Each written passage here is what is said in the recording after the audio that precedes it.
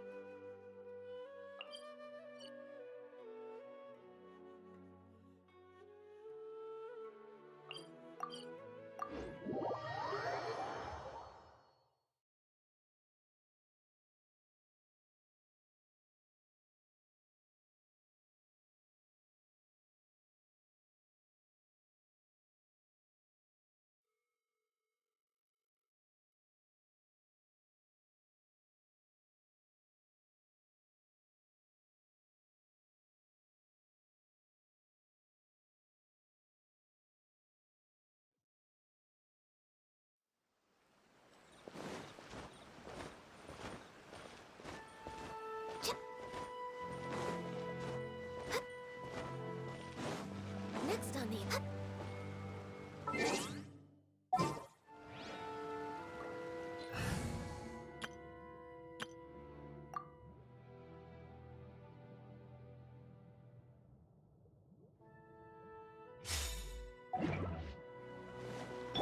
Time to go.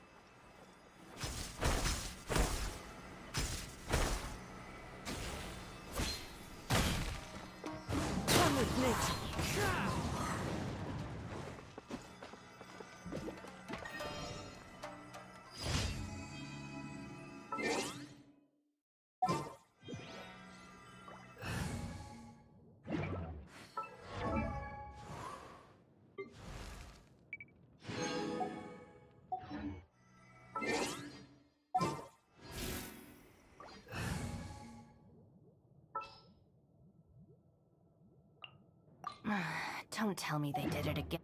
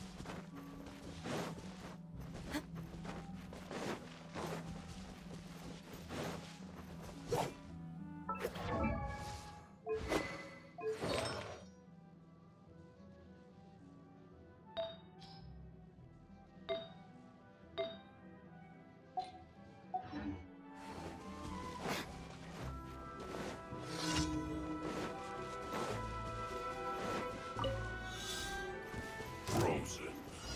Crisp. Stand with me! Into the wind. Fallen leaves. Adorn my night. It's time. Out of my way!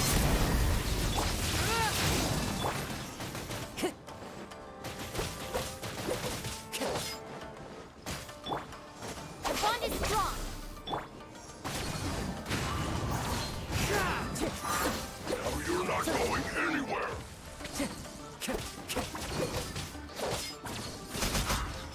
Frozen food. No excuse for Time to go. slacking. Don't be a killjoy. We've only just begun. Time to fulfill my duty. I see through you. I miscalculated.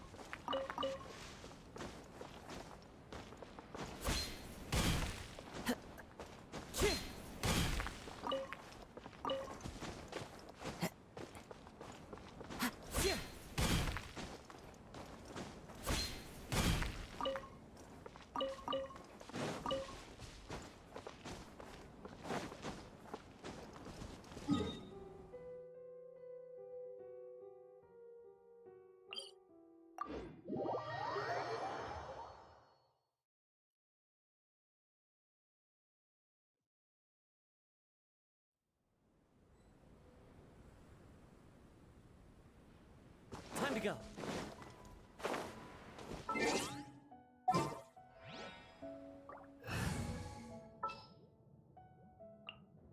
As per our contract.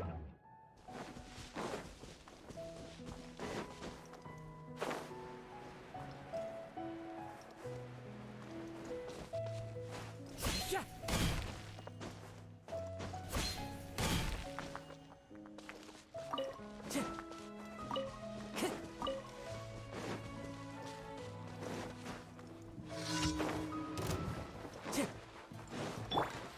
Access denied. For Rex Lapis!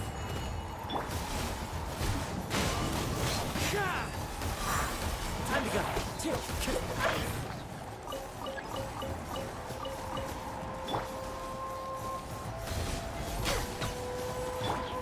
Into the wind. Fallen leaves. Adorn my night. No touching!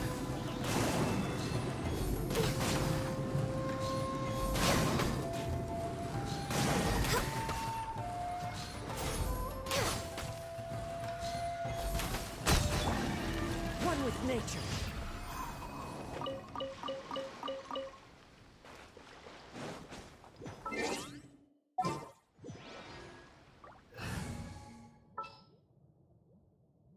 Prepare to move out.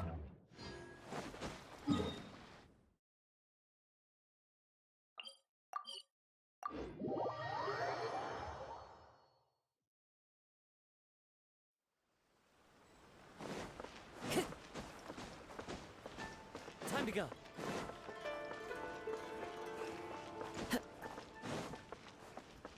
Add Astra. Thank you for Add Astra.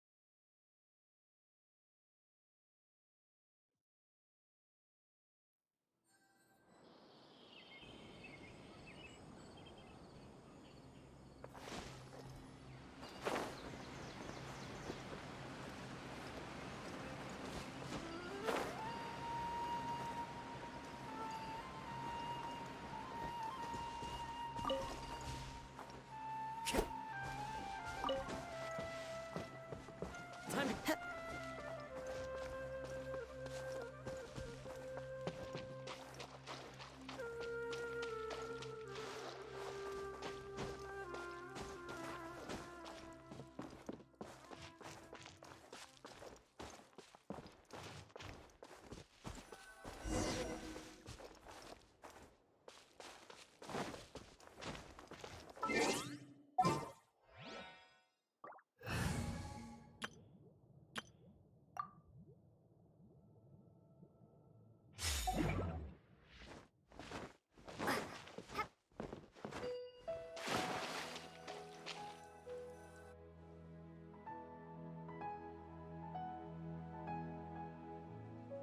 Now that we made it to Sumeru, our next objective should be to head to Sumeru City and find a way to meet with Lesser Lord Kusanali.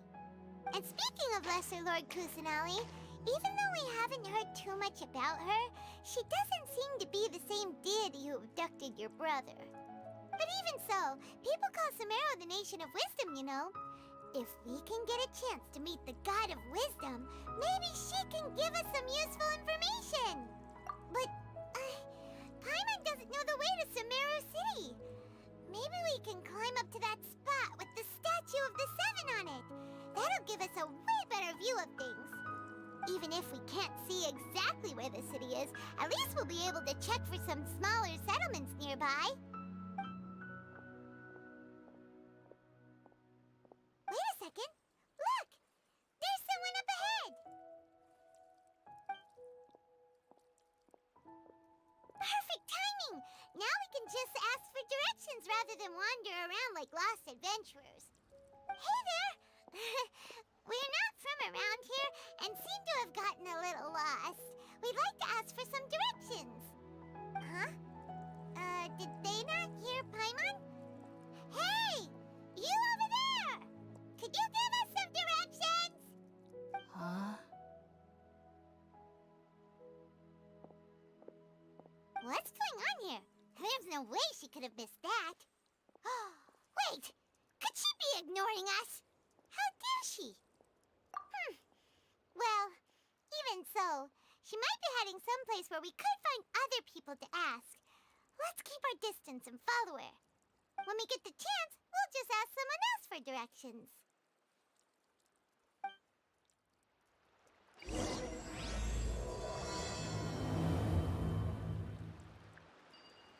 Come on, let's follow her. Just keep quiet. Make sure she doesn't notice us.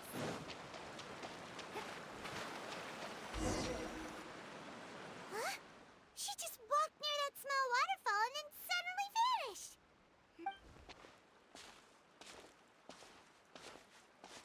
Paimon thought this cave would lead to a village or something, but, it looks like that's that's not the case. Look, she's sitting over there. Wait, she couldn't possibly be living here, could she? What should we do now? Do we try asking her for directions again? All right then. It's not like we have anyone else we can ask. Even if she's not very friendly, we just need her to point us in the right direction. That's all. Oh. What a lovely smell. It's coming from that sensor over there. This is definitely not your typical place to call home, but at least it smells nice. Maybe living here wouldn't be too bad after all. Huh? What's the matter? You don't look too good.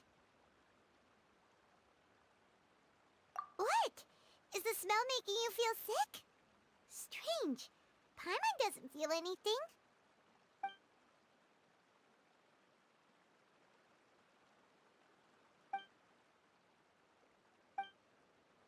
What's happening? Traveler? This is no time for a nap. Oh, come on.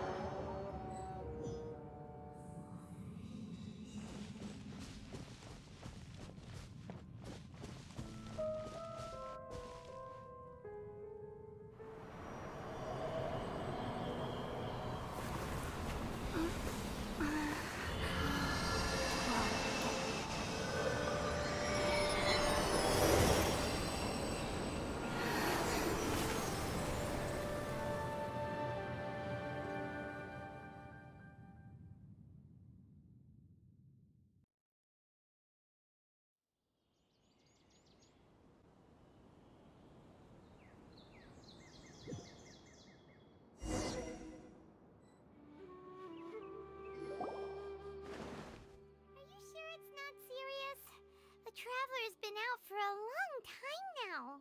Yes, you can relax. Believe me, Master is extremely knowledgeable. If he says that she's going to be alright, then there's absolutely nothing to worry about. Oh, are you awake now? Oh, thank goodness! Traveler, you're finally awake! Well, we're at...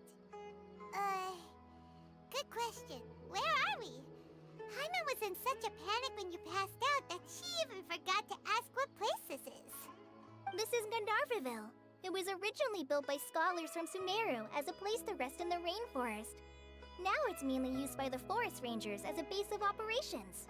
My name is Kale. I'm a trainee forest ranger. My master and I found you passed out during our patrol, so we brought you here. Oh, no things are necessary. I didn't do anything really. By the way, how are you feeling now? Any discomfort? Oh, that's Master's herbal medicine you're tasting. He gave you some while you were unconscious. Before I forget, Master mentioned you should take more medicine once you wake up.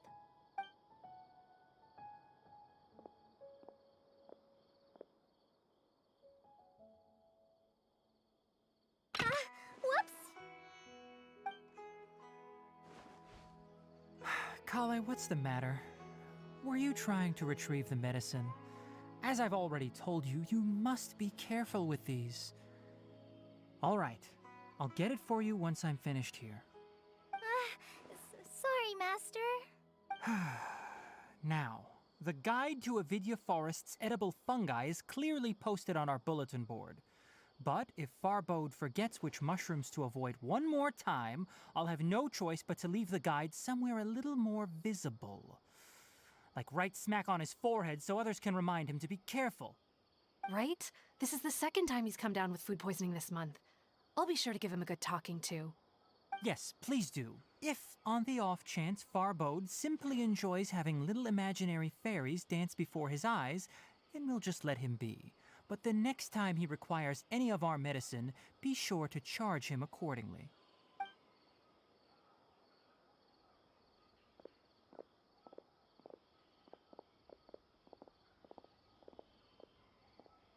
So, how are you doing? Oh, this is my master, Forest Watcher Tainari. He is chief officer over all the rangers here in Gandharvaville. I already informed Paimon about the reason you fell unconscious earlier. But now that you're awake, let me explain it for you as well.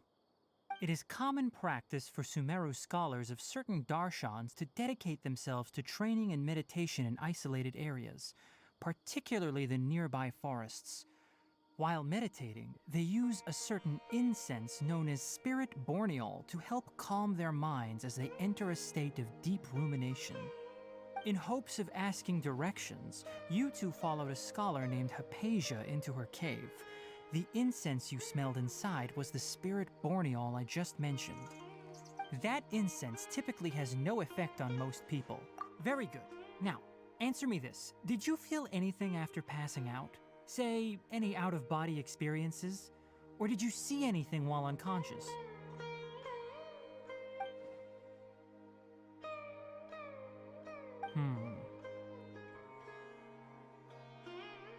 Kale, let the others know to stop bringing their patrol logs here for now. Huh? Why? Because these two will be staying here for the next few days. They can have my room and I'll bunk with Amir. Now get a move on and be sure to do as I've said. Yes, Master Tainari.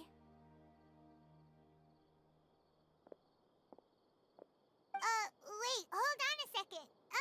Can you tell us what's going on? Sure, let me fill you in. I originally planned to send you on your way once you finished your medicine. However, it appears now that you should stay a while longer in Gandharvaville for further observation while you recuperate. Further observation? No need to be hasty. As long as you have the capacity to judge between right and wrong, I promise that you'll understand the gravity of the situation once I explain everything to you. Based on what you saw after smelling the incense and losing consciousness, we can conclude that you experienced a powerful hallucination, which suggests your mental state is not in the best of shape. If you're skeptical, have a whiff of this. Oh, are you okay? You're experiencing a similar sensation as when you passed out, aren't you? So even though your condition is stable as of now, if I were to haphazardly let you leave, it's highly likely that you'd suddenly pass out again somewhere else.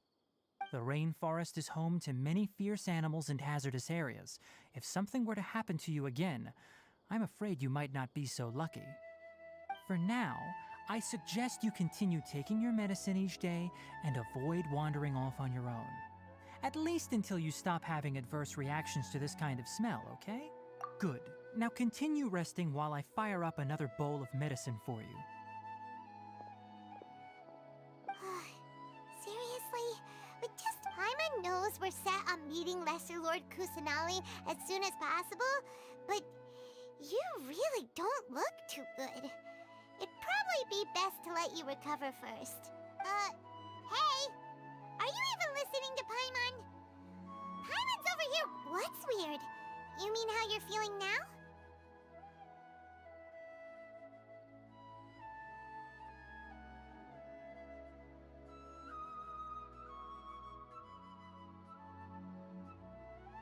You mean the vision of tree roots and red skies you saw?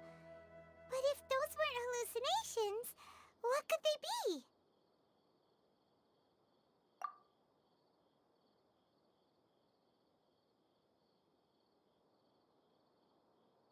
Well, considering how unique you are, Paimon trusts your judgment here. But why didn't you say anything about it to Tainari? If he misjudged your condition, then there's a chance you could get worse, right? Huh? You mean that Tainari already knows that what you saw weren't hallucinations? But if that's the case, why would he try to hide that from us? Oh, Paimon gets it now. That explains why you were so quiet earlier. Well, that settles it then. We'll stay here to rest up and figure out what's going on with your hallucinations. But it seems like asking Tainari might not be an option anymore. What do you think we should do? Good idea. Kale's pretty friendly. We can ask her tomorrow about what she knows regarding the Dendro Archon and customs in Sumeru.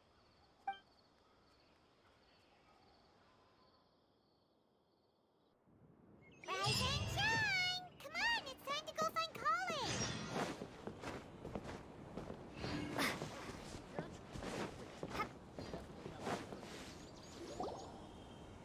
All right, next let's see. Right hand. Yes, not bad. But please remember that you still need to be careful. Understand? Yes, I will. By the way, Master, I still haven't received the patrol route for today. Look, Kale, today's patrol will be a long one, so you won't be coming along this time. Besides, there's a chance we may encounter... well, you understand. But I have a vision too! Am I useless to everyone now? Don't talk like that, Kale. This is not something you need to be worrying about right now. Ah, there you are. Feeling any better? Yeah, since we'll be staying here for now, we thought we might as well try lending a hand around here.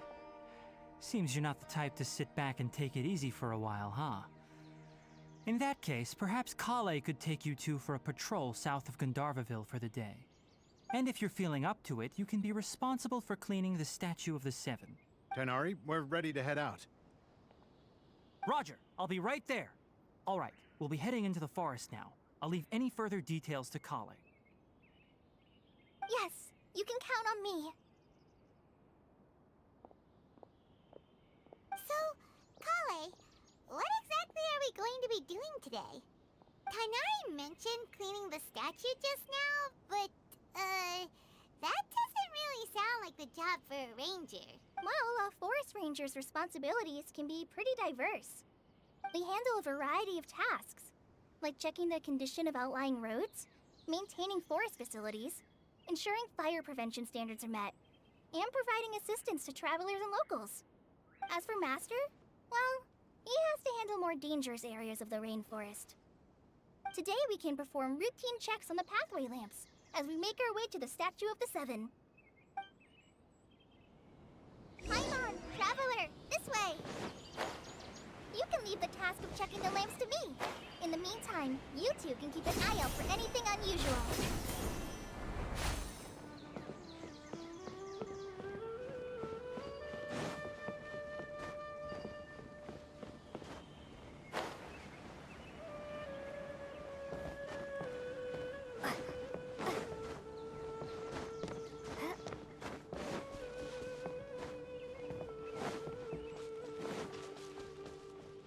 Nothing wrong with these two lamps. Let's move to the next ones. Oh, this lamp seems to be getting a little wobbly. Let me make a note of it. No problems with this lamp. Good.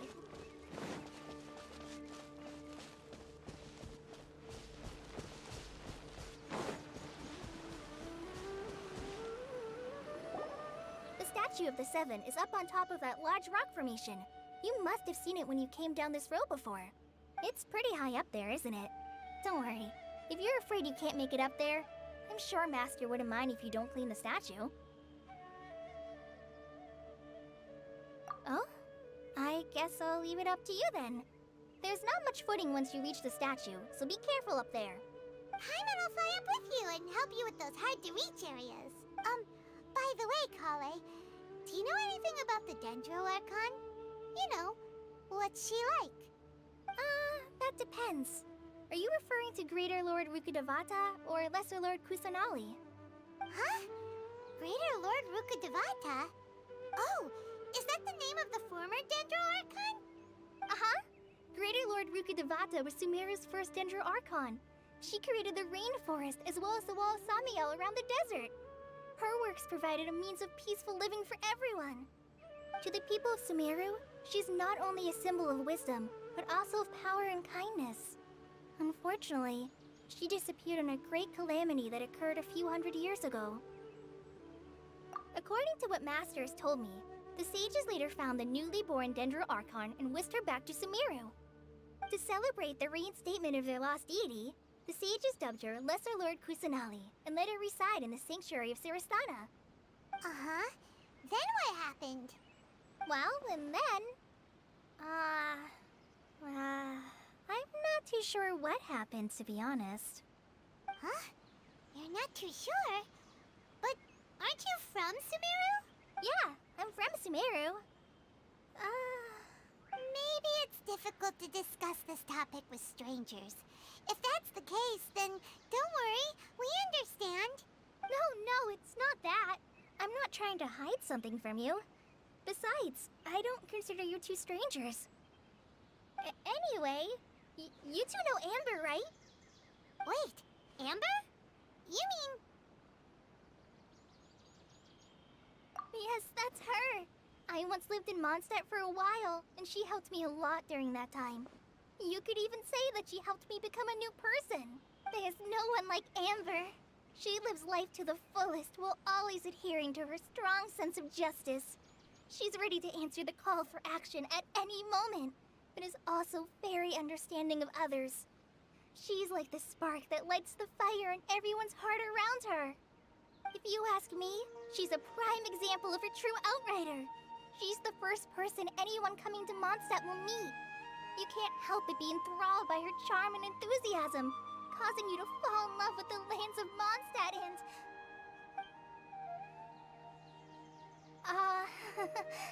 sorry. Paimon thought the work of Outriders was a little different from what you just described, but one thing's for sure, you really like Amber. Sorry. I was rambling on just now. It must have sounded kind of weird. It's alright, Kale. Knowing that you're a friend of Amber somehow makes Paimon suddenly feel a lot closer to you. So, how do you know that we've met Amber?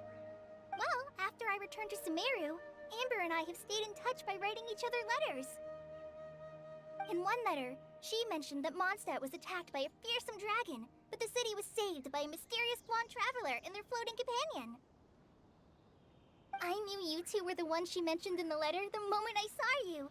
But, considering everything you've been through that day, I thought it'd be inappropriate to bring it up.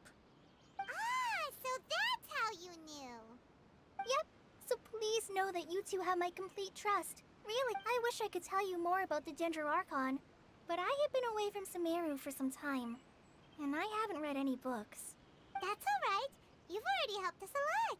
We had never even heard of Greater Lord Rukkhadevata or the Sanctuary of Suristana until you mentioned them. Oh, I'm happy that was helpful. There is one thing I want to ask, though. Why do you two want to know about the Dendro Archon?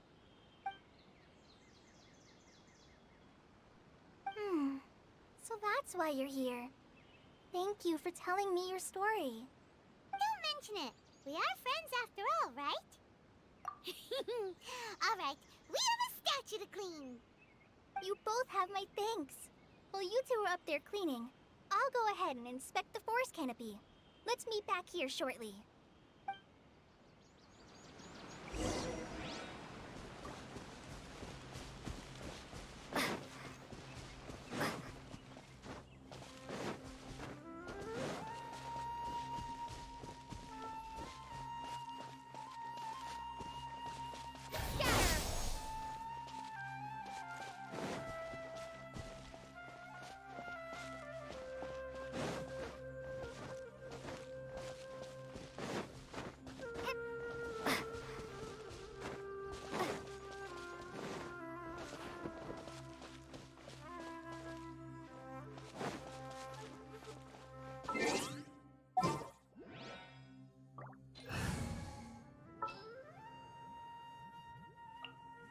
sidetracked.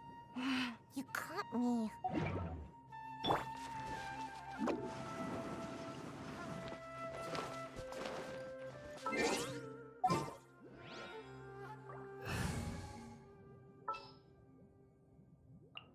I won't hold you back.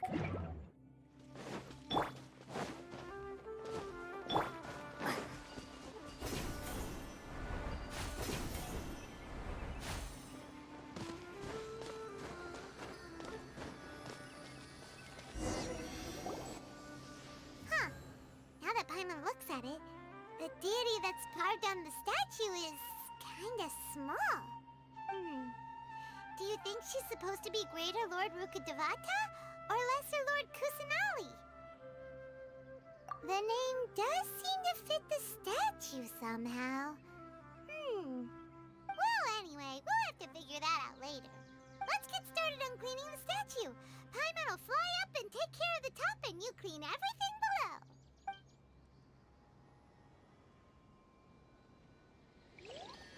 Nice work! That's one clean statue. Let's head down and meet up with Kale.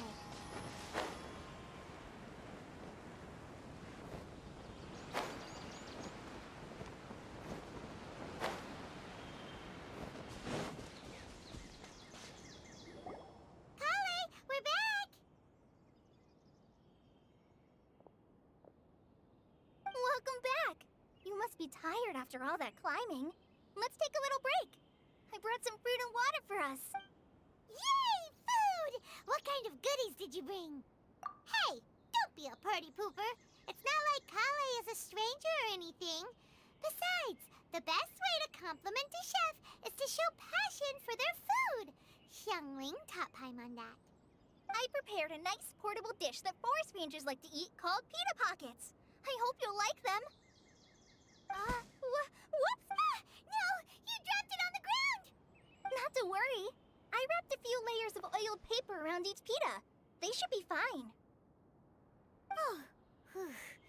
Paimon nearly had a heart attack there. Those pitas are amazing!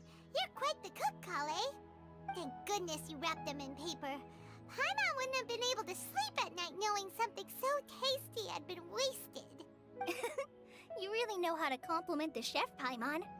Since you liked it so much, I'll be sure to give you a copy of the recipe sometime.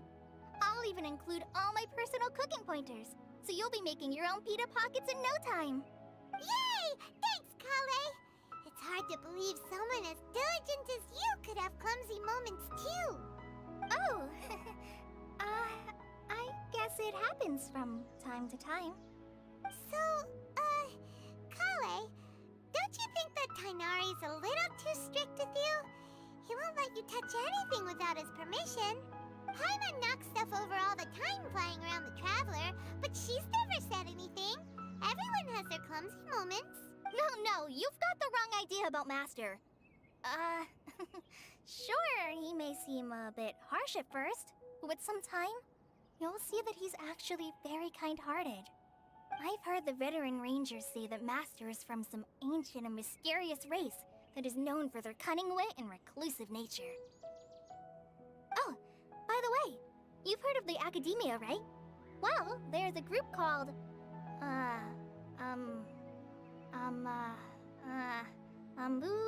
something?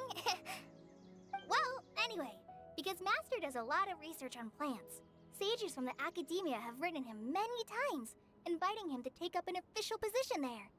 But Master declines their offers every time, saying, Sumeru City is too noisy. It'd be bad for my ears. Seems you already know him well. Anyway, I'm sure the sages were not happy about his responses. Master could obviously have a bright future in the Academia, but he insists on sticking to the path of a forest watcher. Every day he helps the locals of the forest and passes on his extensive knowledge to trainees like me. In fact, Master's the one who taught me how to make pita pockets. Really? Paimon would have never guessed that. Oh, speaking of Tainari, he was the one who took care of you after finding you passed out yesterday. He even carried you all the way here. Paimon's still kinda upset, though. He kept scolding Paimon the entire way here. Oh no, I'm sorry. Master might have been overreacting a little. But, it's mostly because Paimon wouldn't stop yelling, "Why, oh why? Is she going to die?" It probably started to get under Master's skin after a while. Hey! Don't laugh! Paimon was genuinely concerned about you. Hey! Now even Kale's starting to laugh. Ugh, that's it! Paimon won't forget this! It's time for some Paimonial wrath! No! Don't touch me!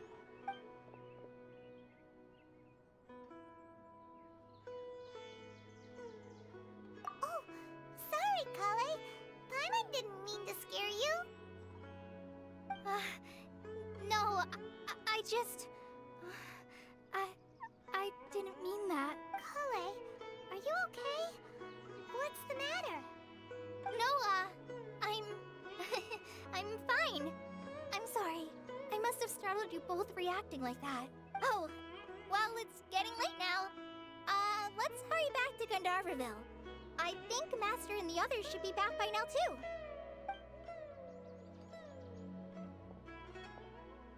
Huh? What was up with Kale just now? And why is she in such a hurry all of a sudden? Look, she's practically running back. Paimon can't even see her now.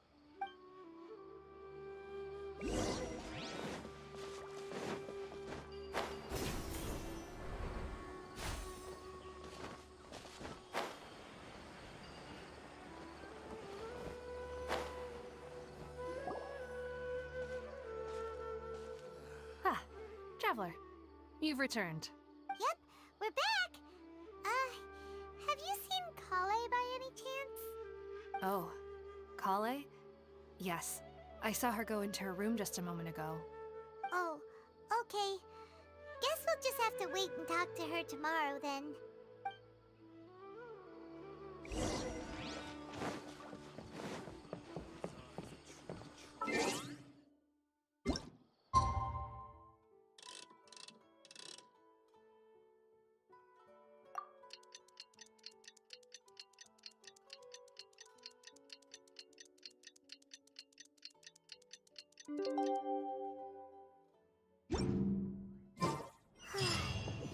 Paimon was thinking all night about what happened with Kale, and still can't figure out what the problem might be. Ah, it's you two. I was just about to go look for you. Huh? Tainari? What are you doing here? Where's Kale? I came to check on Kale's condition. To put it simply, she's not well. You mean she's sick? How could she be... Oh, wait a minute. Could it be because of what Paimon did yesterday? No need to worry. Something as small as you could never harm her. This sickness is something that Kale has been dealing with for some time. Kale has been more excited than usual since you two arrived. A little too much so, to be honest. She hasn't remembered to take care of herself. I suppose it's understandable, though. She hasn't been around anyone she considered a friend for some time now. It must have been refreshing for her to have you two here. So, Tainari, what's really wrong with Kale? Let's take this conversation elsewhere. Kale just fell asleep after taking her medicine. She needs some peace and quiet.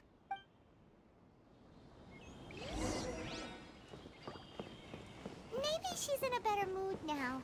Let's go check on her.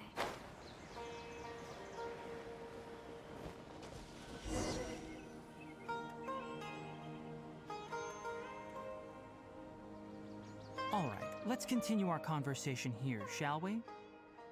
To be honest, I hadn't realized that you're that honorary knight from Mondstadt until Kale told me just now. I've also heard all about your deeds in Liyue and Inazuma.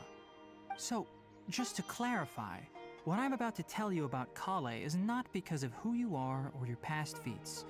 Instead, I am going to tell you because... well, because Kale asked me to. And honestly speaking, I was against Kale revealing her past to you. But she insisted, saying you two treated her with sincerity and as a friend. So now she wishes to reciprocate the gesture. So, Tainari, what exactly something she's been dealing with for some time. Just how serious is it? Right. Ever since she was a child, she's been afflicted with a disease called Elazar. Elazar? Yes, it's a disease unique to the lands of Sumeru. It is characterized by dark and hardened scales that form on the body. At first, the afflicted may only feel mild numbness on the affected area of the skin.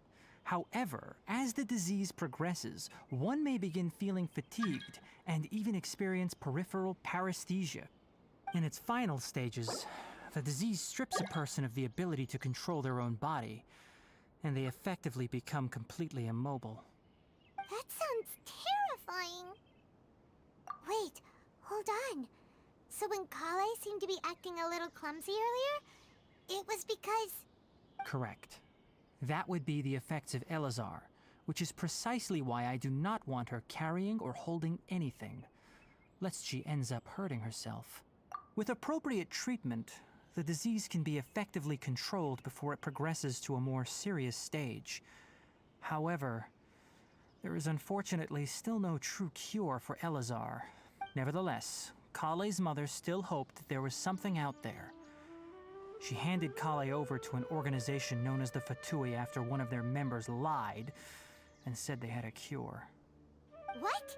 The Fatui? Ah, it appears you're already familiar with them. That'll save me some explanation. Anyway, the person who eventually rescued Kale and brought her to me for care said that she had been given to a harbinger known as the Doctor. I have no idea how this doctor managed to do it, but her case of Elazar was completely stable for all the years that Kale was with them. However, Kale's days with the F2P were anything but pleasant. Kale is a resilient individual and always tries to appear cheerful, but her experience with the F2P has left deep scars. Even now, she can still feel deathly afraid of someone touching her. Oh, Paimon had no idea Kale's been through so much suffering. Oh, by the way, Paimon, Kale wanted me to tell you that she's sorry for scaring you yesterday. She also wanted both of you to know that she's sorry for hiding her illness. She doesn't need to apologize. None of this is her fault at all. Well said. I hope you'll get a chance to tell her that in person the next time you see her. Kale once thought that it would be impossible for her to have any real friendships. I trust that you two will never let my trainee experience such emotional pain again. Don't worry, Tainari. We'll take good care of her. Well, it's not too serious at this point. She overexerted herself the last couple of days, which is what led to her breakdown this time. As long as she has taken her medicine and gets plenty of rest, she should get better. Though, I must admit that Kale's condition was much more stable when she first arrived here in Gandharvaville. She was interested in the work of the forest rangers the moment she saw us. I could see that she was serious about learning, so I felt compelled to ask her to join us. Her stamina has gotten much worse recently. Though a moderate amount of physical exercise is always necessary, I'm afraid the long-distance patrols are a little too much for her now. All right. Now that I've told you about Kale's past, I think I'll head into the rainforest to find some ingredients needed for her medicine. I'll see you two later. Yeah, we'd like to do something to help Kale too. All right, but I must warn you two. The rainforest is a dangerous place, especially for someone who's still recovering like the Traveler. You must follow closely and listen to every instruction. No problemo. Let's go then. We'll be looking for a plant known as lunar lotus. It's often used to help those afflicted with Elazar recover their energy. Hey, Tainari? Where exactly are we going to find this plant? Lunar lotus can be found all over the rainforest, but it often grows right here around Gandharvaville.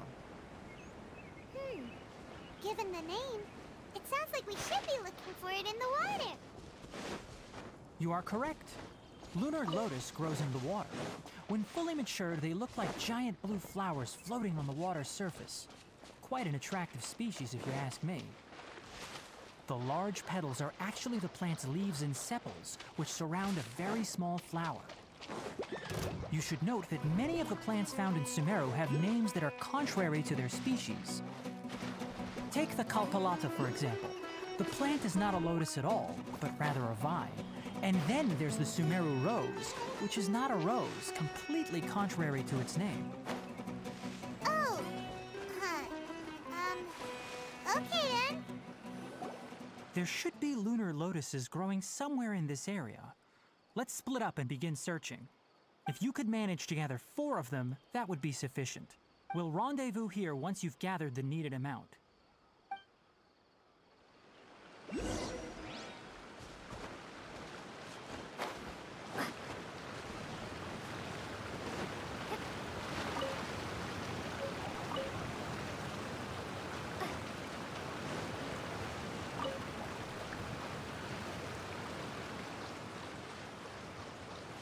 Alright, we've gathered enough lunar lotuses.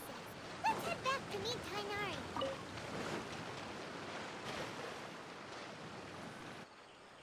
Hey Tainari, we found the lotuses you requested.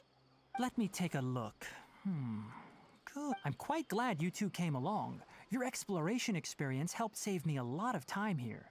It seems we even have enough time to stock up on some other things I need. Hey, Tainari! Oh, Tainari, someone's calling your name. They're dressed like a forest ranger. Ah yes, that's Amir and the others. But didn't they just set off not too long ago? What are they doing back so early? Let's go find out what's going on.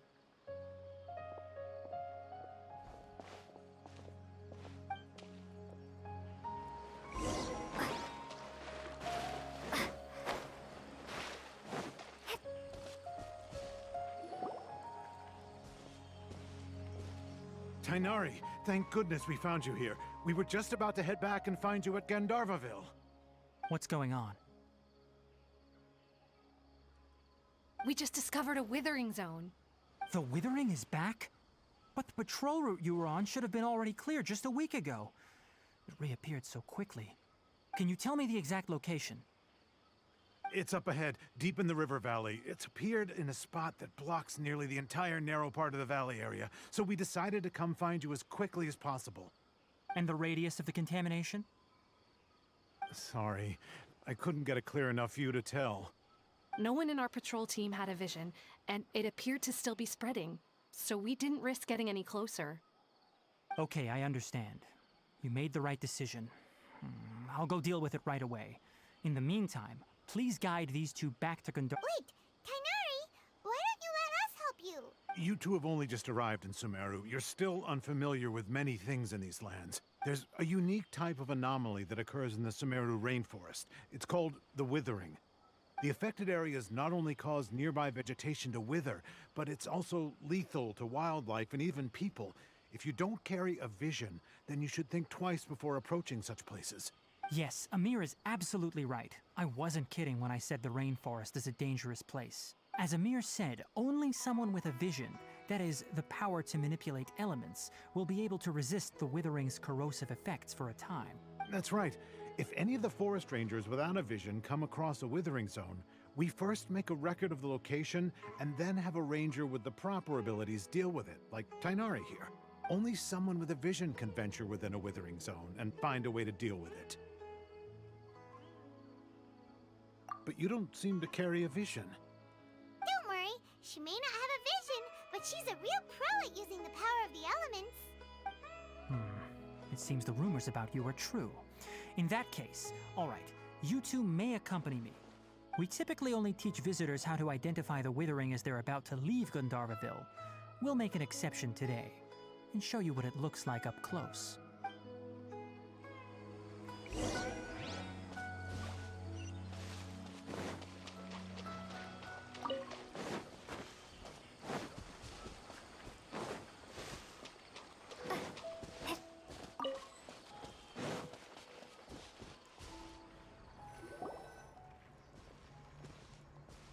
Stop. Don't move any further. Look there in the distance. Huh? Where? Oh, look! Those plants have withered! That whole area is kinda gloomy. Even the air looks like it's filled with ash. Oh, Paimon doesn't like the look of this. That is the Withering. All right, traveler. We're going to have to enter that Withering zone. Once inside, we'll need to look for what we call tumors of the Withering. If we eliminate those, then the area will be saved. Thank you, but I must warn you. Don't push yourself. This is your first time handling this sort of thing, after all. Even with elemental powers, once you step inside the Withering Zone, you may experience extreme discomfort. If at any point it becomes too much, return outside the zone and take a breather. It could become a matter of life and death. You ready then? Let's go.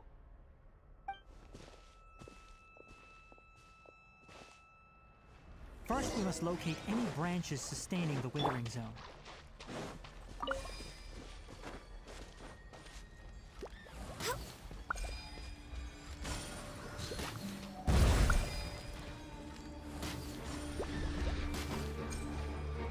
Great work.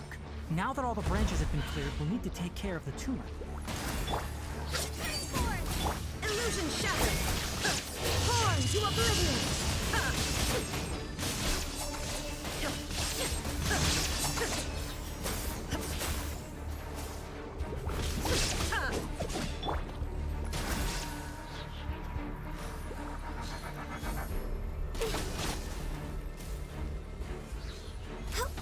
Now, destroy the tumors of the Withering!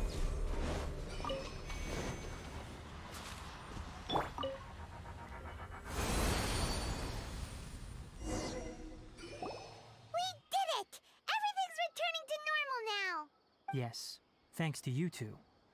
We were able to quickly restore this area back to normal. Tainari? You make it sound like we did well, but why does Paimon have the feeling you're worried about something? It's that obvious, huh?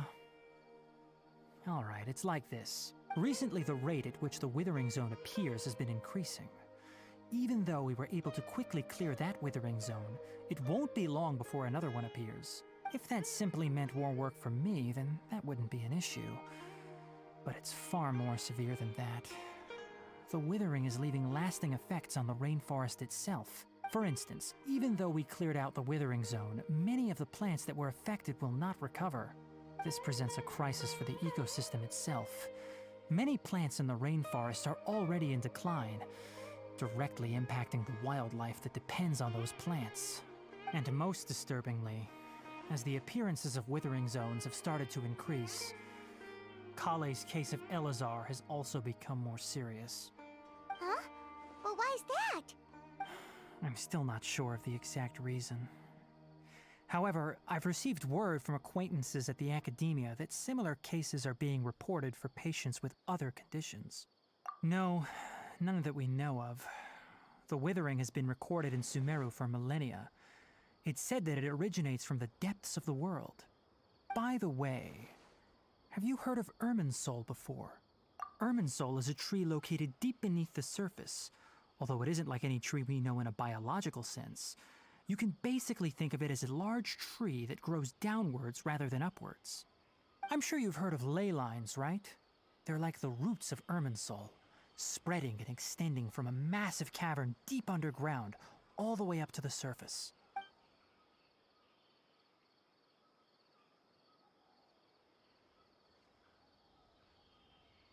Ley lines continually absorb the memories of this world, which are then funneled into Irminsul, allowing it to collect knowledge and wisdom from ancient times to present day. The Dendro Archon is known as the God of Wisdom because her consciousness is directly connected to it. It is also said that the Dendro Archon's power is a manifestation of Irminsul. And as for the Withering, its emergence is related to a disease that's affecting it.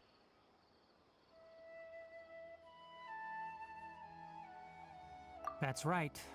My ancestors learned of this from Greater Lord Rukkhadevata's familiars a long time ago. But even those mysterious creatures did not know of a cure for Irminsul. I'm afraid we Rangers will be battling the Withering Zones here for a long time until a cure is found. Alright, that's enough on this topic for the time being. Now that we've taken care of things here, it's time for us to head back to Gandharvaville.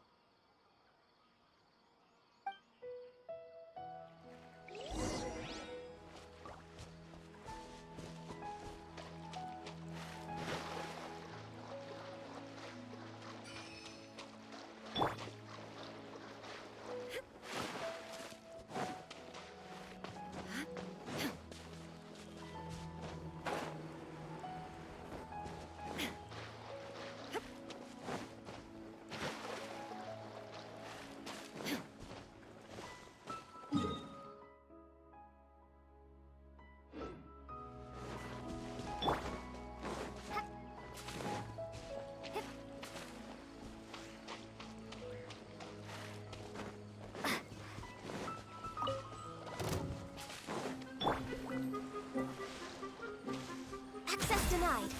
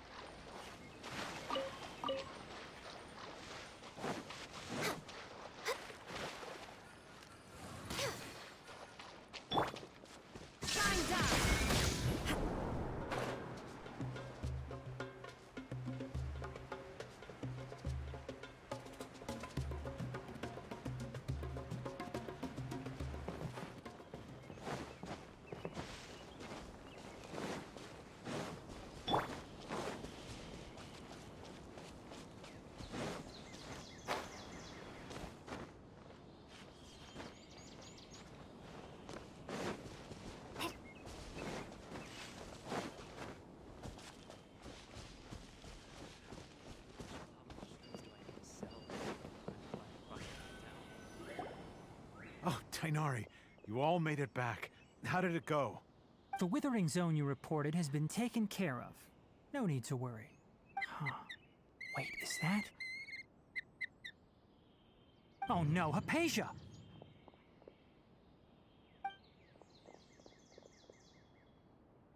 Huh? What's wrong, Tainari? This Duskbird is Hypatia's designated courier for urgent news. You do remember her, don't you?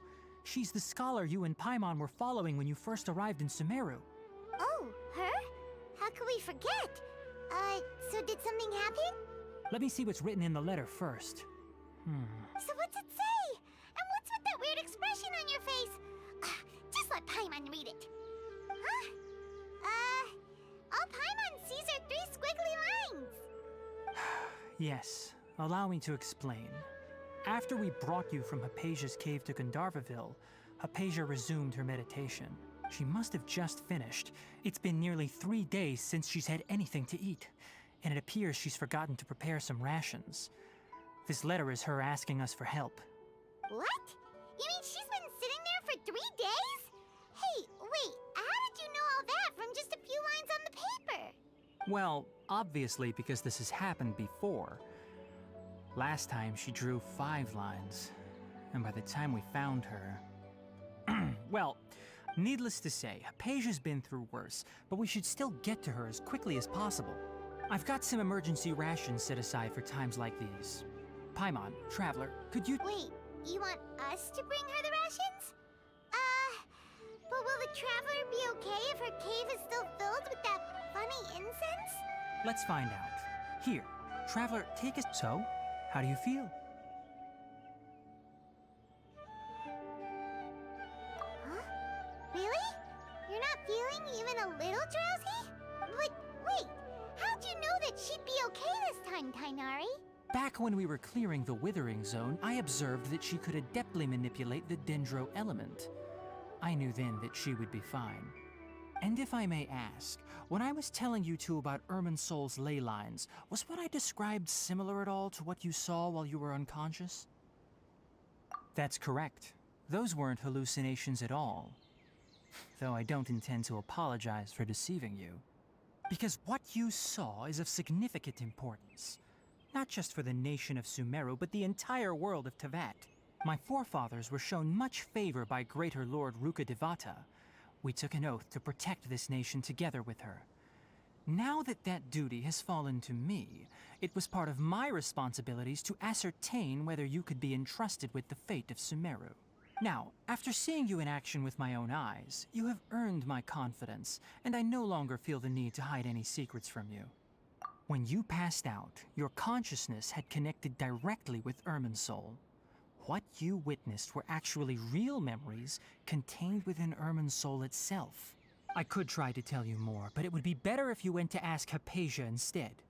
Her focus on meditation and use of Spirit Borneol are aimed at establishing a connection with Irminsul, just as you did. That sounds nice and all, but will she really help us? Seriously, she completely ignored us the last time we tried talking to her. That was because when you ran into her, she was in a special phase of her training. During that time, she must avoid communicating with others. Please, wait here for a moment.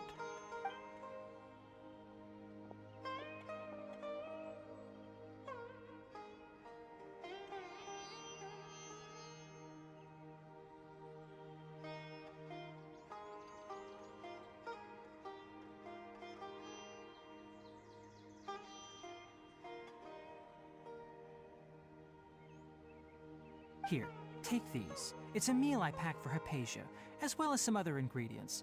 I'm sure it'll come in handy. Also, here's a letter that I would like you to give to her. Just show it to her and she'll answer any questions you may have. No, I should be the one thanking you. You've both been a great help these last few days. Hypatia should still be in the cave. Let's go inside.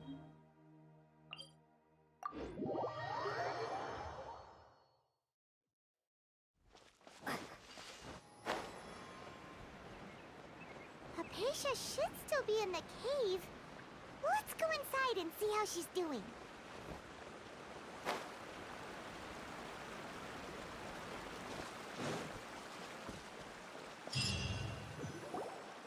Hello? Hypatia? Hey, there's nobody here. Maybe she went out to look for some food. Let's try looking around the area.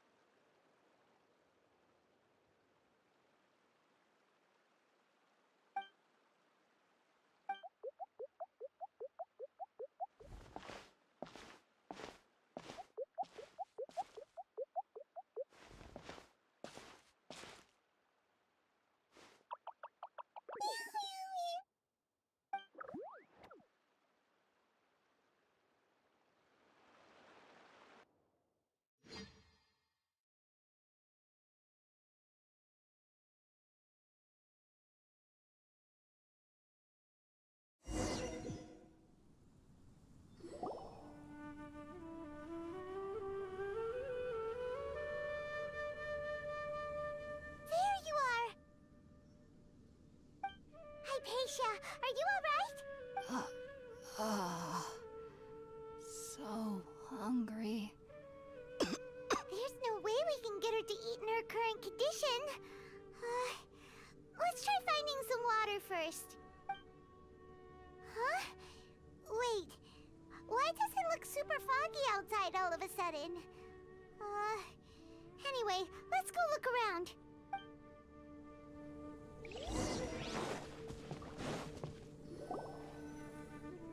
Huh? How'd things out here end up looking like this?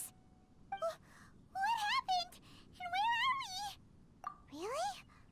Oh, maybe you're right. Let's go investigate the area.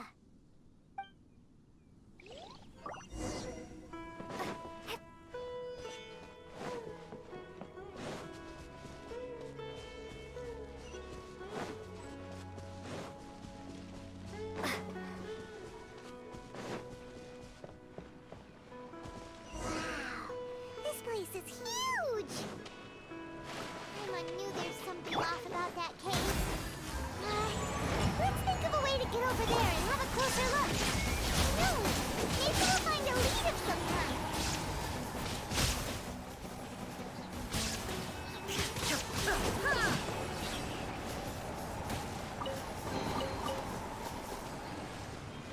There's no escape.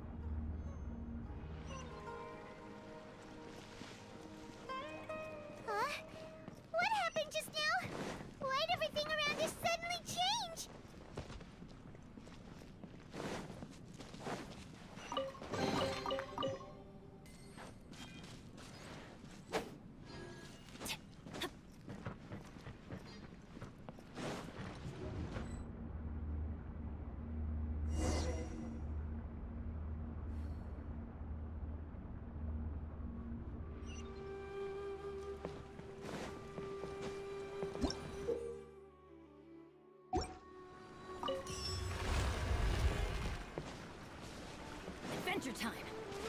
Everybody stand back!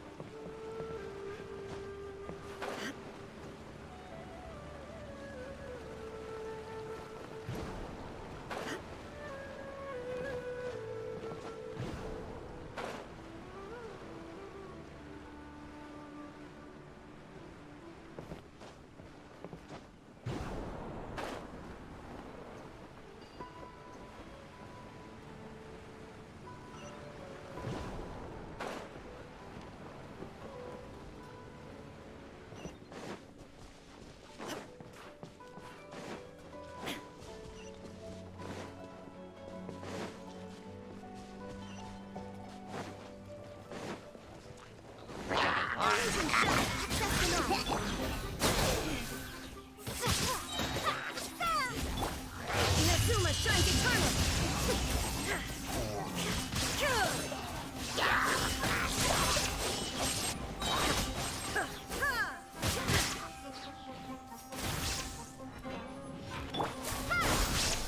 Shine down!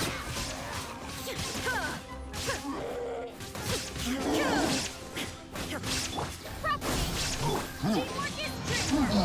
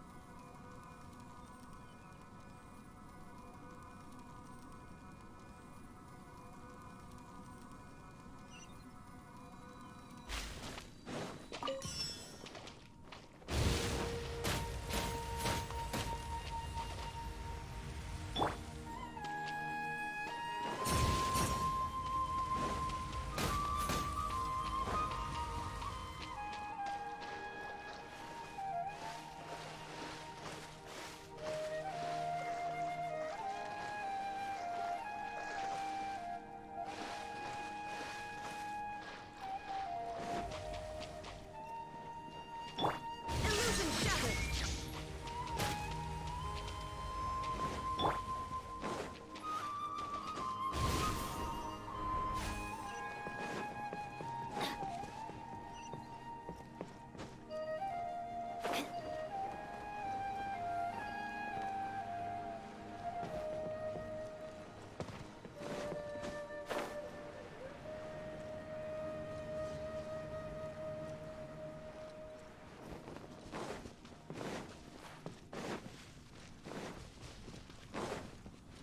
Here we go!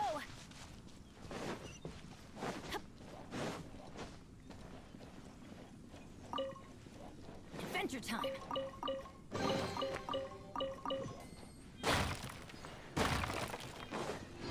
Here we go! Yeah!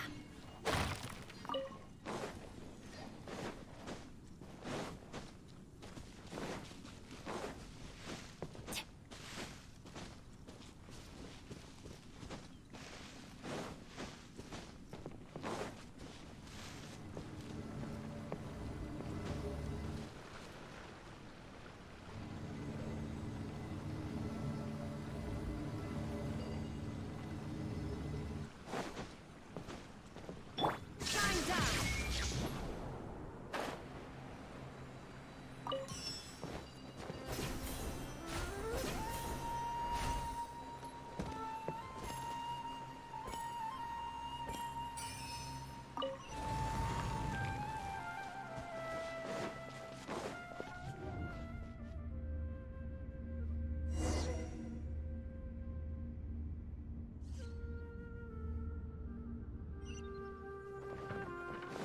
What in Cavat is going on here? This place is getting weirder by the minute! Hey, what's the matter? You don't look so good.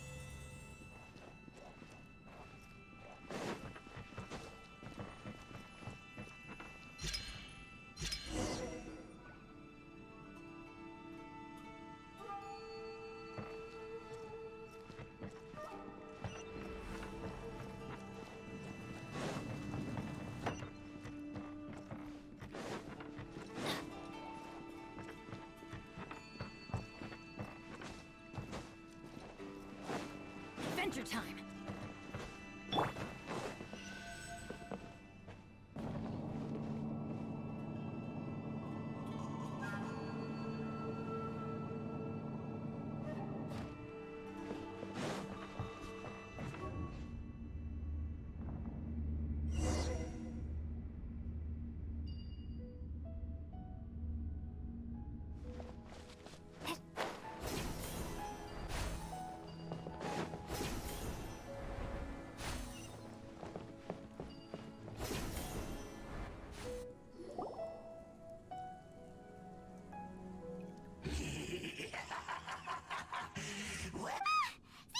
Strange.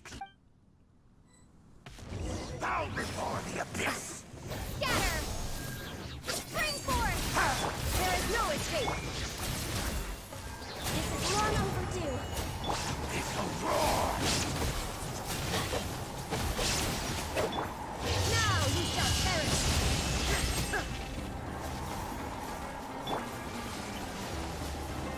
Let's light it up. The end! Here we go. Going in.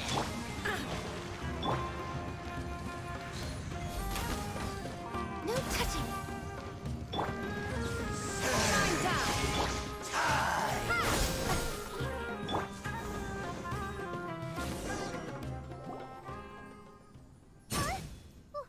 Why can't we beat this guy? Oh, Paimon doesn't get it! We faced others like him before! What's wrong this time? Traveler, though you may have managed to avert countless crises before, your good fortune was bound to end sooner or later. It's time you realize how weak and powerless you really are.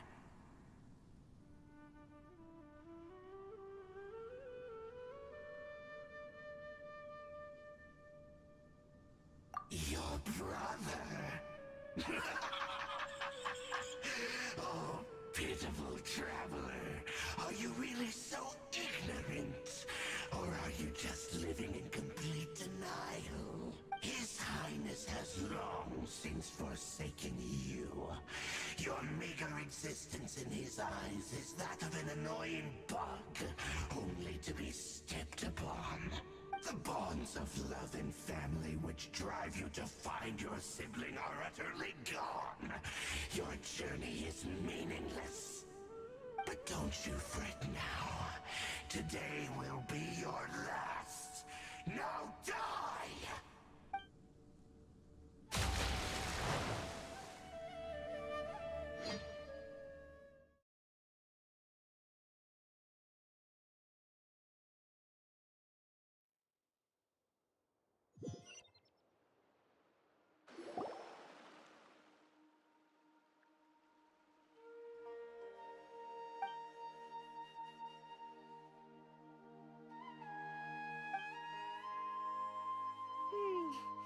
What do we do?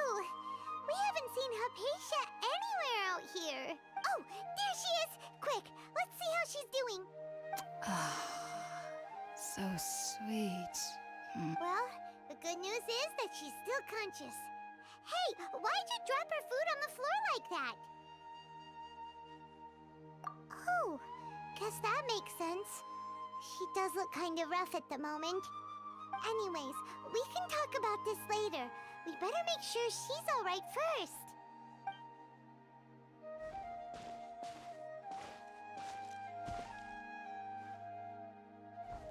Whoa, wait a sec. Look at all this fruit lying around her. We can put that to good use.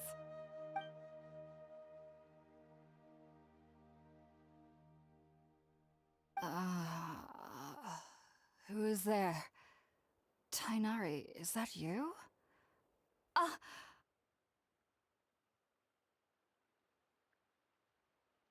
Huh? It's okay. You can relax, Hypatia. Tainari sent us here to bring you some food and water. Here, we have a letter that he asked us to give you.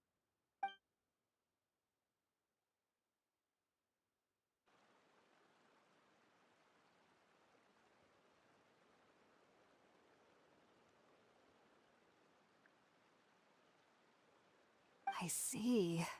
So, you're friends of Tainari. I apologize for all the trouble I've caused you. I'm grateful that you came so quickly to save me. You even brought all this fruit. Well, actually, we didn't bring the fruit. It was already here when we arrived. We were kind of wondering about that, actually. When we found you here, there was all this fruit lying around and even some juice dripping from your lips. How did you end up like this anyway? Oh, really? I seem to understand now. All the fruit was likely from my, neighbor. Must have come by and saw me like this. Your neighbor? You mean there's someone else living nearby?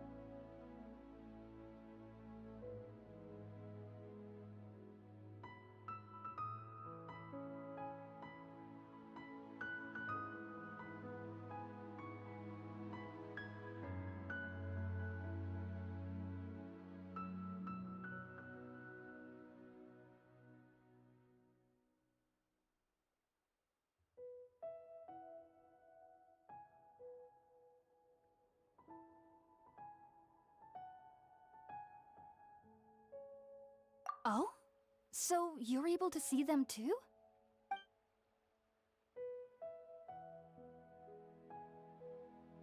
Wait, hold on a second, Traveler. You say that before we arrived, you saw some mysterious creature and suddenly had a strange dream? Isn't that a little too crazy to believe? No, I actually do believe what the Traveler is saying. I myself had a similar experience once before and ended up scaring my timid little neighbor here. You needn't worry. They mean you no harm. They only dragged you into the dream because they hoped to buy themselves a little time in order to scurry away. So, Hypatia, just what kind of creature is your neighbor exactly? I'm not sure what it's called, to be honest. But I do know that they have some sort of deeper connection with the Dendro Archon. I know this because the first time I saw them was also the exact day my consciousness was able to form a connection with Irminsul. Even after I opened my eyes and stopped meditating, my heart was still pounding, and my mind was racing with all the knowledge that I had touched. And at that very moment, I suddenly noticed a small figure at the opening of the cave. In my curiosity, I began to walk over to the creature. They must have already been used to me living in the cave, because they didn't seem to mind me approaching them. They just kept doing whatever they were up to. It wasn't until I crouched down next to them that they suddenly realized that I could see them. Oh! And then? And then I had a dream. By the time I came to, they were nowhere to be seen. I was convinced they'd never show up again. But sure enough, I saw them nearby a few days later. And they weren't alone. I feel like they aren't as afraid of me as the first time I approached them. But I never would have expected them to save me. Yes, no doubt about that. By the way, Tighnari mentioned in his letter that you had questions for me regarding Irminsul.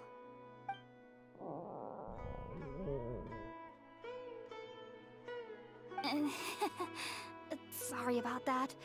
Sounds like just drinking juice still isn't quite enough for my stomach. Well, if somebody hadn't dropped the food earlier... Anyway, looks like we'll need to prepare something ourselves. Besides, Paimon's getting hungry too. Let's eat first and talk about Irminsul later. Alright, we're up, Traveler. Today's menu will feature sweet madame and a radish veggie soup. You'll love them, Hypatia. They're our specialties after all. Sounds good. I've never tried any dishes from other nations before. I certainly look forward to it. It's been so long since I've had a decent meal, too. To be honest, the last time had to be when Tighnari came to visit.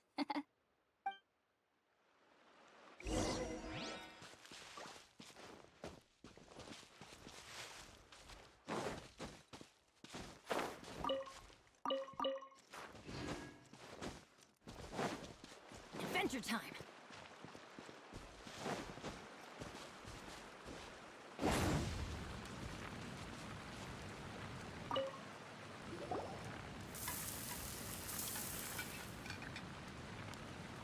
All done!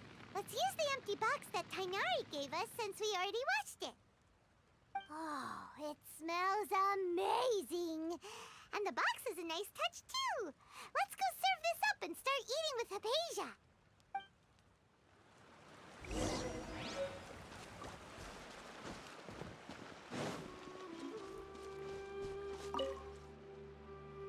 Are you already finished cooking?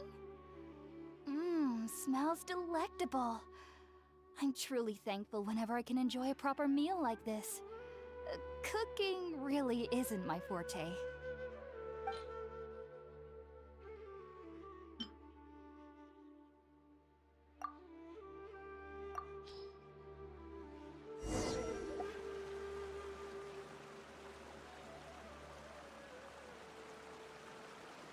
Even though everything you mentioned was in Tighnari's letter, it's still hard to believe you were able to connect with Irminsul immediately after smelling Spiritborn eel for the first time. It took me nearly 3 years before I could do so. And everyone at the academia even lauded me as a genius. You should know that some researchers spent their entire lives without ever successfully connecting with Irminsul as you have. So why does this incense allow people to connect to Irminsul? The ingredients used to make Spiritborn Ale primarily consist of plants created by Greater Lord Rukkhadevata. These special ingredients are conducive to heightening our senses to the Dendro Archon's power. Since the root of the Dendro Archon's power lies within Irminsul, we can occasionally tap into her powers to peer into the depths of the earth. Naturally, anyone who can establish a connection with Irminsul in their first ever attempt must be a person of great understanding. Makes sense.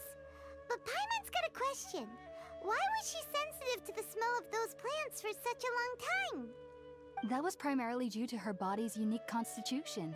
Stimulated by the incense, she could perceive the Dendro Archon's power and experience the sensory overload, hence the adverse reactions. Taking in any scent similar to the ingredients of Spiritborn Ale would cause adverse effects. Not to worry though, it appears you've already fully recovered. Technically, your body should still be sensitive to the powers of the Dendro Archon, but unless you're using intentional meditation techniques, the scent of Spiritborn Ale should no longer trigger such reactions. Whew. Well, that's a relief. I must admit, I am quite envious of your abilities. Even if it meant suffering from pounding headaches for the rest of my life, I'd consider it worthwhile so long as I could connect with Irminsul at will. Whoa, you're really serious about this whole thing, aren't you? I am a researcher after all. As a member of the Ritaoist Darshan at the Academia, my main area of research is the stars and their connection to the fate of living beings. But there is still so much we don't know, especially regarding the mysteries that lie in the starry skies. Which is why I must turn to the all-knowing Irminsul for answers. If only my perception wasn't so limited. Unfortunately, I cannot guarantee that my every attempt to attune with Irminsul will be successful, or that doing so will leave my consciousness intact. I am currently in the stage of training known as Satyavada life. Many researchers in Sumeru have lost their minds while seeking to attune with Irminsul during this stage. Sages have said that Irminsul contains divine knowledge, and touching such knowledge without the proper preparations and abilities will only lead to one's mind caving in on itself. That's why we meditate alone. We need to ensure that our minds will be calm while minimizing the possibility of involving anyone else. Whoa, so knowledge from Irminsul can be super dangerous. Aren't you afraid of the risks, Hypatia? Of course I do. Especially during nights that are pitch black with no moonlight, and dead silent without even the sound of insects. However, I've been feeling better as of late. I don't get as scared anymore knowing that I have a little neighbor living nearby. I believe that being able to see them is a sort of blessing from the Dendro Archon. But what's strangest of all is that they're clearly an envoy of the God of Wisdom herself, and they have the curious power to make people dream. What's so strange about that? It doesn't sound so out of place for a divine being, does it? Well, it's strange because nearly nobody in Sumeru can ever dream. Huh. Is that true? Yes, well, to an extent. Only children can dream in Sumeru. Adults, however, never do. The sages say that wisdom implies rationality, but that which occurs in dreams is often neither rational nor logical. Yes, if one struggles with anxieties, those emotions could influence their dreams. The fact that the people of Sumeru do not have dreams is seen as a blessing by the sages. They believe that Greater Lord Rukkhadevata, the God of Wisdom, is keeping us away from the foolish delusions you encounter in your sleep. I was born into a family of scholars in Sumeru City. Ever since I was a child, my parents would always tell me that I'll know I've grown up once I stop dreaming. I studied hard, enrolled as a student in the academia, and went on to become a researcher. Sure enough, I never dreamed again. But then, on the day I scared the little Aranara, I suddenly saw a dream again. It was incredible. Though I don't exactly remember what I saw, I clearly recall the feeling. I suddenly felt like I was a child again. Back then, I was foolish and ignorant as any youth would be, but I was free of fear. Maybe dreaming isn't as bad as we've made it out to be. Just be sure not to speak of this if you travel to Sumeru City. They'll look at you as if you've lost your mind. So, do you have any thoughts about the things she saw when she connected with Irminsul? Sorry. I'm afraid I don't have any answers as of now. All I can say is that what you saw is a memory contained within Irminsul itself. World forget me. What could that possibly mean? If only I could ascend past Satyavada life and begin Paripurna life. I might have some more answers for you.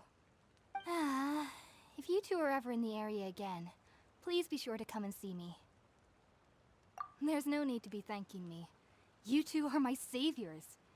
Besides, I'm already looking forward to tasting some more of your cooking. Now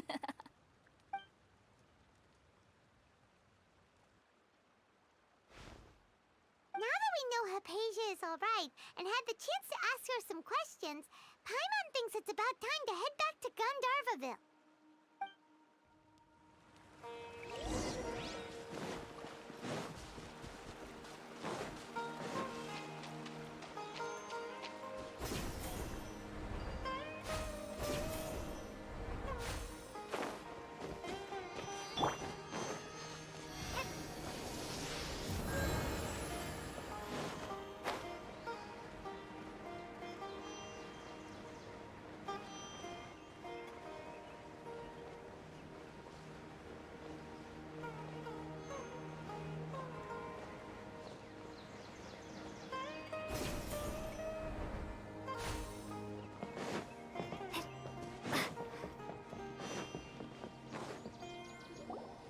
Think about it, Tainari. Refusing to join is tantamount to burying your head in the sand. I understand that you're a forest watcher, and that it's your duty to combat the effects of withering zones. But isn't it evident that such work is not a lasting solution to the problem? As Sage Kage clearly stated, your presence and guidance in Sumeru City is pivotal in finding a cure for Irminsul. How could you possibly refuse? Keep your emotions in check, Gulam. Let's at least listen to Tainari's reason for declining. We're here to invite him to the Academia, not to cause a scene. Sage Kage, I am truly honored that you came here in person, but I'm afraid I must still decline your invitation. I am merely a forest watcher. How could the great minds of the Haravatat have any need of someone like me? Well, it turns out that your refusal letter had some implications on your master's reputation. He is a renowned sage of the Immorta, after all. So now I've come here in his stead. I see. Huh. And I figured that given his temper, he would come here and berate me personally. Tainari, your master is an integral part of this effort, and now he requires your assistance. And what exactly does my master need of me, Sage Kage? You'll know once you've arrived in Sumeru City, that is. And how long will I be required to stay? There's no definite answer as of now. Do you mean to tell me that despite coming all the way here to Gandharvaville, you still can't answer the questions I laid out in the letter to my master? If that's the case, then I'm afraid I cannot give you a definite answer either. Tainari, but you... So be it. Come, Gulam, we're leaving.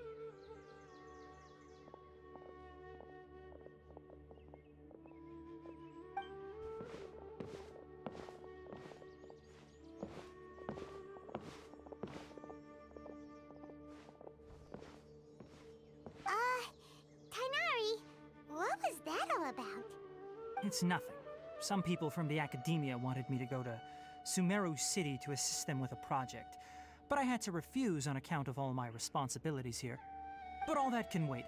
How did things go with Hypatia? It was quite the eventful trip, but the main thing is that she's safe and sound. She answered a bunch of questions for us, too. Very good. Now that the traveler has made a full recovery, there shouldn't be any reason for you to tarry here longer. I assume you will be heading to Sumeru City, correct? That's right! We want to meet Lesser Lord Kusanali and ask her for advice. Do you have any idea on how we can find her? Sorry, I'm afraid I don't have any advice for you there. Well, do you at least know anyone we can try asking in Sumeru City? Let me think.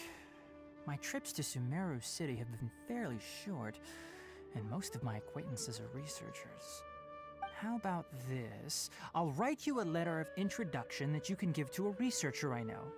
He's from the Amorta Darshan and is adept at gathering information. Asking him might prove worthwhile. Also, when you enter Sumeru City, you'll probably end up receiving something like this item here. I'm not sure if it will ever come in handy for you, but maybe you can give it a try. Oh? What is it? It's called an Akasha Terminal. It's a tool produced by the Academia that utilizes the legacy of Greater Lord Rukkhadevata. Some say that this very item is the basis of Sumeru's reputation as the City of Wisdom. Needless to say, this device and its usage fall under the Academia's expertise, so I'll leave it to them to show you how to use it.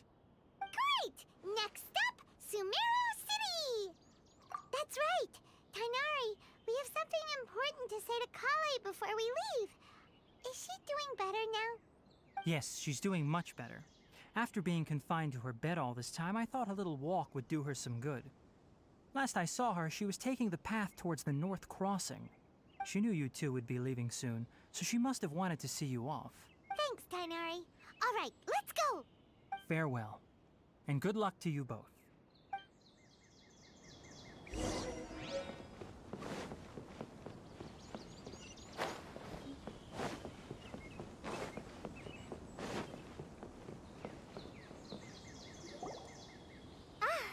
I've been waiting for you two.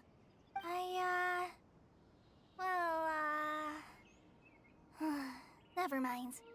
I guess I should just wish you two a safe and successful journey. Thanks for waiting here just to see us off, Kale. We're headed to Sumeru City.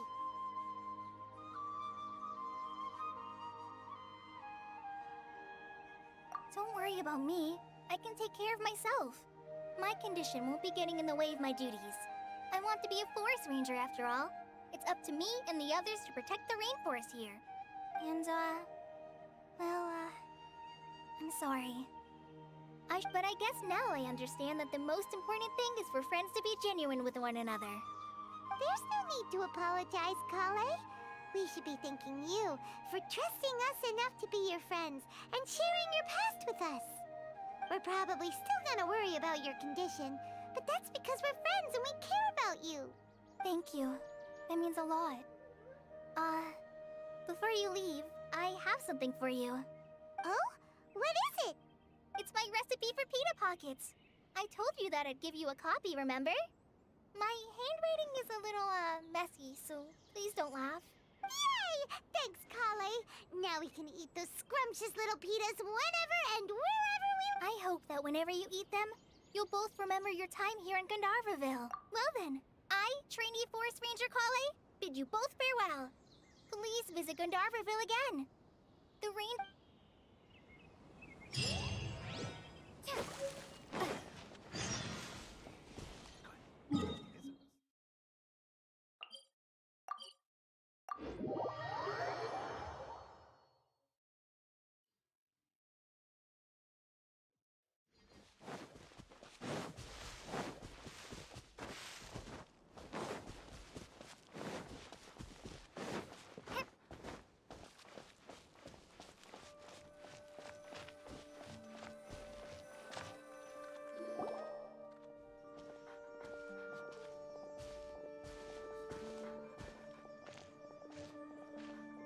Sumeru City!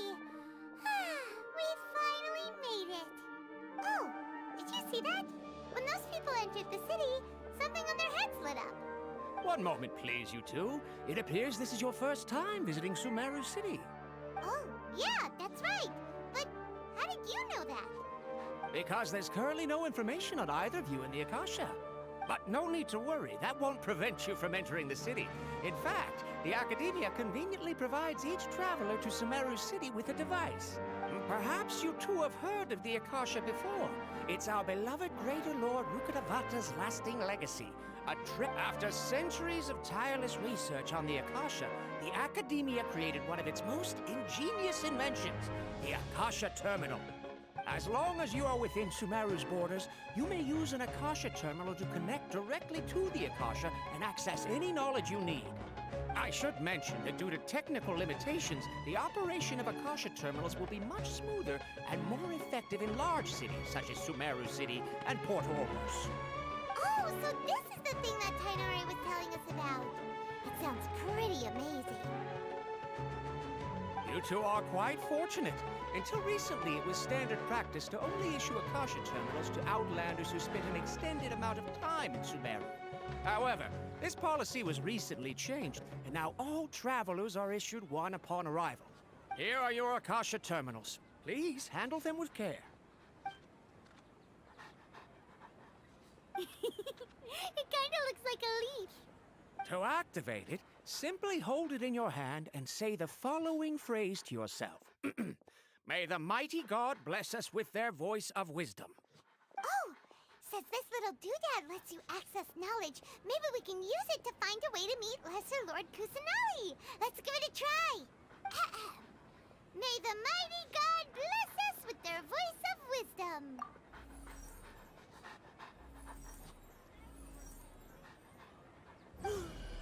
Whoa! Just now, something clicked, and Paimon suddenly knew how to use this thing. It seems all we need to do is concentrate on what we want to know, and bam! You get it. Oh, that'll come in real handy. Exactly. That is the power of the Akasha. And with that, let me officially welcome you both to Sumeru City. May the wisdom of the Dendro Archon always be your guide. Okay, now that we're in, we can check the Akasha about Lesser Lord Kusanali. Let Paimon try. 500 years ago, the sages found a newly born deity from within some scorched ruins. The deity now resides in the sanctuary of Suristana. Seems pretty similar to what Kali was telling us. Okay, next, let's concentrate on asking how to meet her.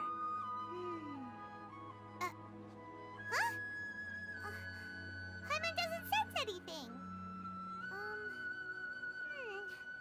The Akasha didn't... Oh, come on! Ugh. Focusing on this question feels like when you have something you're trying to remember and it's on the tip of your tongue, but you just can't think of it. Ugh. Paimon's brain is exhausted.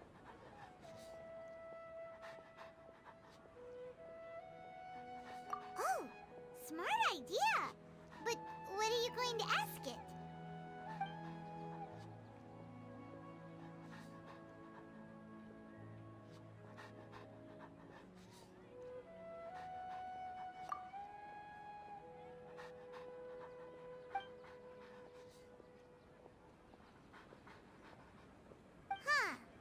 Could it be because we're Outlanders and we've only just arrived in Sumeru? You know, maybe we're not qualified to receive an answer to this sort of question or something.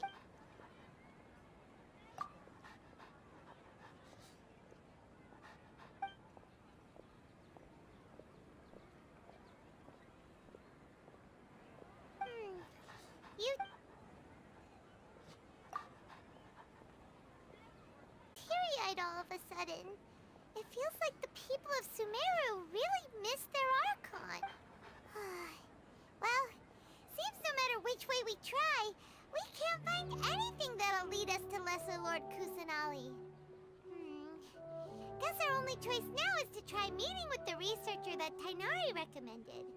He's from Sumeru and even has a position in the Academia. Maybe he'll be able to access more info from the Akasha. Let's see. Tainari wrote an address on the letter's envelope. Oh, it's not far from... Hello, are you Rohawi? Yes, that's me. Can I help you? Great! You see, Tainari sent us here and... What? Tainari? Please, there's no need to say anything, really. Sure, I admit that the article I published last month wasn't my best work, and maybe the data didn't produce the most convincing. Here, this is a letter from Tainari. Oh, let me see. Ah! Ooh, what a relief. You two nearly scared the life out of me. So, you two just have some questions for me? Seems even Tainari acknowledges my innate ability for procuring information. So, what is it you two would like to know? We want to meet with Lesser Lord Kusanali. Do you know a way we can do that? You mean you want to meet the Dendro Archon herself? This isn't exactly my area of expertise, but let me see what I can find in the Akasha.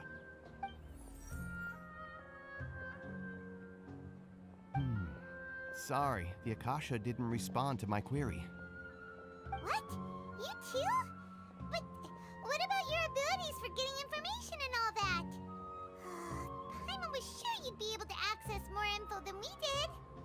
Well, as I said, this isn't my area of expertise. I am but a lowly researcher, so the Akasha doesn't see a need for me to know more about the Dendro Archon. All I know is that ever since Lesser Lord Kusanali returned to Sumeru, she's never left the Sanctuary of Sorasthana or made a public appearance. Huh. Didn't expect her to be such a mysterious figure. The Dendro Archon is somewhat of a recluse. Perhaps she just doesn't want to entertain visitors, which would explain the lack of information in the Akasha. Aw, but then what can we do? No need to worry just yet. I'm only hypothesizing here. You could certainly try asking around and see if anyone else has ideas.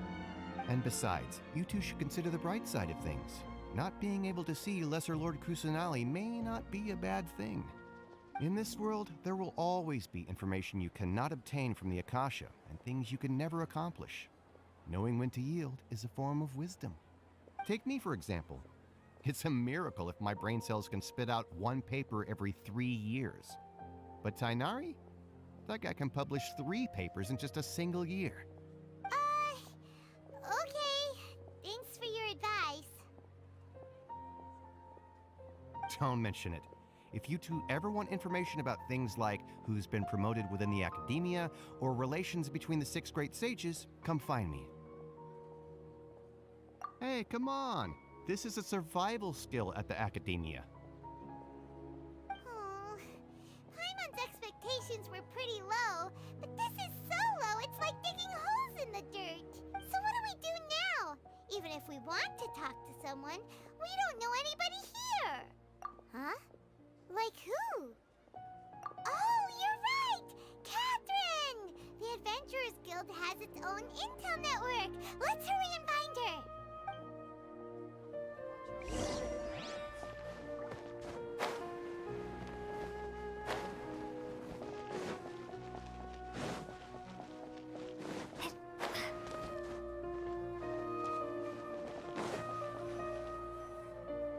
Ad Astra Abyssosk. Hello, Traveler and Paimon. Catherine, we need your help with something. Understood. The Adventurers Guild is always ready to serve you. With what do you require assistance? We want to meet with Lesser Lord Kusanali. Do you know a way we can do that? You two wish to meet with Sumeru's Archon. Understood. Please wait.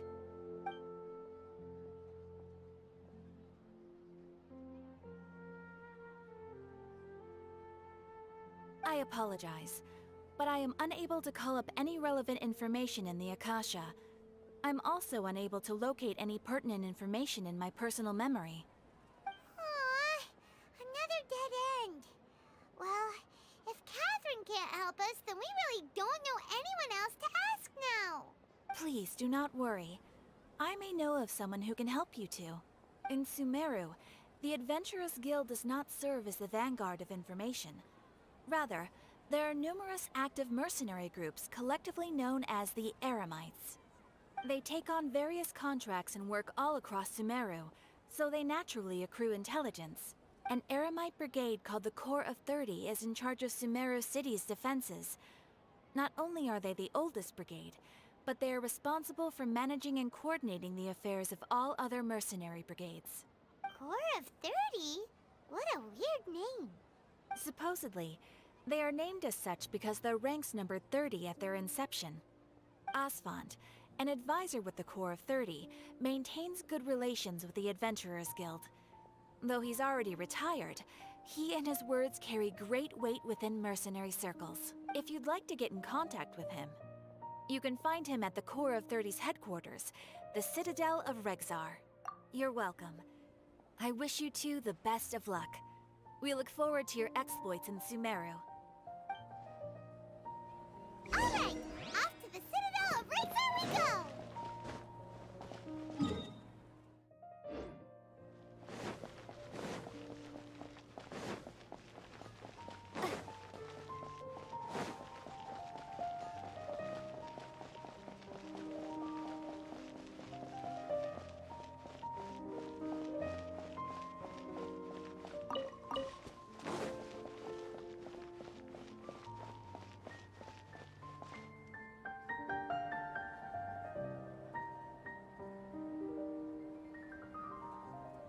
Welcome. The Adventurers Guild told me to expect you two. It's nice to meet you, Asfand. We'd like to ask you about something.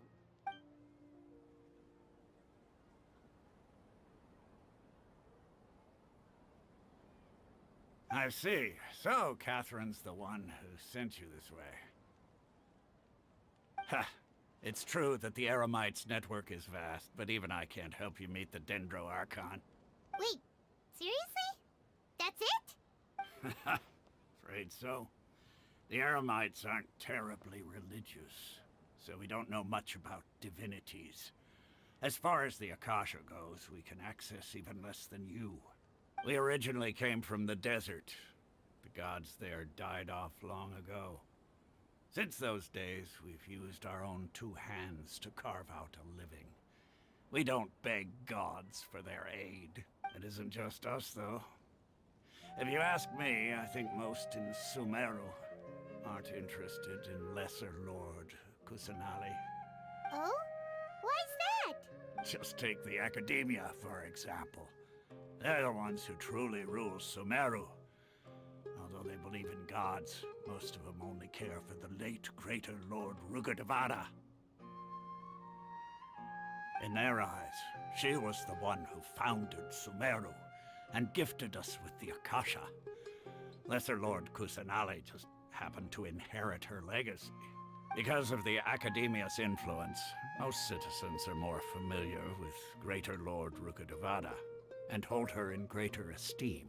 Not to mention that Lesser Lord Kusanali never makes an appearance, and the Academia never announces anything about her. As far as the people of Sumeru are concerned, she's just a god that exists. And that's all. Really? After hearing all of that, Paimon sort of feels bad for Lesser Lord Kusanali. Ha! But who knows? We're all just guessing when it comes down to it. Besides, I'm sure the God of Wisdom doesn't worry about her reputation among people like us. All right. Well, thanks for the info, Asfand. No problem. Always happy to help out the Adventurers Guild.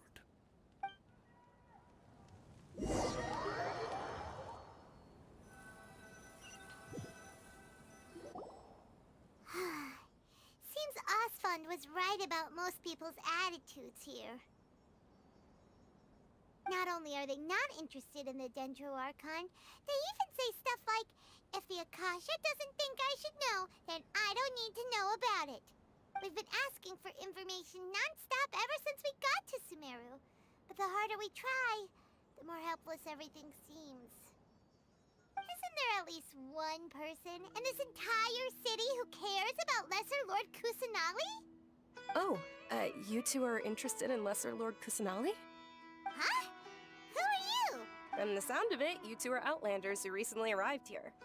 You've been asking around for information on Lesser Lord Kusanali, right? Oh, I'm sorry. I forgot to introduce myself. I'm Dunyarzad, one of Lesser Lord Kusanali's faithful followers.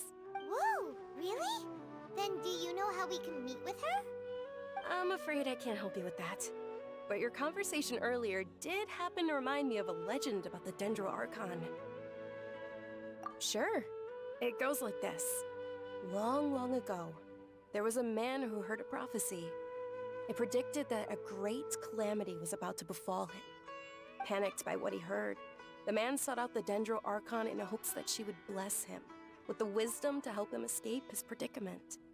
The man journeyed across deserts and through rainforests and experienced tribulations of every kind. However, he still couldn't find any trace of the Dendro Archon. In despair, he thought, alas, the Archon has abandoned me. He then had no choice but to sorrowfully resign to his fate. Okay, and then what happened? And then, the calamity came. But to his own surprise, the man felt somehow emboldened by the trials of his journey. By relying on his own strength, he managed to overcome the adversity. At that moment, a bird perched upon his shoulder. This bird was, in fact, an avatar of the Dendro Archon. She said, "O Archon Seeker, do you now understand? She and her wisdom have long been found by you. Along your journey, we were in every flower and blade of grass, every ray of sparkling sun, and every breath of dancing wind. So long as you continue to think and ponder, we'll be wherever you go." Yeah, thanks for the story! Paimon feels all warm and fuzzy inside after that. In a way, it seems like this story is also one of the Dendro Archon's avatars. Dunyarzad, since you worship Lesser Lord Kusanali, can you tell us anything else about her? Of course. So did you two know that, I'm terribly sorry, but it seems something's come up now. Let's chat another day.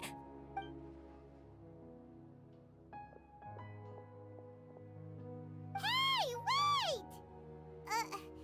What the heck just happened? It looks like they're searching for someone. Dunyarzad was acting super nervous just now. You think they're... This stinks! We finally managed to find a lead about Lesser Lord Kusanali! We can't let them get in the way now. Let's see if we can get rid of them. Then we can catch up with Dunyarzad. Hey, have you two seen a brown-haired girl wearing a purple top and a long blue dress? We're looking for her. Did she have bandages wrapped around her wrists? Yes, that's her. Did you see which direction she went? Yeah, she went that way. Quick, after her!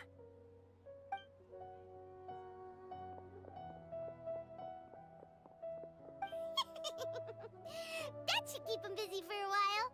Let's hurry and find Dunyarzad.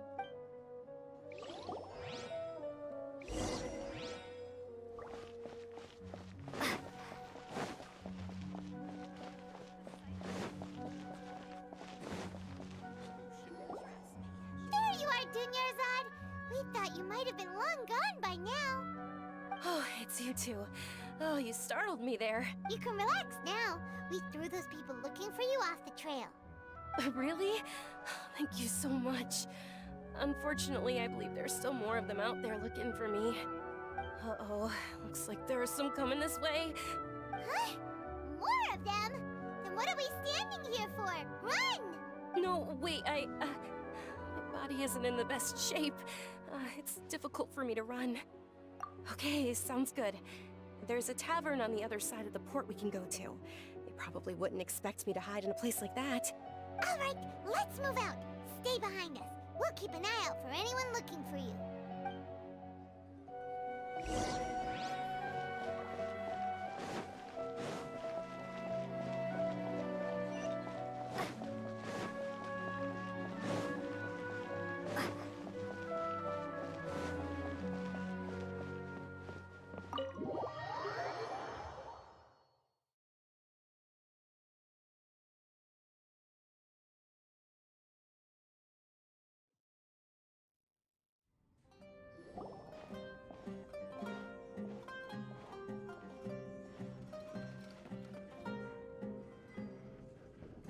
We made it. Oh, they shouldn't be able to find us now. Wait, stand down, Dia.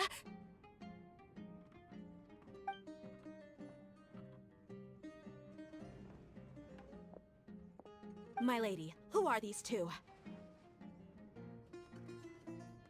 They're travelers that I met on the street just a moment ago.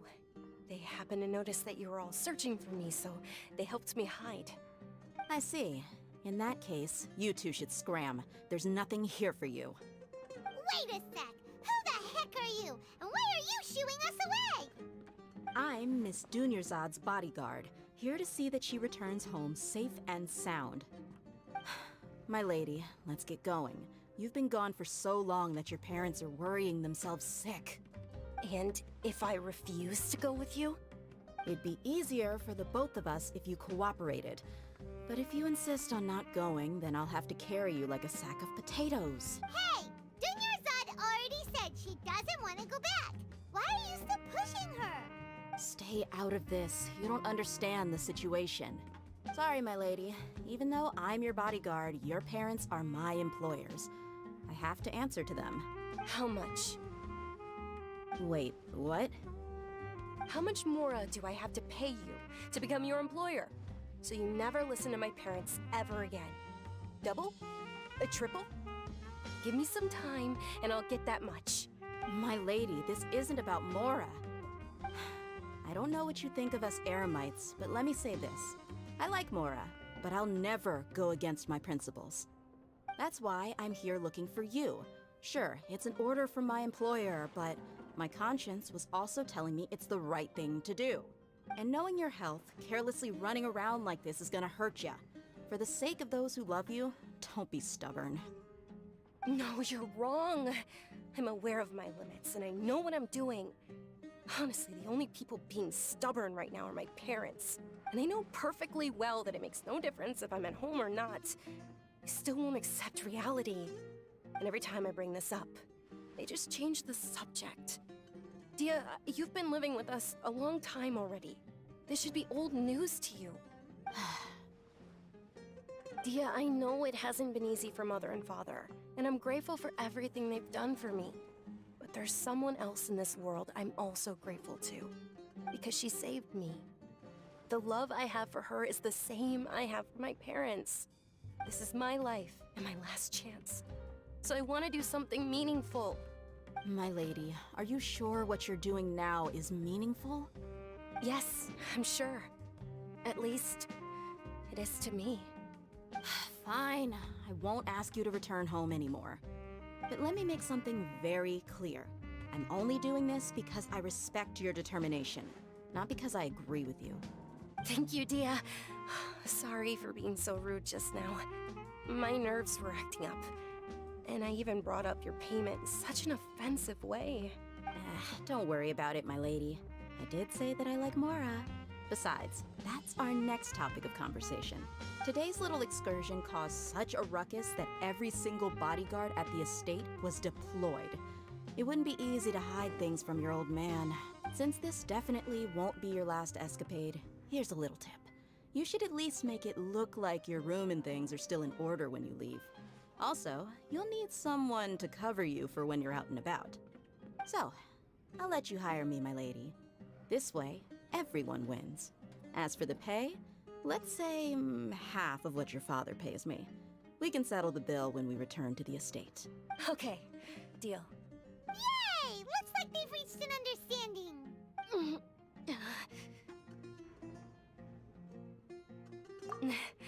I'm fine, really. I just feel a little tired now that things have calmed down. My lady, stop trying to look tough. We're already in a tavern, so let's rest up and grab some grub. I'm sorry for worrying you two. If you don't mind, I'd like for you to join us. Sure! After you rest up, we want to hear more about Lesser Lord Kusanali.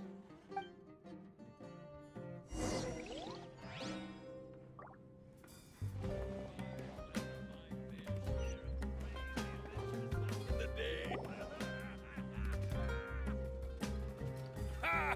Well, if it isn't Dia. Haven't seen you in nearly half a year. Word on the street is that you're a bodyguard for the Homayani family now. Ha! Don't you find that kind of work boring? Nah, you get used to it. How about a menu over here? You got it. Huh? Isn't this little Miss Homayani herself? We don't get to serve personages like you very often. We'll be sure to prepare our very best. Thank you, sir, but there's no need. I don't have a lot of Mora on me, and I really ought to save as much as I can. But please bring these two the best food you have. They're my new friends, so I want to be a good host for them.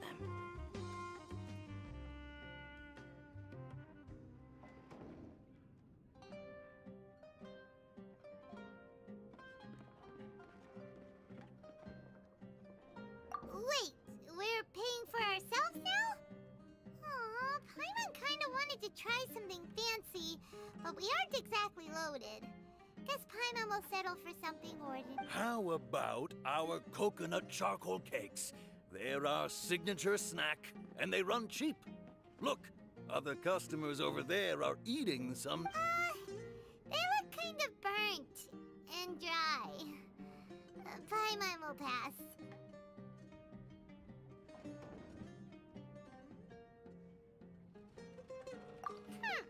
What do you have against my slime dishes? Dunyarzad, we asked a lot of people when we first arrived, and almost nobody was interested in Lesser Lord Kusanali.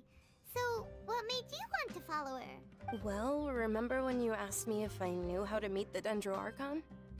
Even though I don't know how, I think I've actually seen her before.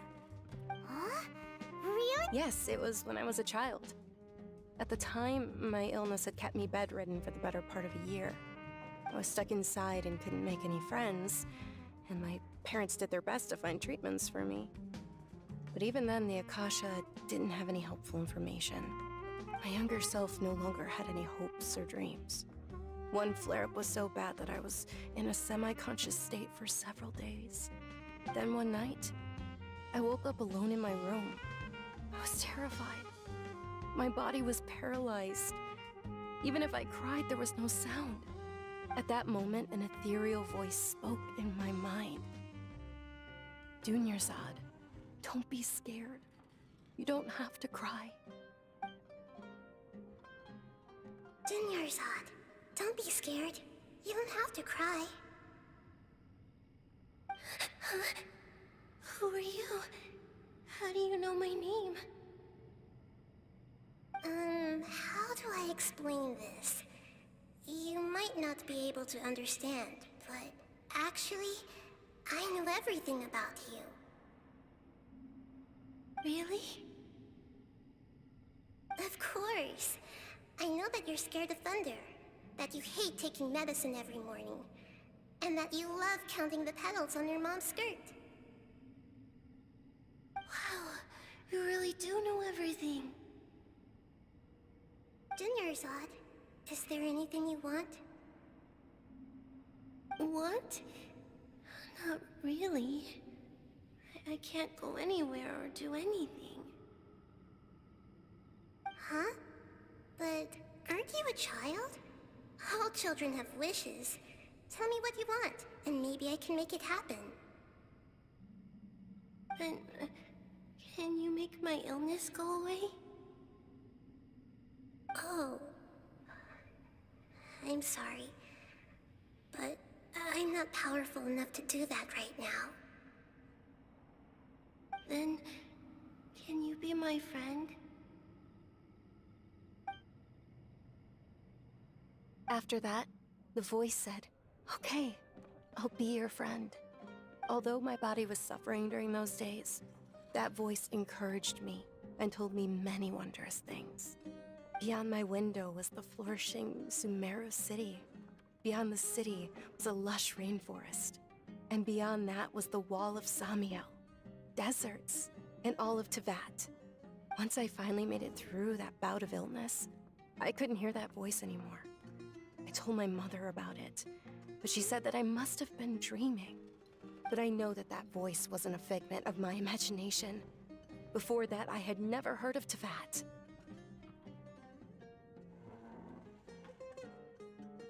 Yes, for sure. If it weren't for that voice, I would have never grown curious about the outside world, nor would I have learned how to read and enjoy so many books. That voice sparked a desire for wisdom. It had to have been the Dendro Archon. I've been hoping for a chance to repay her kindness. In fact, I was running around today to help prepare the Sub-Zero's festival for her. What's the Sub-Zero's festival? It's Lesser Lord Kusanali's birthday, which was the day that she was found by the sages. It's actually an old holiday that originally celebrated Greater Lord Rukkhadevata's birthday. When she passed away, the holiday eventually became a celebration of the Lesser Lord's birthday. I heard everyone was overjoyed when they welcomed her back to Sumeru. In those days, the festival was a huge deal. But because of the Academia's influence, people have gradually lost interest in the festival. The Academia actively participates in Sumeru's many holidays dedicated to Greater Lord Rukkhadevata. But when it comes to the Sub-Zero's festival, forget any funding. They practically act like it doesn't exist. Maybe they see Lesser Lord Kusanali's birth as confirmation of Greater Lord Rukkhadevata's death, so they're reluctant to celebrate it. Aw, but that's awful. It is. It's absolutely terrible. Sure, the Greater Lord founded Sumeru, but hasn't Lesser Lord Kusanali been the one quietly protecting us for the past few hundred years? Just remember that we're still out in public. Don't get too carried away now. I know that people over by the Grand Bazaar still hold the Sub-Zero's festival to this day. But I hadn't met any of them before, so I was never able to contribute.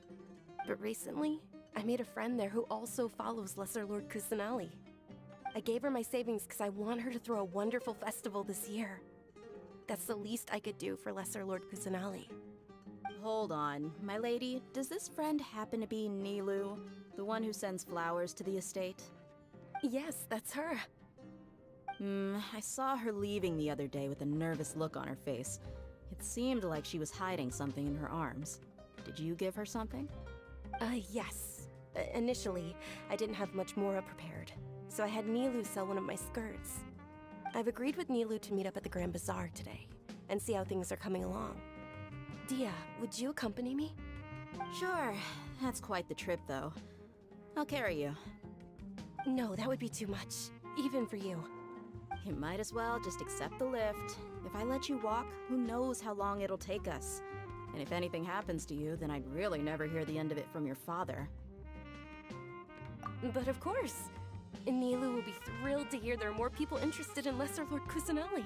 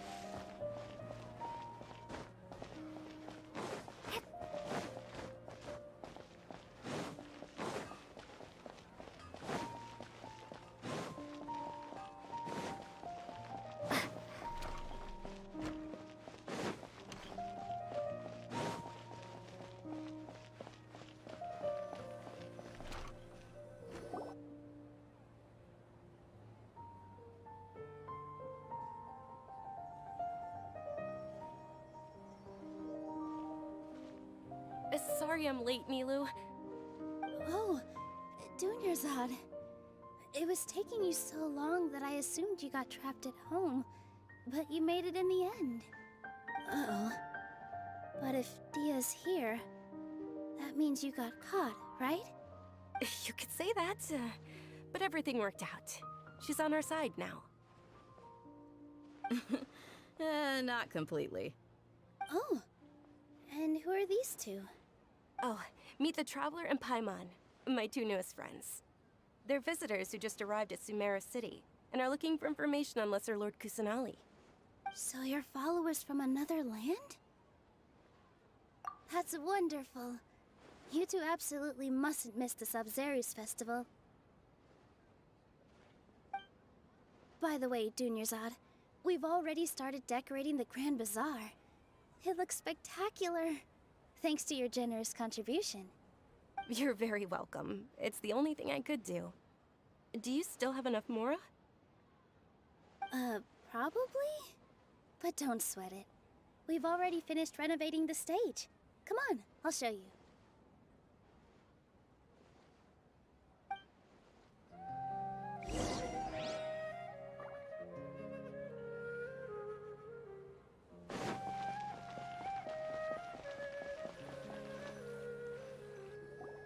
Wow! This place is amazing! Not bad. Last time I was here, the stairs were full of holes. The stairs were nothing. A little while ago, we discovered that the tree above the stage had a huge chunk of bark ready to fall off. Mr. Zubair was worried sick. We reported it to the academia many times, but they never sent anyone to deal with it. We didn't want anything bad happening, so we were going to cancel all the stage Oh, probably because it was the theater asking. The academia looks down on performers like us. They probably think it would be best if the theater closed down completely. We can't let that happen, though. Not only would everyone involved in the theater go hungry, but then we wouldn't be able to hold the Sub-Zero's festival anymore. Thank the Dendro Archon for Dunyarzad. But the more she gave us, we hired someone to patch up the tree, and we also gave the stage a much-needed makeover. The stage is going to be even prettier when it's festival time. I can't wait for you to see it. And I can't wait to see you on the stage. You've been practicing so long already. It's almost time for your dream to become reality. It's our dream. I'll do my best for the two of us. Nilu, what are you gonna be doing at the festival? She'll be dancing the dance of Sub-Zeros, the most important performance at the Sub-Zeros festival.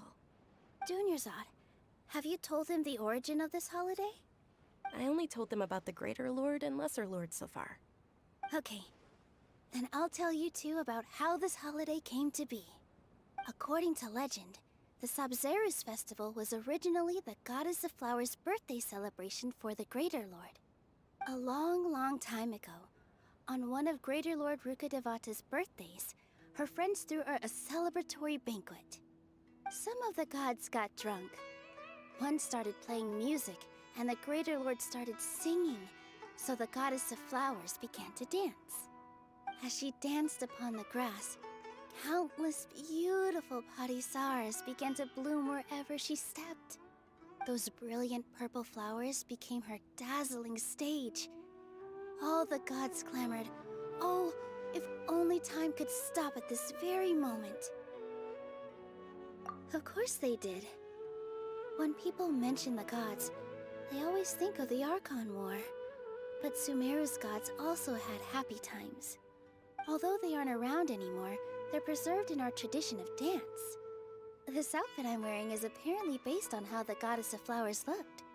Though we're just tiny people compared to the Divine, we still have to do our best to make sure that the birthday girl feels loved on her special day. Nilu, you of all people will definitely be able to convey our well wishes to the Dendro Archon.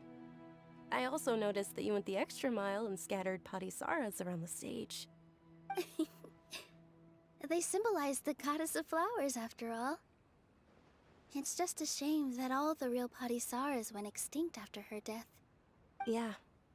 The Greater Lord brought forth parisaras in memory of the Goddess of Flowers, but she ultimately could never truly replicate that beautiful purple.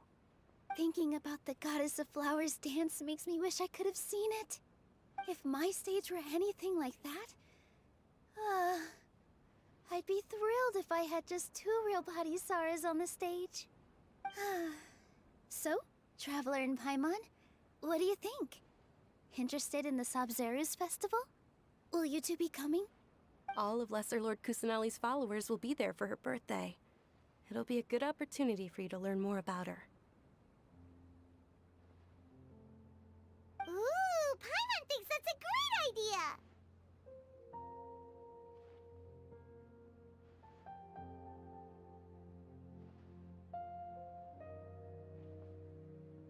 Of course Paimon wants to watch. Those two things aren't mutually exclusive, you know. So how about we all attend the Sub-Zeros festival together? Dunyarzad, let me show you which stage decorations we've picked out so far. Traveler and Paimon, if that doesn't sound interesting to you, then feel free to explore the area. Everyone at the Grand Bazaar loves Lesser Lord Kusanali, and we're all looking forward to the Sabzeruz festival. In that case, we'll take a look around.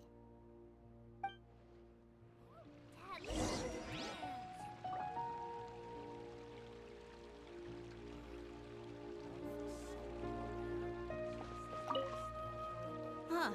Revamping the stage for the festival couldn't have been easy, that's for sure. I don't know much about the Grand Bazaar, but I do... Oh, and the perfumes. I mean... Whoa! What's with your yellow hair? And why do your clothes look so funny? Are you an outlander? Did you know that the Sabzeruz festival is about to happen?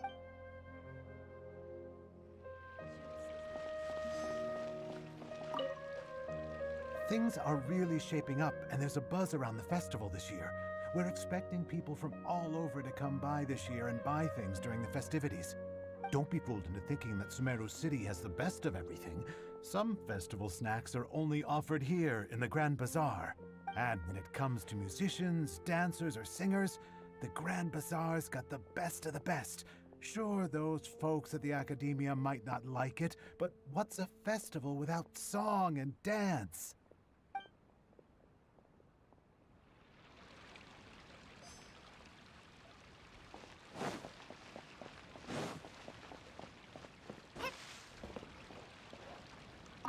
Milu, your outfit looks amazing.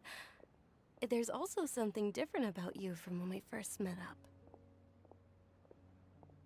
I thought I'd add a little extra pizzazz to my dress for the festival. See? Wow, did you sew all that yourself? Uh-huh. Sewing is a fundamental skill for everyone in the theater company because we make all our own costumes. Did you know that Mr. Zubair not only can make costumes, but props too? I've noticed that you can't keep your eyes off that crown over there. Would you like to try it on? May I? Of course. The legends say that the goddess of flowers had beautiful horns on her head, so this crown was made to reflect that. On the stage, one must act with gumption.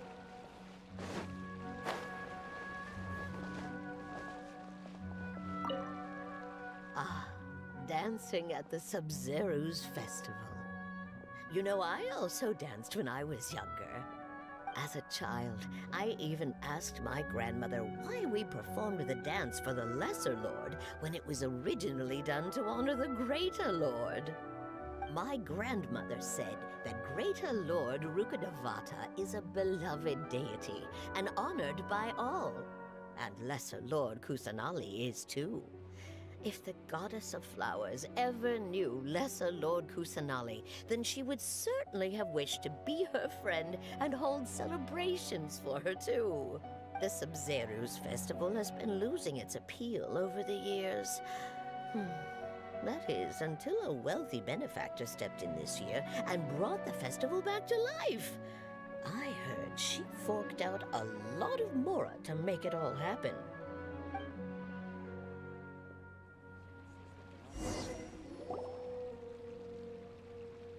Hey! Is that who Paimon thinks it is? It looks like Catherine.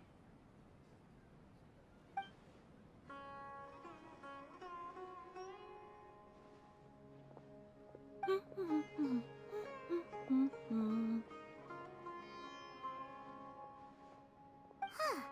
Come to think of it, Paimon's only ever seen her behind the counter at the Adventurers Guild. This is the first time we've ever seen her taking a break. Hey, Catherine! Huh? Oh, hey! It's the Traveler and Paimon! What's shaken? Whoa. Break time Catherine sure sounds a lot less formal than usual. Paimon was still waiting for her to say Ad Astra Abyssosque. Sure. Standing behind the counter at the Adventurers Guild doesn't require any complicated functions. But saying and doing the same old things over and over again can get pretty monotonous.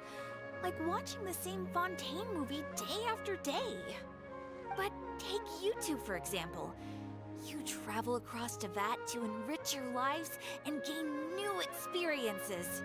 Well, we enjoy traveling across Teyvat and all that, but we're mainly looking for clues about her brother. Yes, you should keep searching. Sometimes the answers we're looking for aren't necessarily at our intended destination.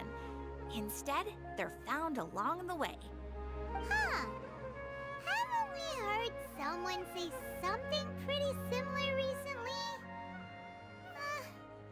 Anyway. No, not particularly. I guess you could say that I'm loving the recent atmosphere here. If festivals bring happiness to everyone, then that's where their true value lies. Oh, it looks like it's about time for me to be heading back now. Alright, we'll see you next time at the Adventurers Guild. Oh, by the way, thanks for connecting us with the Eremites. We've already made some great friends in Sumeru City thanks to you. I'm sure you two will get along well with the people here. You've already been blessed by the element of Dendro after all. See you around.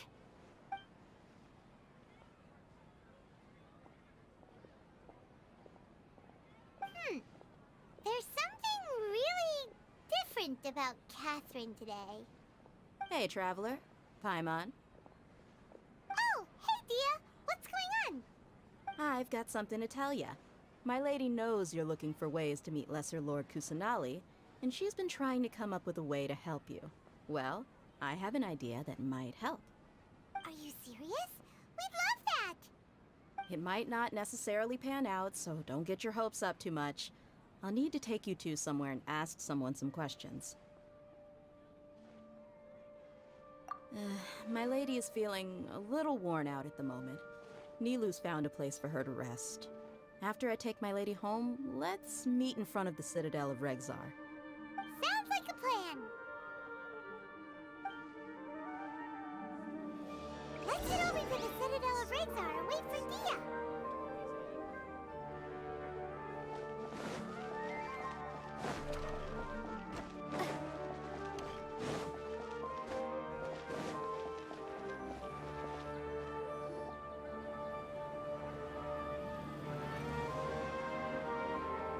Sorry, I'm late. It took some convincing for the Master and Mistress to believe that Miss Dunyarzad was only sitting in the port for a while because she was in a bad mood. Anyway, I guess I should be thanking you. I haven't seen Miss Dunyarzad that happy in a long time. If it wasn't for you two, she probably would have been caught and dragged back much earlier. You sure sound a whole lot nicer than when we first met, Dia. Who would have thought you had such a soft spot for Dunyarzad? It's called being a professional. I'm a bodyguard, and I work for whoever's paying. Look, Dia's blushing.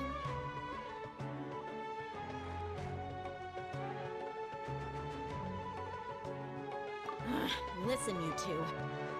I don't expect to be working for Miss Dunyarzad very long, but I hope to finish things on a positive note if possible. Let's cut the chit-chat and head into the Citadel. We'll see if the person I know has a way for you two to meet with the Lesser Lord.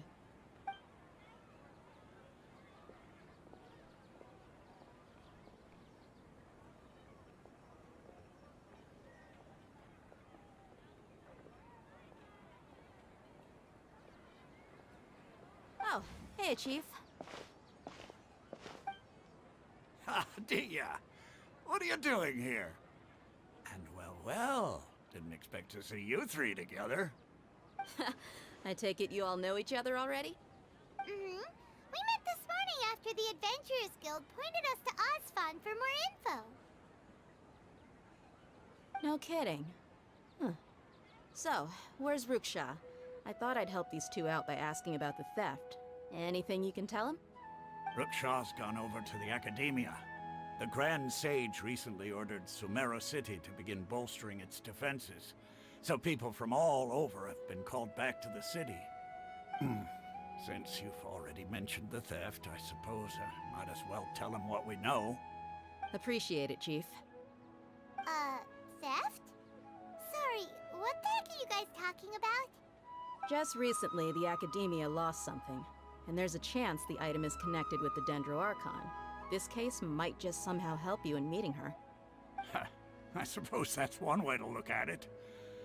But if you ask me, the case is more about the Academia than anything else. Let me fill you in. The Academia recently sent a convoy to pick up an important package from Aru village. Word got out, and the convoy was robbed on its way back. The Grand Sage took the whole matter very seriously. Not only did he dispatch the Matra, but also enlisted our help in the search for leads.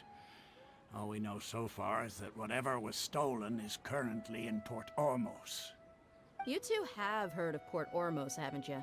It's the largest commercial port in all of Sumeru. You can travel there by leaving Sumeru City and heading south along the river. The Academia's grip isn't long enough to reach all the way to Port Ormos, so the city's a little more laid back, meaning the population's also a mixed bag. You never know who you'll meet there. Apparently what was lost has a great deal to do with the Akasha, knowledge, and even the gods. I'm afraid I don't have any other details for you, though. If you're interested, maybe you could head to Port Ormos and ask around yourselves. If you want my advice, try Are you serious, Chief? All the Academia students are in Sumeru City, you know. Why should they pretend to be students in Port Ormos? If you're also interested, just go there and see what happens. Count me out. I've got plenty of work to do here for the Homayani family. And take it from me, if you two really do decide to visit Port Ormos, you'd best watch your backs. Let's just say that the Eremites there aren't nearly as friendly as those here in Sumeru City. There are even some extremists who go around shouting slogans like, "Retake Sumeru for the Scarlet King." Word is that more and more are joining their movement. They're becoming a real headache for Chief and the others. You bet they are. The Scarlet King's been dead for thousands of years. Now they start spreading rumors of his return. Ridiculous. Not everyone's like you, Chief. Even the desert natives who abandoned their homes in the wilderness still wish to have a god of their own. Well, Traveler, that's about all the information we have for you. Thanks, Dia! And you too, Osfon! Since we've gathered all we could for the moment in Sumeru City, let's head to Port Ormos and see what we can find next. Miss Dunyarzad is looking forward to seeing you both at the Sub-Zeru's festival, so be sure to get yourselves back here in time for that. Good. Then we'll see you both at the Sub-Zeru's festival.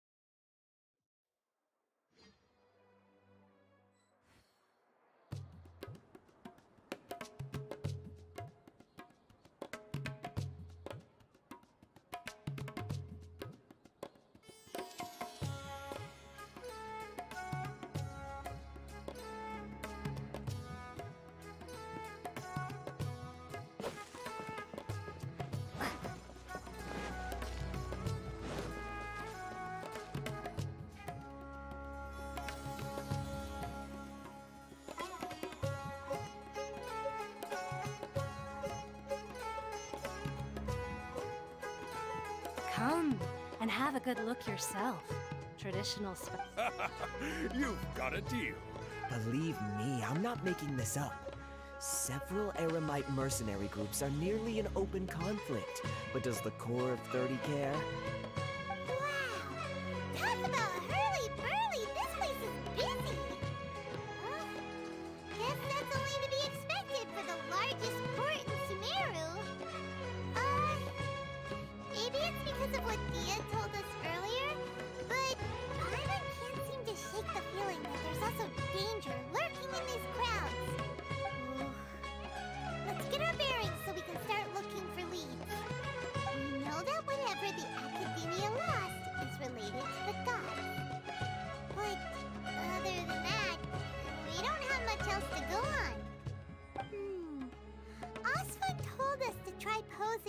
academia students while asking around. Paimon doesn't get it. Won't we look even more suspicious going around saying we're academia students and asking about the stolen item?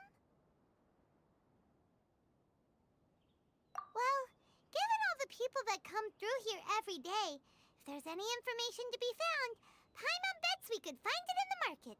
Let's ask around and see what we come up with.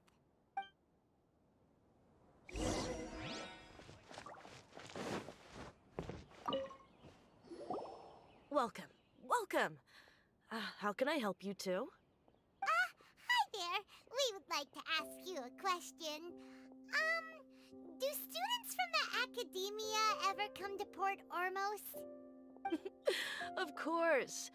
Especially around this time of year.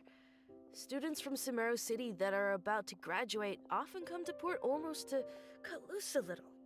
Many people often talk about how hard it is to get accepted into the academia, let alone Sure, we may not be Sumeru City, but Port Ormos offers beautiful scenery and a stress-free environment. Some even say it's good luck to come to Port Ormos, so students and researchers come flocking here when things get to be too much at the academia. Ah, you see over there? Those are students from the academia.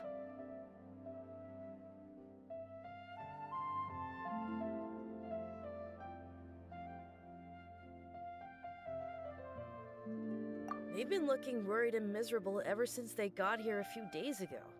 If you ask me, the life of a merchant is better. So long as the Akasha teaches us what we need, then life is good. Those students seem to be discussing something. Let's see if we can listen in.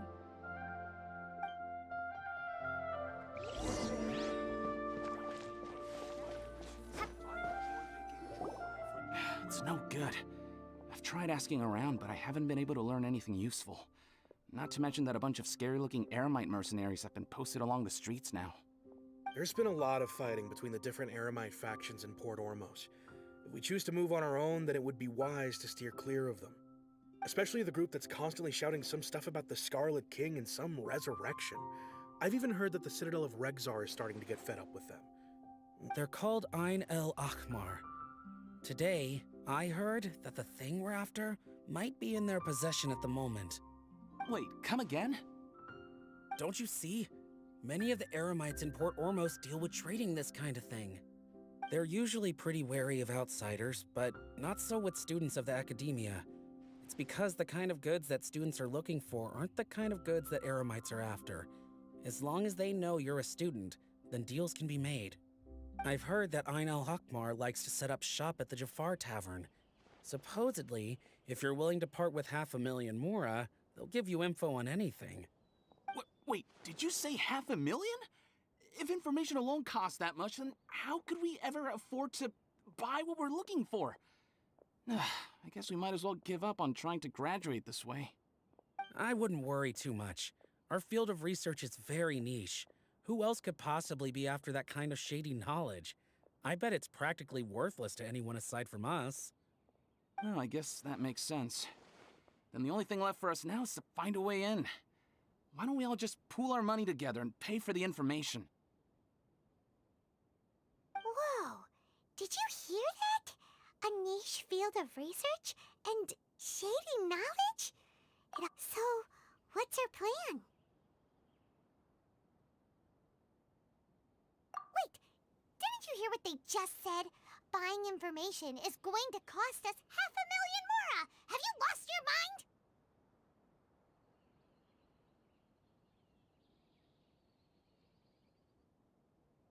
Oh, all right. Paimon never thought she'd agree to parting with that kind of Mora. But if you know what you're doing, then we should give it a shot.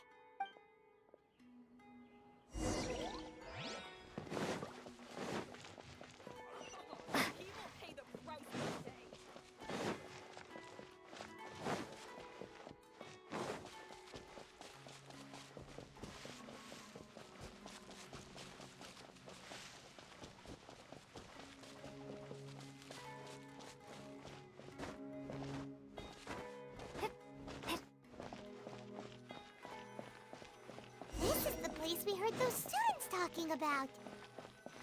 Let's find a... Oh, you've arrived. Please, take a seat. So, they think that they can go toe-to-toe with the boss? Ha! Once we reclaim the power of the Scarlet King, they'll be the first that the boss punishes.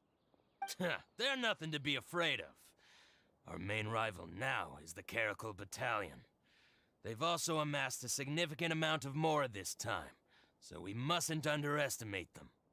How can the Caracal Battalion compete with the boss when they're nothing but a bunch of money-grubbing opportunists out for a quick Mora? Yeah, with boss's fervent devotion, he'll be able to use this power to bring our god back this time. Huh. All these guys talk about is the Scarlet King, so they're probably the ones we're looking for. Greater Lord Ruka Devata. That traitor and her followers must not be spared. The day will come when the Scarlet King exacts vengeance on Sumeru, and all of them shall be punished. Yeah, Paimon was wondering what they meant too. We should ask about that if we get the chance later.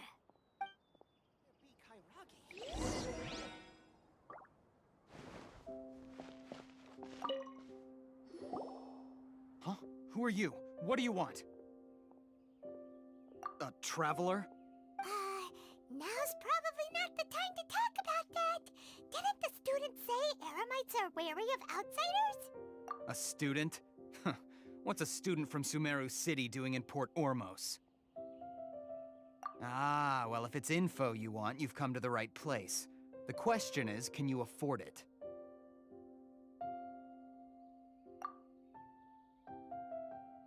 Oh, Paimon can't stand to see so much more go. Here, this is the merchant's address. Whatever you're looking for, you'll find it there. Hmm? Well, what are you waiting for? Oh, that's right. We heard you mention the Scarlet King just now. We're actually interested to know more because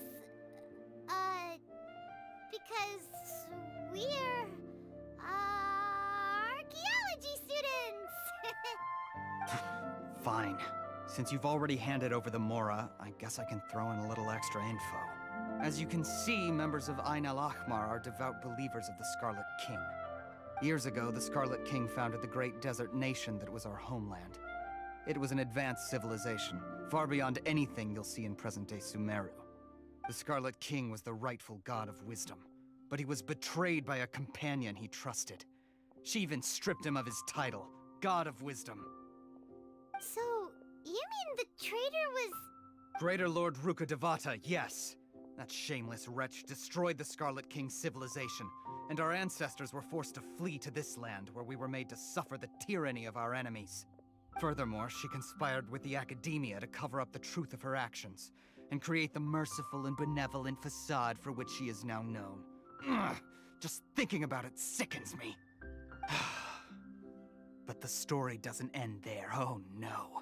The Scarlet King isn't truly dead. The voice of the Oracle has been heard in the desert, prophesying his resurrection. Mark my words, our god shall return. And when that day comes, all followers of the traitor and all the desert dwellers who have forgotten their true god will suffer retribution together. If what I'm saying makes you shiver with fear, it might not be too late for you to become a believer of the Scarlet King. I don't have anything to say to you Academia people about that. I think this conversation has reached its end. Not just yet. This man is a fraud. Huh? You again? Deranged Academia lunatic. Yes, it's me again. I already warned you that if you weren't willing to sit and discuss things with me, I'd take measures to make things uncomfortable for you. Listen to me. That address he gave you is fake. Or at least, you won't find a merchant waiting for you there. This group has been boasting all around that they can provide information on a certain item as a means of luring people into their territory.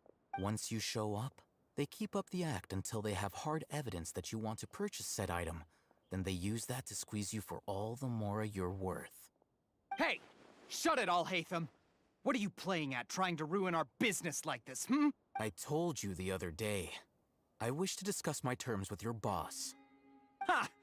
The boss made it perfectly clear that he won't negotiate with you. Yes, and in no uncertain terms. But that was then. It does not preclude him from changing his mind in the future. I'm warning you, don't push us, or this could get ugly. We don't usually get rough with people from the academia because it just complicates things. For a lunatic like you, though, we might just have to make an exception. If you're suggesting that we escalate this from a verbal exchange to a physical one, I accept. After all, even the Archons used war to negotiate the ownership of Teyvat. If, on the other hand, we can't agree on any means of negotiation at all, then I'm afraid my next course of action will sting a little more than the mere falling through of a few business deals. I will jeopardize the Eremite's reputation, which I know you value above all else. I am quite confident that if I began to take such action, your boss would willingly approach me himself. However, I fear that by then, some things will have happened that cannot be undone. Also, a word of advice. I suggest you tell your boss exactly what happened here today. Otherwise, he might blame you for not telling him in the future. What did you say? Consider this. Have I ever failed to follow through on my word in the past? This guy is really out of his mind. Okay then. If you really have a death wish, let's meet a week from today. The pier in front of the Pharos Lighthouse, 4 o'clock in the afternoon, sharp. Don't expect us to hold back. Not so fast. First, you return the 500,000 mora to them.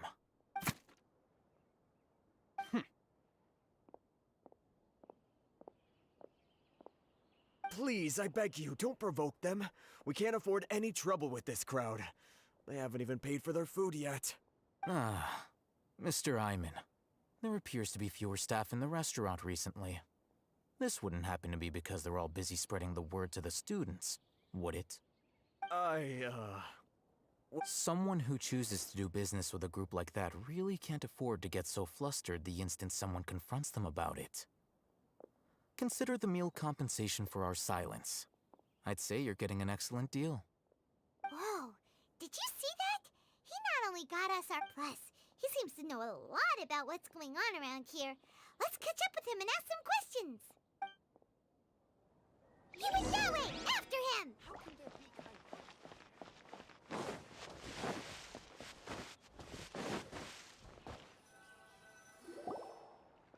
Wait up! It's Al-Haytham, right? What do you want? No need for thanks. My goal was to get to them, and you two gave me just the opportunity I needed. We're even. Oh, I advise you to keep your distance from them. Since they weren't able to make off with your Mora in the end, they might harass you again in the future. All right. Goodbye. Hold your horses! We still have something to ask you about! Since you tore through their scam right in front of them, you must know the real story about certain something, no? Who exactly are you two? And why are you inquiring about that? A student. Right. Look, you should know that those thugs conducting business with you had nothing to do with your lie.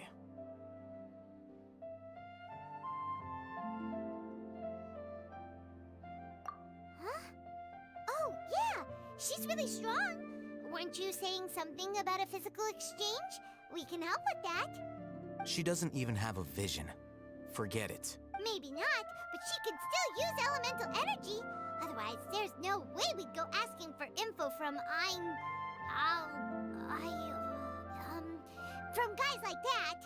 Those high-headed thugs are definitely gonna bring a lot of backup for your next meeting. Even if you don't go alone, you won't regret taking us with you. All right, I accept. Got a pen and paper? If you're searching for someone who sells that kind of merchandise, I'll give you one of their addresses, and you can try your luck. We'll reconvene at the appointed time by the pier. It doesn't matter if you show up or not. So, since you were happy to give us this merchant's information, You were willing to part with 500,000 mora for something and you didn't even know what it was? Okay. Well, if you truly are as skilled as you claim, then you can beat the answer out of them when they become hostile. Look, if you've been making inquiries, then you have to know something by now. Tell me what you know so far, so I don't waste time repeating information. We know it's connected to the academia somehow, and that not only do the Eremites deal in it, but some students want to get a hold of it too. You know almost everything there is to know, but you're unable to compile this information because you've never seen the object before. This is what you've been looking for. Huh? Paimon can't tell what it is. It looks like some kind of ornament. This is a knowledge capsule. To put it simply, it's a vessel that can store a fixed quantity of canned knowledge. It's like a miniature Akasha. Anyone who links it to their personal Akasha terminal instantly becomes privy to its contents. Correct. Anyone. Unlike the Akasha, which heavily regulates who can access what information, knowledge capsules confer their contents without any requisites. That's amazing. It's essentially a convenient and harmless vestibule for knowledge.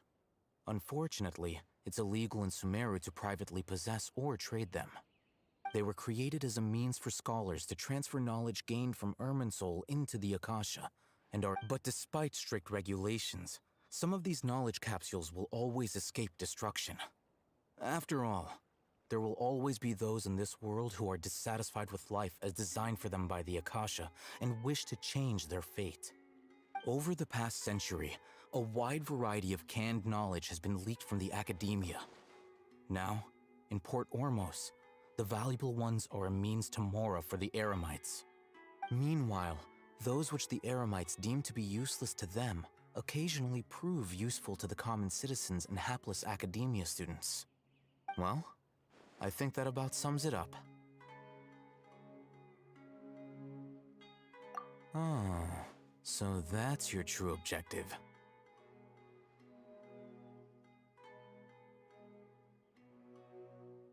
With our current arrangement, I don't believe I can offer an answer.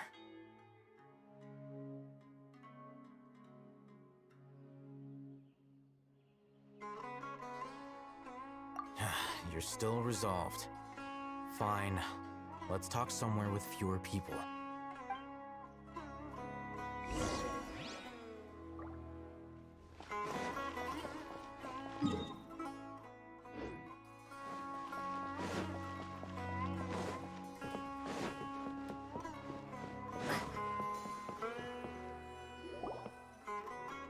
Let's continue our conversation here. If you wish to learn more about the knowledge capsule that the Academia lost, then you must help me with something. I need you to find someone named Dory, a traveling merchant. Unlike the peddlers who hawk inferior knowledge capsules, she often has quality goods in stock. Some say that as long as there is profit to be made, there is nothing she won't dare to sell. She's guarded against people from the Academia because most of her wares don't comply with Academia regulations. I think she blacklisted me. I met with her informant, but it soon became clear that they had no intention of letting me get any further.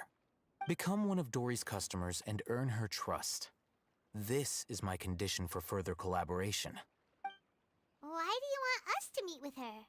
Until you complete this task, you don't have question privileges. Fine. So how do we go about doing this? You two are Outlanders who haven't been here for long, so Dory should view you as safe clients.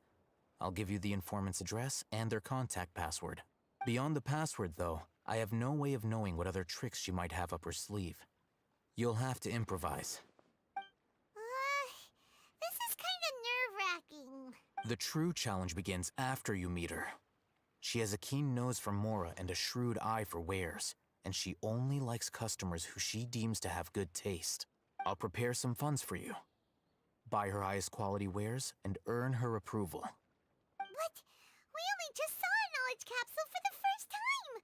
We don't know how to tell which ones are good and which ones are bad. Is that something? That's true.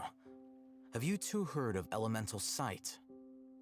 Oh, that's a surprise. Guess I'll have to hold you in higher regard. Anyway, that ability should resolve your issue.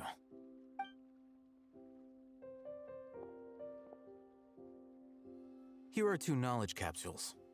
Tell me, can you detect any difference in their quality?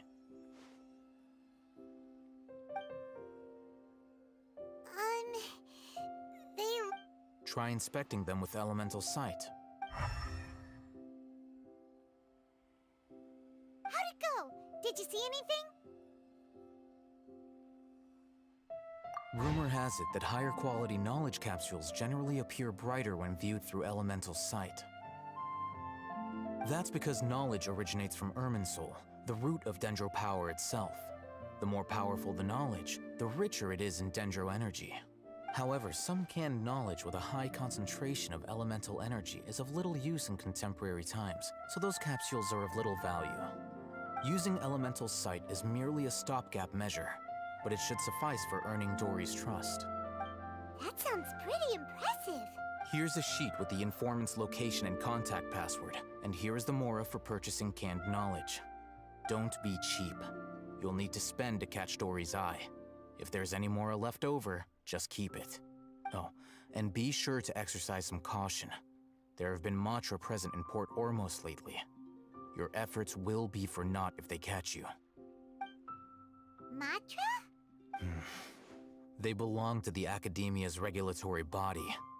They also handle cases of illegal canned knowledge transactions. Like I said, the Academia has banned both their trade and possession. The Matra are razor sharp. You're in for nothing good if they lock their sights onto you. If you two want to back out, now's the time. Okay, then we have a deal. If you succeed in your dealings with Dory, come find me at the Wikela Funduk. We'll have an Looking at what Al-Haytham wrote, Dory's informant is a trader near Old Orma.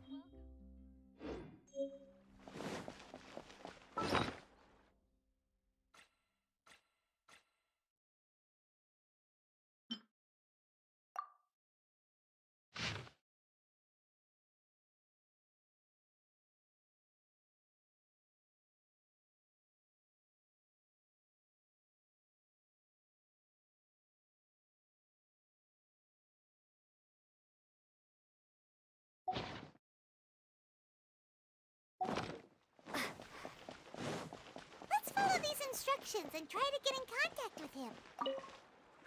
Hello. What are you two looking to buy? Wait, are you sure you're remembering that right? Paimon doesn't think it was that on the paper. What a unique palate. We have unripe hara fruits, but we usually keep them in the back. I'll have someone escort you. Following the paper got us past the first round. Ronak, these two... Got it. You two, please follow me. You two have a fascinating fashion sense. We haven't seen a customer wearing a Sumeru rose for quite some time. Hold on. Let me think. Sumeru rose means common merch. No, look again. We're obviously wearing morning flowers. Ah, my mistake. I do apologize. Whew. That pop quiz sure was scary. Ah, the warehouse is up ahead. Please follow me.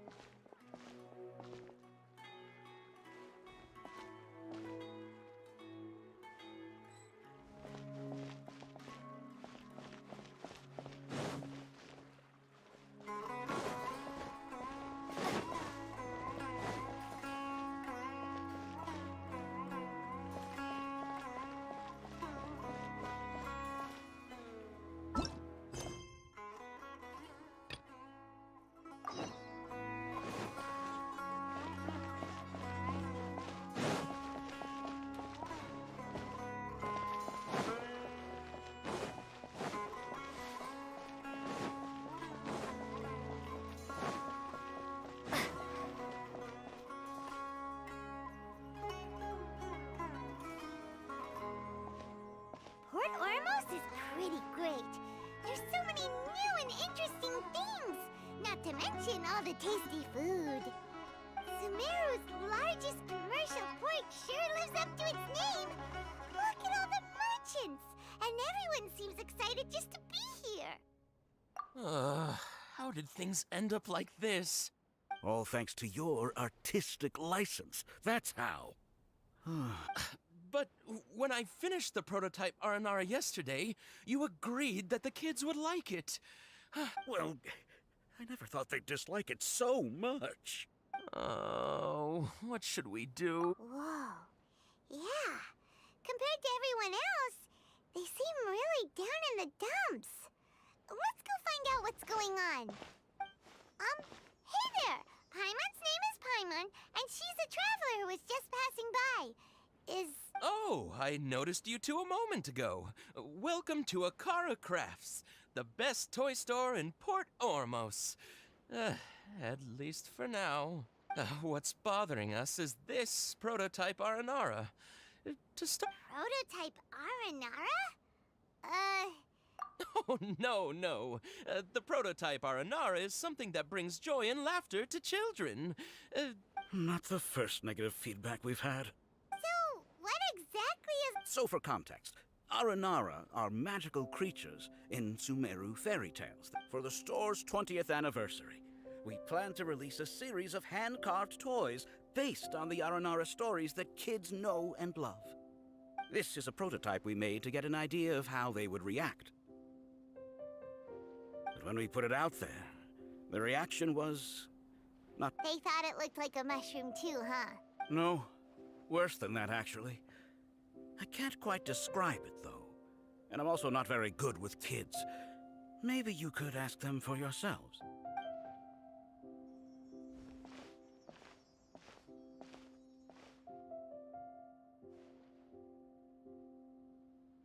This is not an Aranara.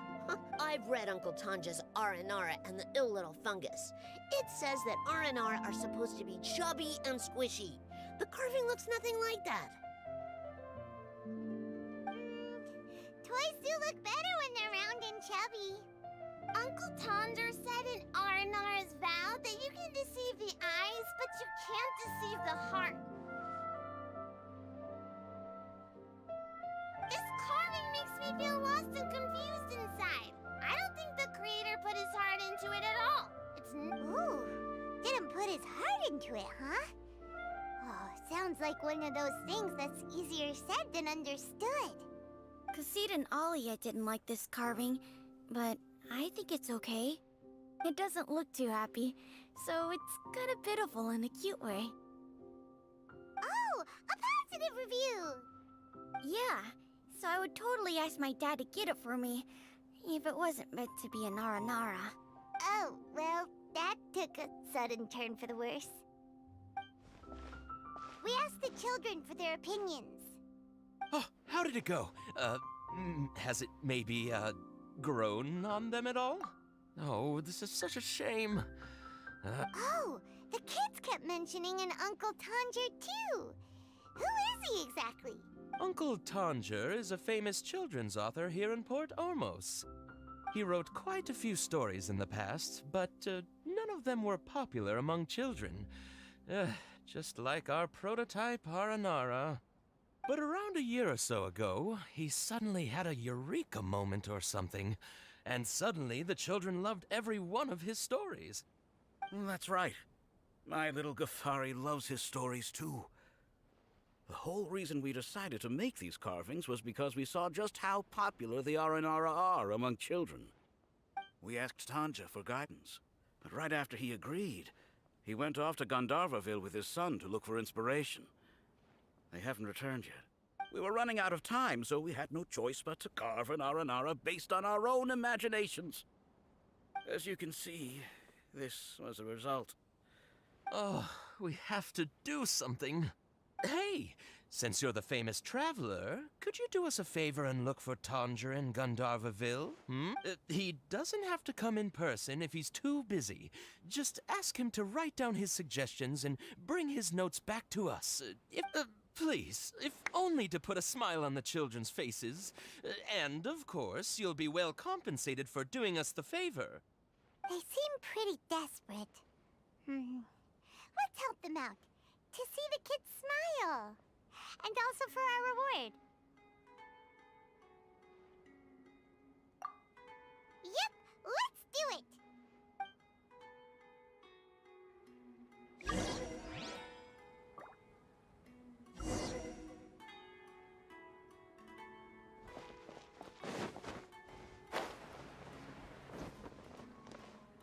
Before I retrieve your products, I need to confirm a few things. Please forgive me, but we may not have sufficient stock for you today. Earlier, many of our hara fruits were taken by mice.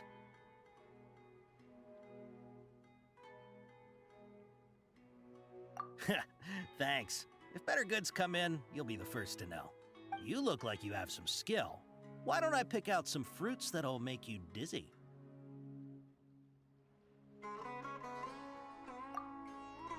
No, that's not it. The paper said that heat stroke... He's cautious of us. Let's take a quick...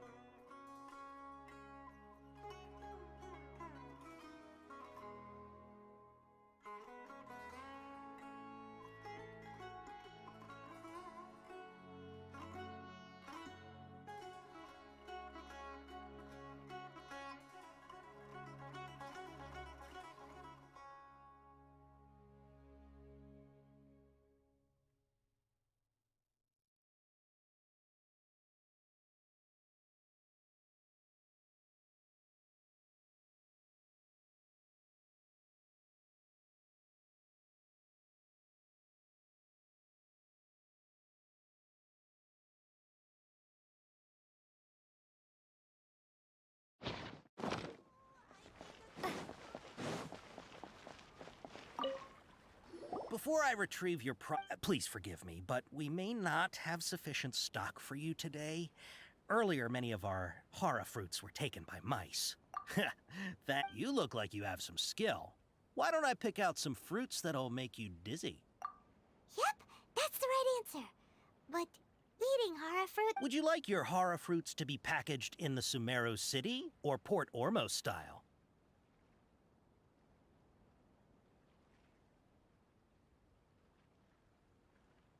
Wow, you two sure are generous customers.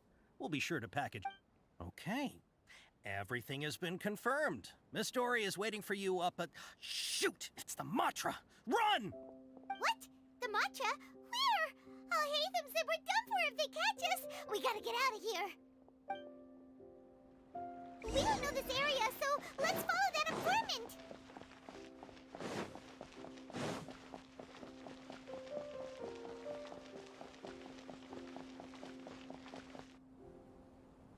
He ran that way!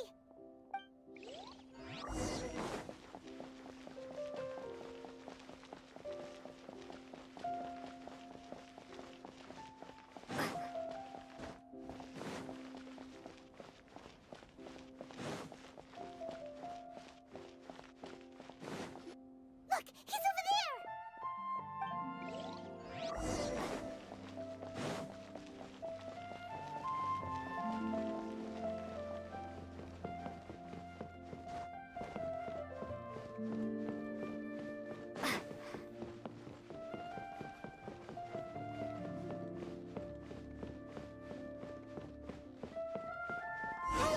If you're hiding from the Rishbaland tiger, come this way!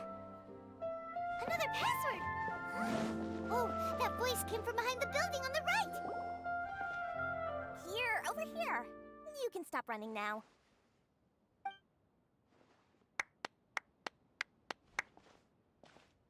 So you were the one who was calling out to us just now. But, are we definitely gonna be safe here? These two good customers wish to buy some hara fruit, Miss Dory. And if there's nothing else, I'll just excuse myself. Oh, very good. Thank you. Huh? Wait, you're Dory?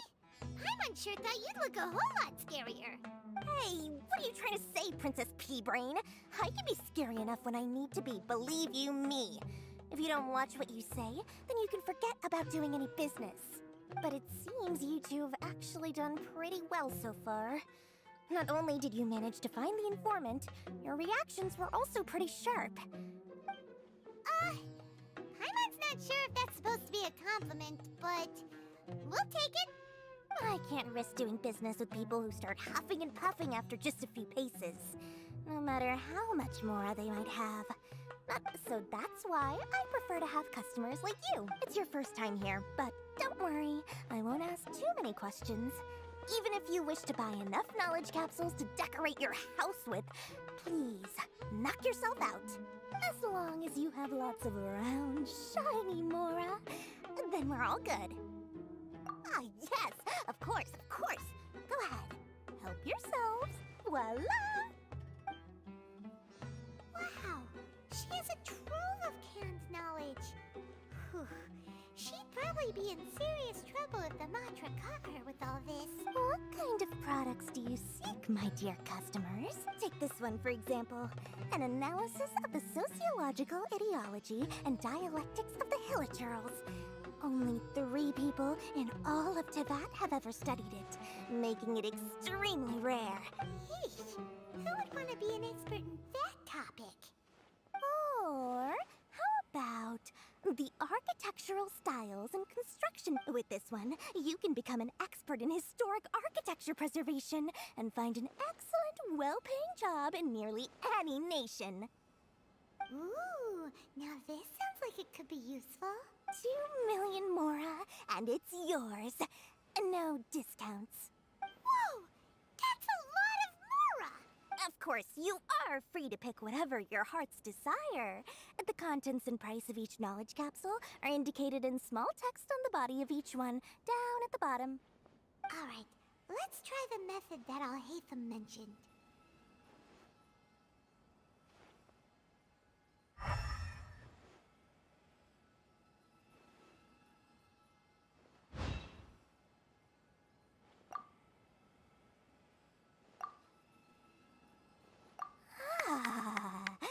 You've really got a good head on your shoulders, and quite the eye for quality.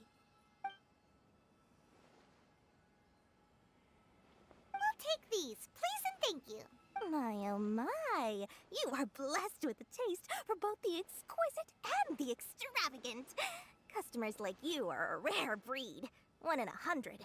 No, 1 in 1,000 even. Listen, I have a special offer for you two. If you spend just 100,000 Mora more, you can pick any knowledge capsule of your choice up to a value of 1 million Mora. Say what now? Hey, did you hear that? Spend another 100K and we get a capsule worth a whole million!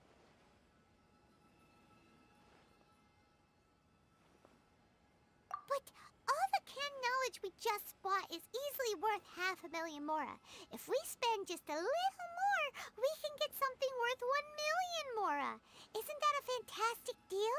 Think about it. We've gone to all this trouble to get this canned knowledge.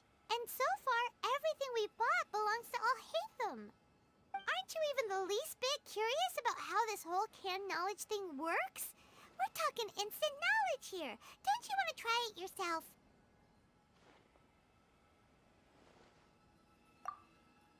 Come on, come on! We still have around 100,000 of Alhaitham's Mora left. So let's put it to good use by finding something useful for you. Ahem, you've got a deal, Dory. We'd like to spend an extra Excellent. Then please, select... Hold on a second. Paimon thought we could choose whatever we wanted. Why can't we choose the ones from over there? Oh, but my dear customer, the knowledge capsules over here are worth 1 million Mora each. I'm sure discerning customers like yourselves will be able to find something to your liking. Please, Take your time. Uh-oh. Paimon has a bad feeling about this. Let's use Elemental Sight again to check these.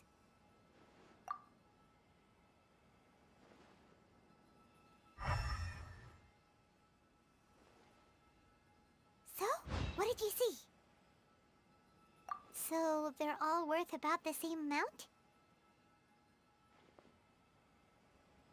Well, anyway, the more has already been spent, so let's at least try to find something useful. Let Paimon take a look here. An introduction to traditional Sumeru brewing techniques, the art of growing spices, an overview of ancient runes. Oh, how about this one? Sword Fighting Techniques 8. Not sure we'd ever find volumes 1 through 7, but at least this knowledge should be useful, right? Let's go with this one. Dory, we'll take this one. All right, very good. I'm expecting some new goods in the next couple days, so be sure to check back again soon. Whether it's canned knowledge or anything else you need, bring your Mora to Dory and doors will open. Our dealings with Dory went smoothly enough. Let's head to Wakala Funduk and meet up with Alhaitham. Hopefully now he'll finally tell us about what the Academia lost.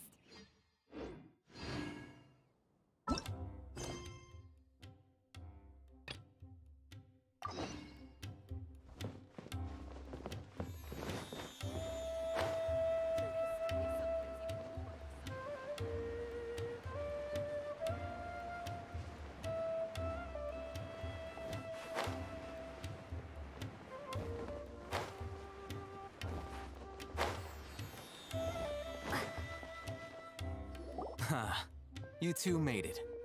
And from the looks on your faces, you were successful. Whoa, there's so many people from the Academia here. Why would you pick this place as our meetup spot? Well, Wakela Funduk is under the Academia's control, so naturally the Academia has people working here. I came to Port Ormos under the pretense of conducting official business. You're a pretty daring guy. Relax. No one here is interested in anything we say, and the Matcha won't come here. Okay now. Okay, we did what you asked. So, can you tell us about the knowledge capsule that the Academia lost now? Before that, I have to ask, why are you two so intent on tracking it down? You don't have to answer, of course. Yeah, she just wants to meet the God of Wisdom and ask her about something important. We've been in Sumeru for a while now, but we still haven't found a way. When we heard that the Academia had lost something that might be related to the gods, we came here in case it turned out to be our lucky break. In that case, you're on the right track. A short while ago, the Academia lost a knowledge capsule in the desert. It's supposedly a divine knowledge capsule. Use it, and you'll gain the wisdom of the gods. Wow, there's really such a thing as that? Hey, if we find it, do you think we could learn how to meet the Dendro Archon? Ooh, or even how to find your brother?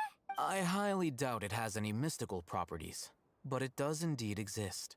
And it's right here, in Port Ormos. So, where exactly? That's what we need to find out next. I won't deny that. I am investigating because I'm curious as to what the divine knowledge capsule truly is. As you know, the Eremites in Port Ormos also have their eyes on it. It is an extremely precious item. Several brigades have been vying for ownership of it as of late, but there is still no victor. My personal finances and connections cannot compete with those of the Eremites. After attempting various methods, I finally managed to reach a tentative agreement with several brigades. I agreed to forego ownership of the divine knowledge capsule in exchange for the opportunity to study it. However, there are those who are less amenable to negotiation, such as those from Ain al-Ahmar.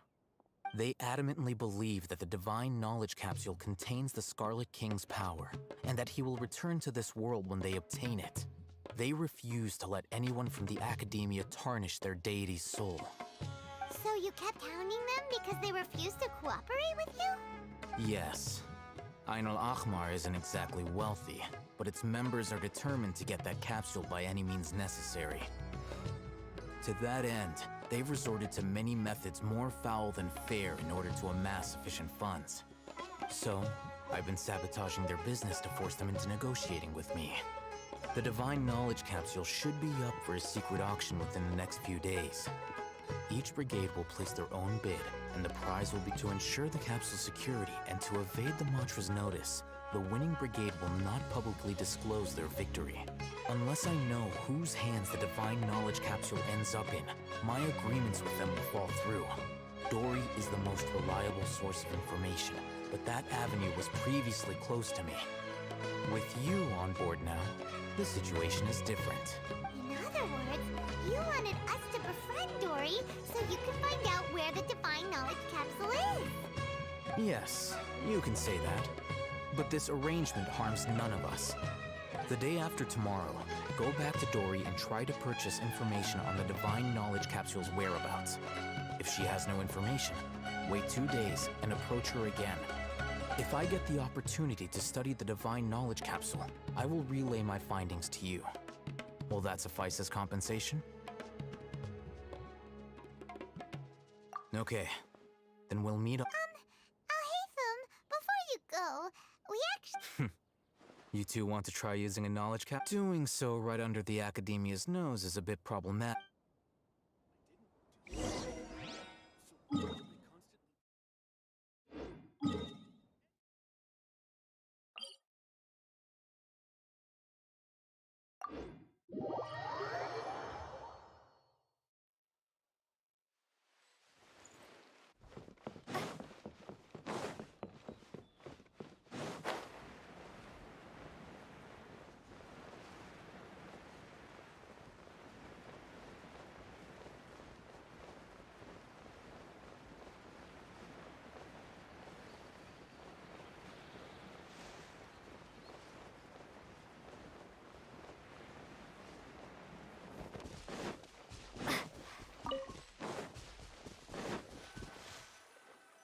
All right, this place works.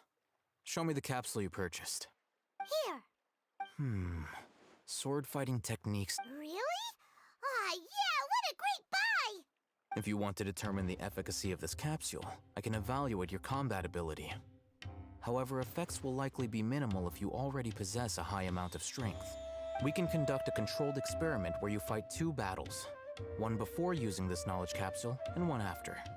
While you fight, we can use an Akasha terminal to monitor your various physical parameters. There may be variances in your physical strength between the 2 tests, as well as a disparity in your opponent's abilities.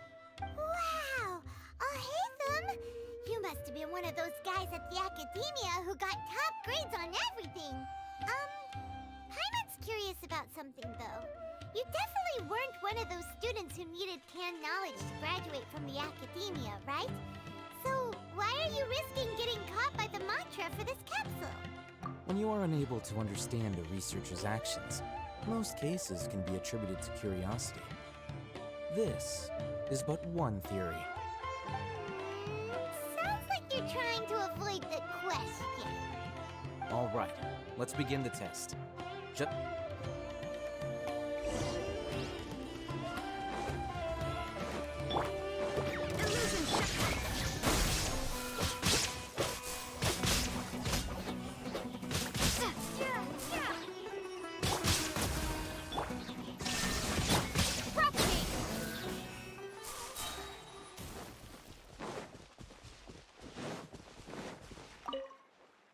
All right.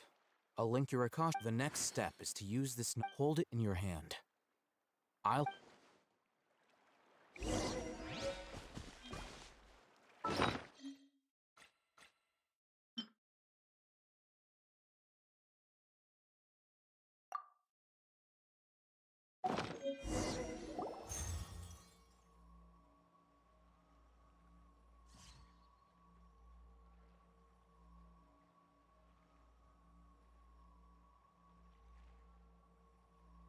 Hey, how are you feeling?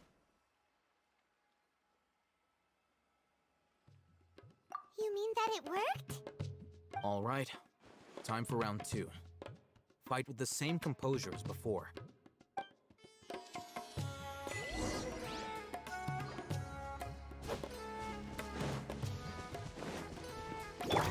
Shine down! Scatter!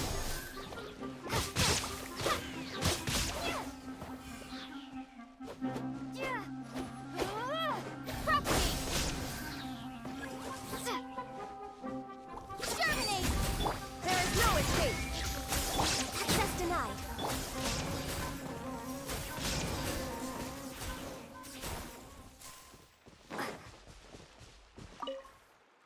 Now, I'll start. Oh, Heatham, Well, the knowledge capsule you purchased did improve her combat capability. During the second fight, her overall fighting performance increased by 0.073%. wait, how much?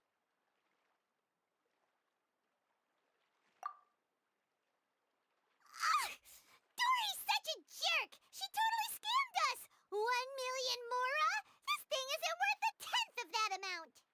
Of course, this could be because she is so powerful that the capsule's contents were unable to produce a substantial increase. At the very least, this test allowed me to gain more insight into you two.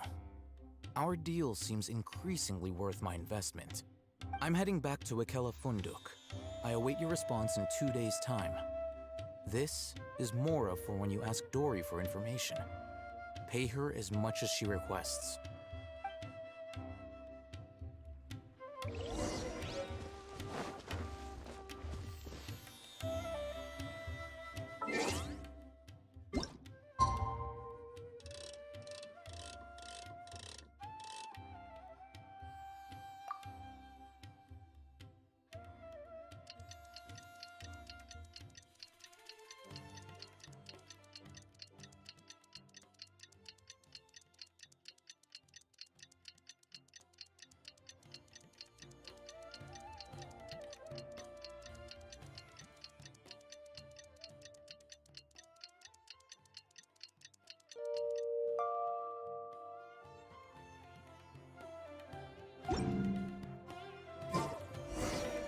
Let's see Dory today and ask her about where the divine knowledge kept.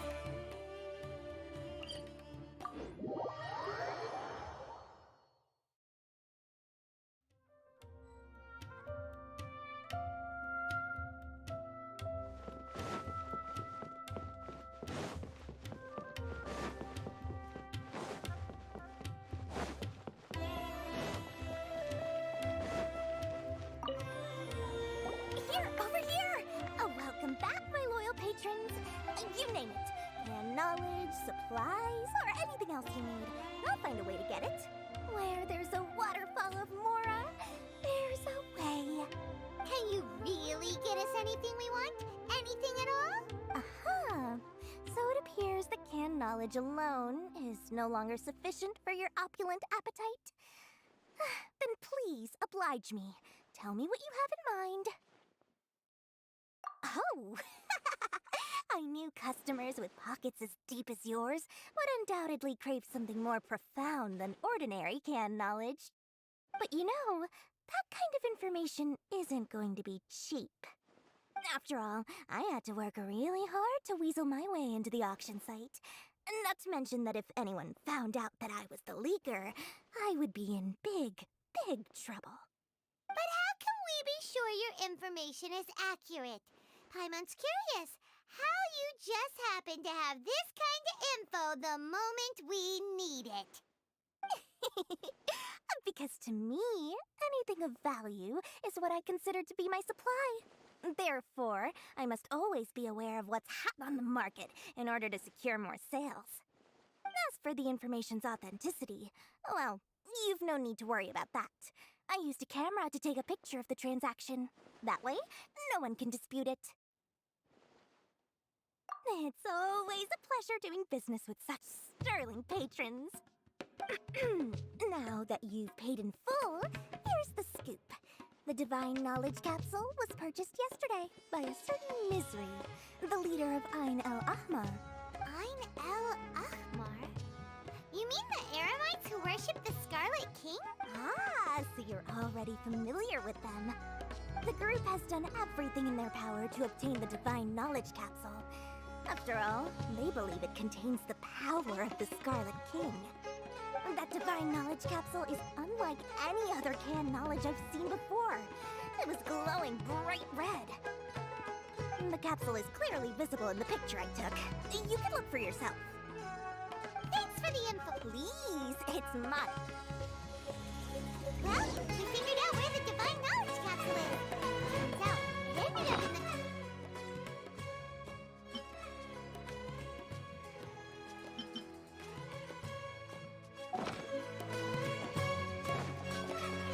Let's head back and talk to Up.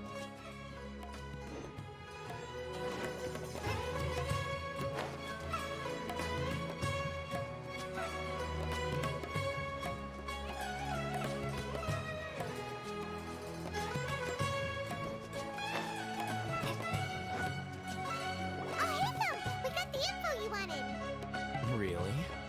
All right. Let's hear it. Dory even gave us evidence to verify the intel. Have a look. Huh, look at that. Clear as day. It must have taken some guts just to infiltrate the scene of the Eremites' transaction. But then to get close enough to take a picture like this. Bold move, Dory. Very bold move. All right. The person in this picture is indeed Misery, the leader of Ain al-Ahmar. And the glowing red capsule he's holding appears to be the Divine Knowledge Capsule. In which case, if we play our cards right, when we confront them next week, we should be able to force them to show their hand. At first, Paimon didn't get why you were provoking these Ain al-Ahmar guys. But now, it sort of makes sense. Everything's playing right into your hands. After we defeat them, we can finally have a serious talk with their boss and get them to lend us the Divine Knowledge Capsule. Thank you for your time and efforts. Take a few days off while I make some preparations. Let's meet up again on the afternoon of the arranged date, 3 o'clock sharp. See you then.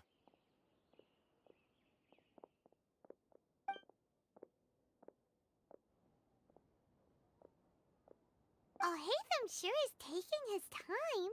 Where could he be? Oh, there he is. Sorry to keep you waiting. Let's head to the pier in front of Faros Lighthouse. Yep, let's...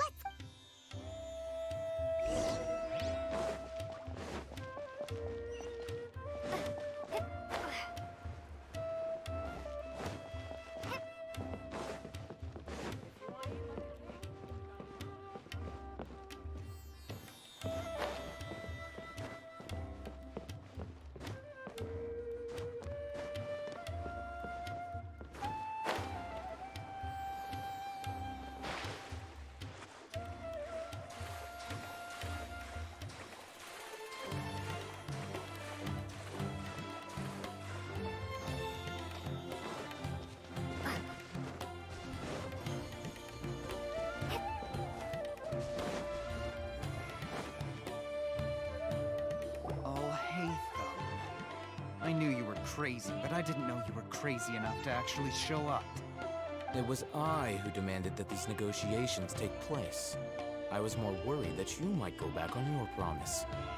But to your credit, it appears that you're sticking to your word. This is turning into quite an occasion. I also brought some backup. Backup? Aren't you the brat from the restaurant the other day? You've come to support this lunatic because he helped you out? Fine. Your funeral. I'm not going to mince my words. Once we're done with you, you'll be nothing more than fish food. Get 'em, boys! Uh-oh, here they come. Good luck, you two. That's close enough.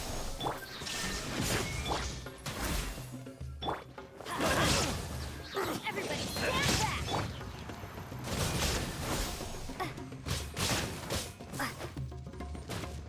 I'll be back. Following orders. Access denied. Shine down. Let's light it up.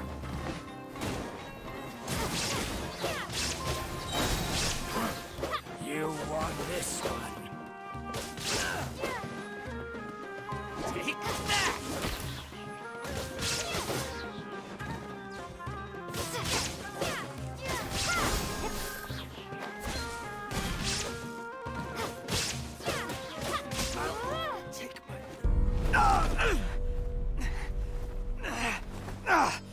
Academia scum!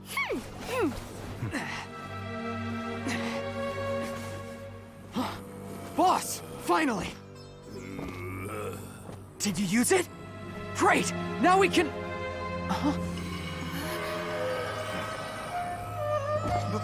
Boss? Boss!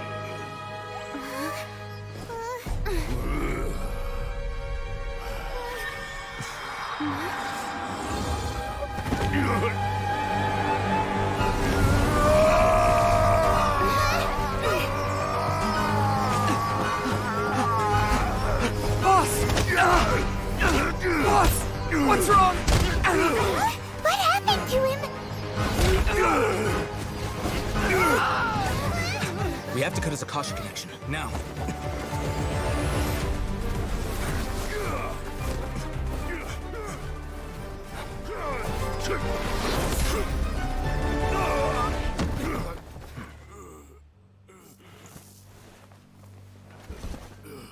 Target acquired! Arrest him!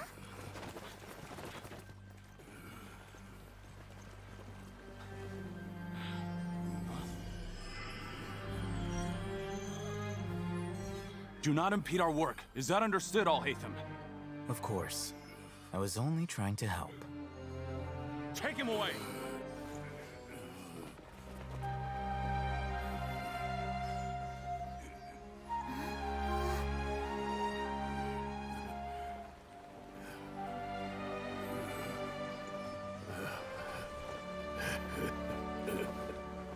World, forget me.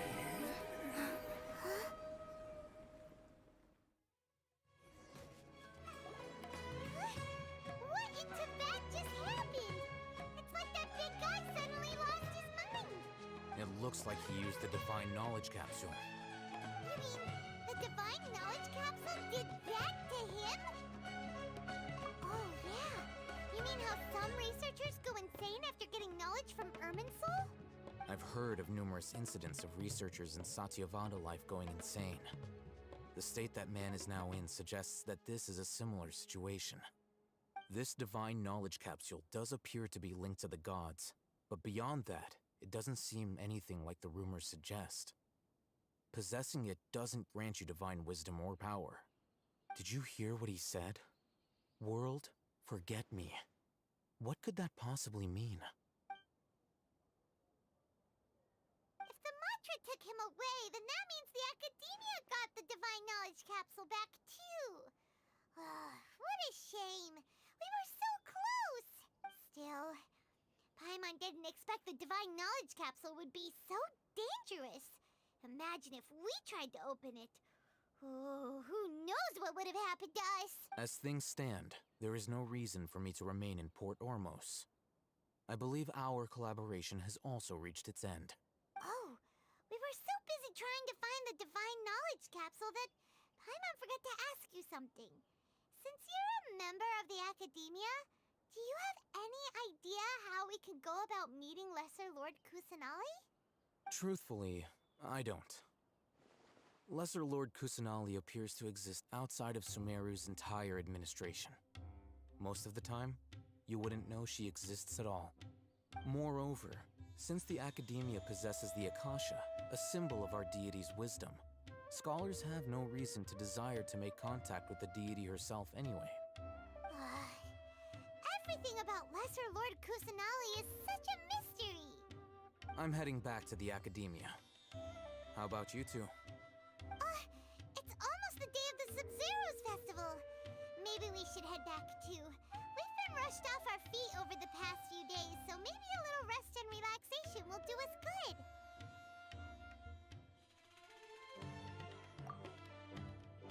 Then we'll part ways here, Al-Haytham, until we meet again.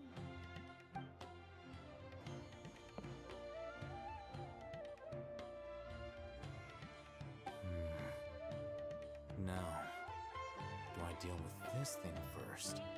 Or should I produce the report that the higher-ups require?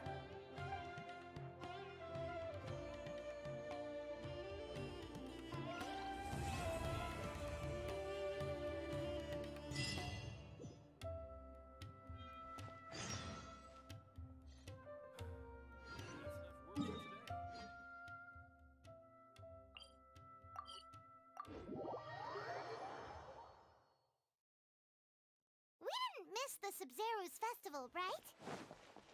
Let's hurry and find Dunyarzad. Paimon thinks she must be around the Grand Bazaar, since she showed us around there last time.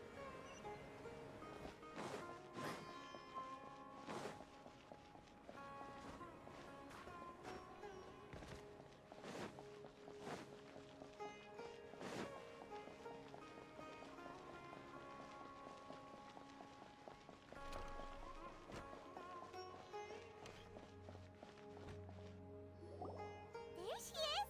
Dunyarzad, we're back!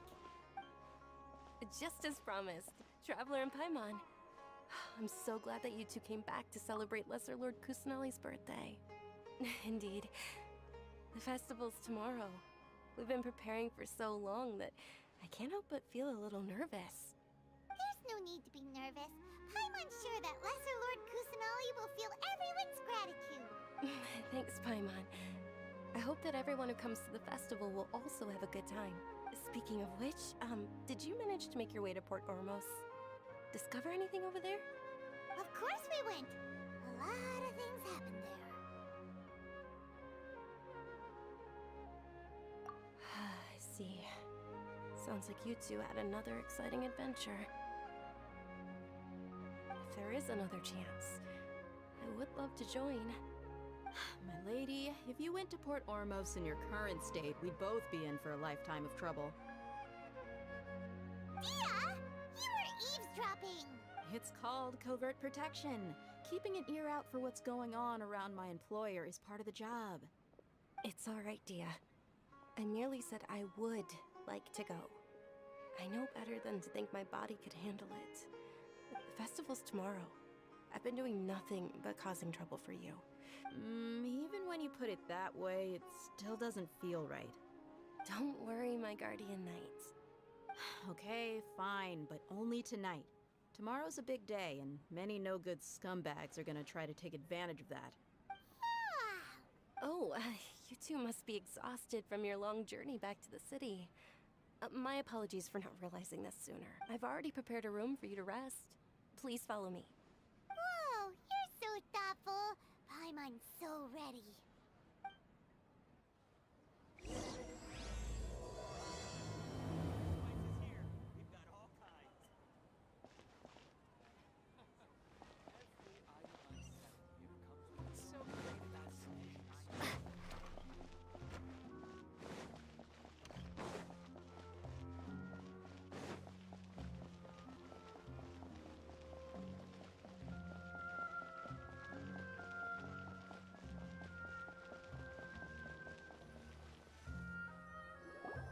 Here we are. It's also fairly close to where I've been staying. It looks really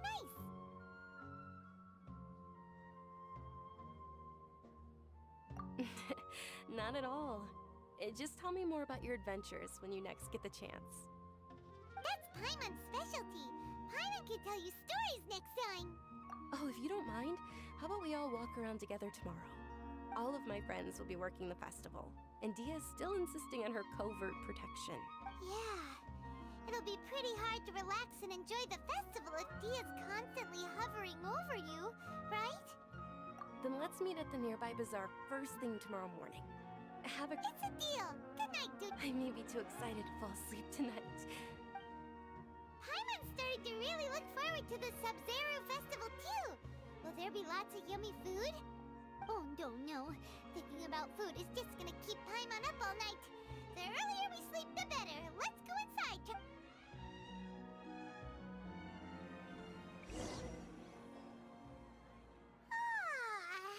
Did we oversleep? We should go meet Dunyarzad right away.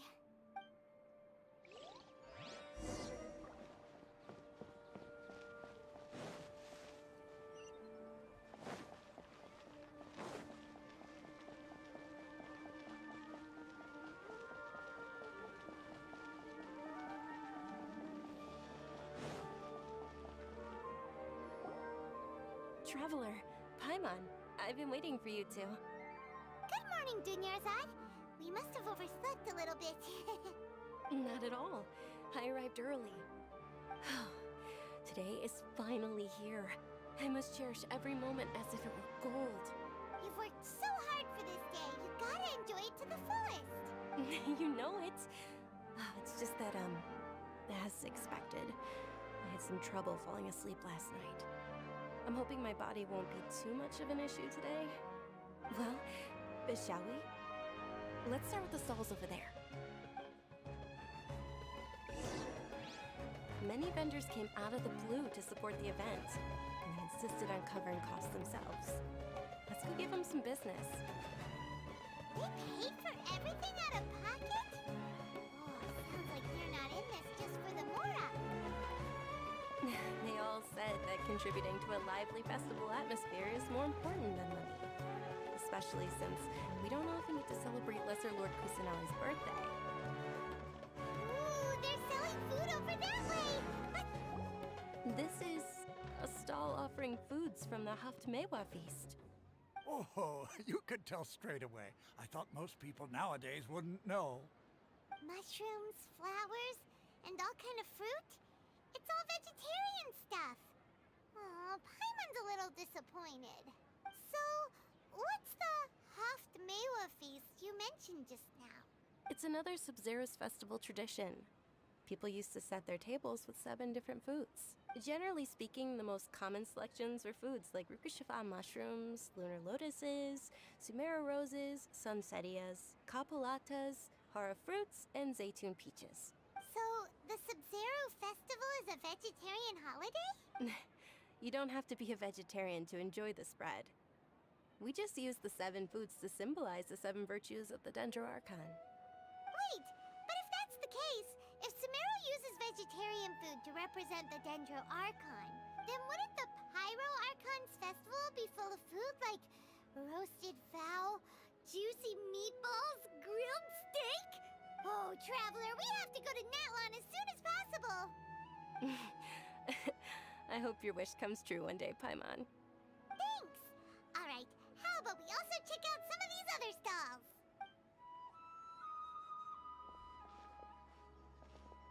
Dear customers, would you like to try your hand at alchemical divination? What's alchemical divination? Those two things sound like they'd be fun to try together. Right? I thought the same when I first heard about it. It is said to be a mysterious craft invented by none other than Lesser Lord Kusanali herself. So, how does it work? It's quite simple. After you give me any 2 alchemical reagents, I'll use them to perform a random transmutation. Sure sounds random. So random that it will probably fail. That is precisely what we need.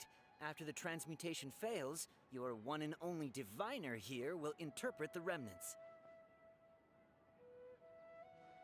Well, according to Lesser Lord Kusanali, everything is interconnected, and all that occurs can be traced back to fate. You could say this is a pearl of old wisdom. Why does everything sound so much more credible when Dunyarzad says it? Are you guys working together? So that's the true wisdom behind it. This young lady sure knows her stuff. So, how about it? Want to give it a try?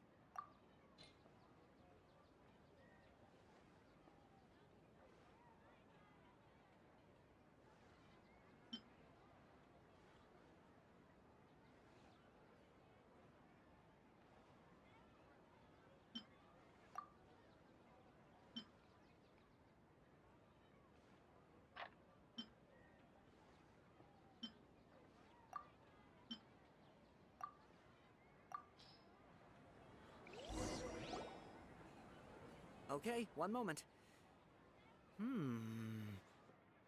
It's the moon. Paimon wants to take a look too! Is it? It looks more like a pie that Paimon bit into. Generally speaking, the moon signifies... It means... Wait a moment. Is he really looking it up in a book? Oh, I remember now. It means illusions and lies. Illusions and lies? That sounds rather ominous. Yes, but this book says that if you trust your intuition and overcome your fears, the sun will surely rise. He's not even trying to hide his book anymore. Naturally, fate will only ever show you the beginning of a journey. It is up to you to forge your own ending. Oh, thank you so much. I'll keep that in mind. Oh, it's nothing. I'm just learning as I go. Guess that was still pretty interesting. Okay, on to the next stop. They say the Sub-Zero's festival was very lively a long, long time ago. Large flowered carriages used to parade through the city. As they headed towards Port Ormos, people would throw flowers, candy, and liquor all along the way. Dunyarzad's eyes are sparkling right now. I wish I could have seen that spectacle. But if you ask me, I'm sure Nilou's dance of Sub-Zeros would be just as impressive.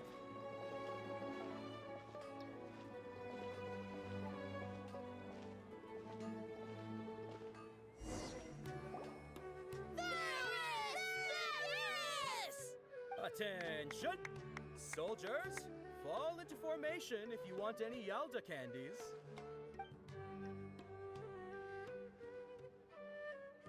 It's a weird guy with a weird hat. Hey, it's Dunyarzad! Miss Dunyarzad, the children love you even more than the Yalda candies. In the few short days it took to prepare for the Sub-Zero's festival, the children have all grown very fond of you. The Hallowed Knight of Flowers. It's an honor that you know my name.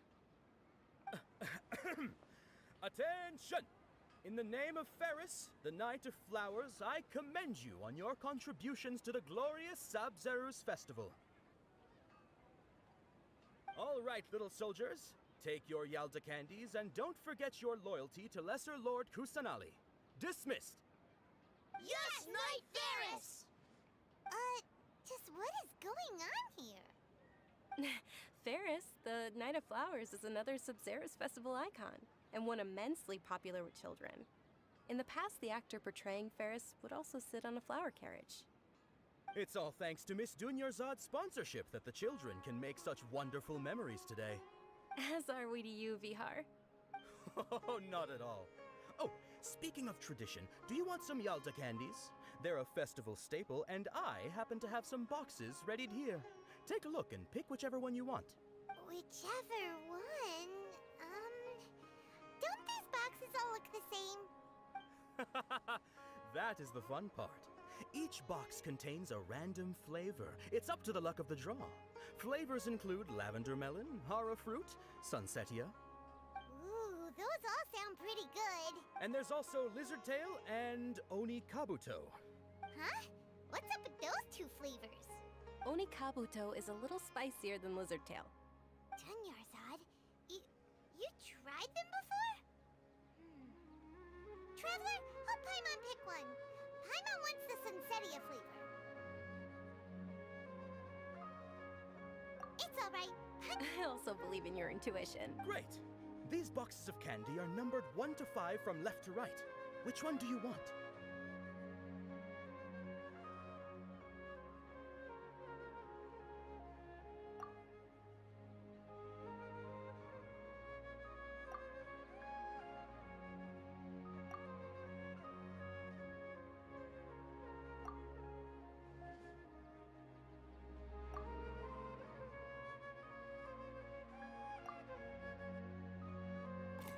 Attention! That's unfortunately lavender melon. Oh, Paimon thought you survived so many epic battles because you had incredible luck. But looks like Paimon was wrong. The sunsetia flavored candy was in box number 4. How about this? The most important thing is that everyone has a good time at the festival. So please, take both boxes. Really? It's Night of Flowers, not Night of Candies. Paimon really wilted the carriageless Knight of Flowers. They all basically sound the same. We got our candy, so let's keep going. Oh, actually, I just remembered that I left something behind. Since you're here, can you come with me to get it? Dunyarzad, you probably forgot because you're so excited about the Sub-Zero's festival. How embarrassing.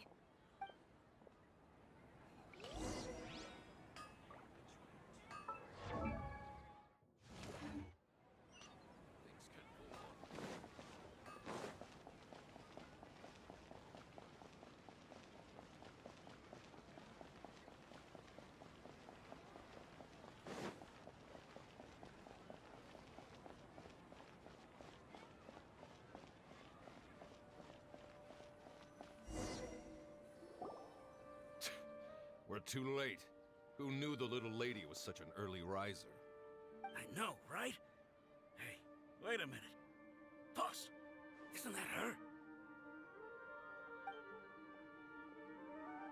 Oh, that most certainly is. We're in luck. She's walking right into our clutches. Those Eremites don't look like they're up to any good.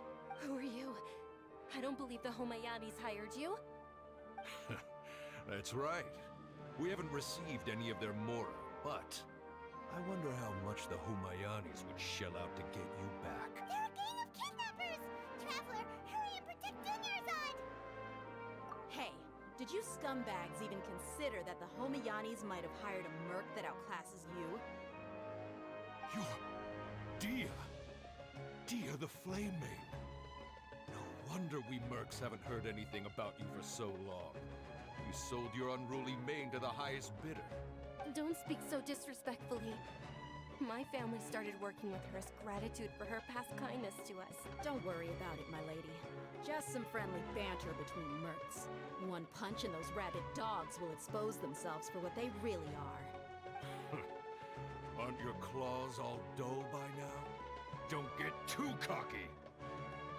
Traveler, take Miss Dunyarzad to a safe location. No! We're gonna stay and help! There's too many of them!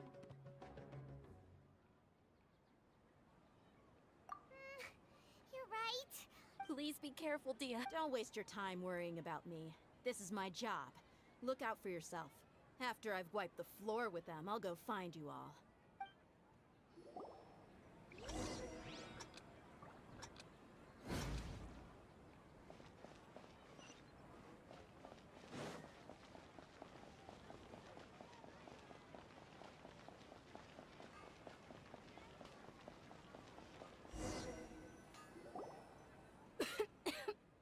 Dunyarzad, are you okay? You look a little pale. Are you in shock? I'm fine. My body always reacts like this whenever I exert myself too much. You sure you're okay? I'll be fine after some rest. I'm more worried about Dia. After all, none of this would have happened if I hadn't Yeah, don't worry.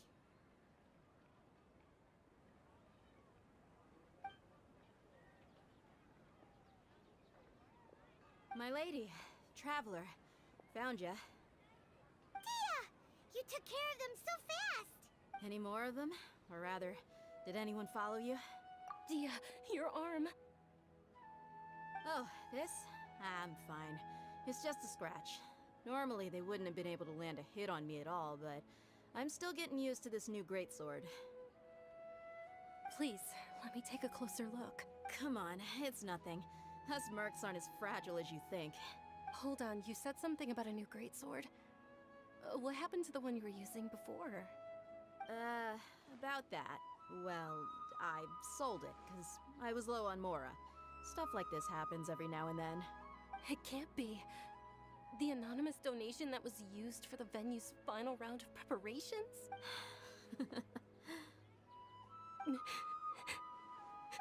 Hey, Miss Dunyarzad, I wasn't trying to make you cry.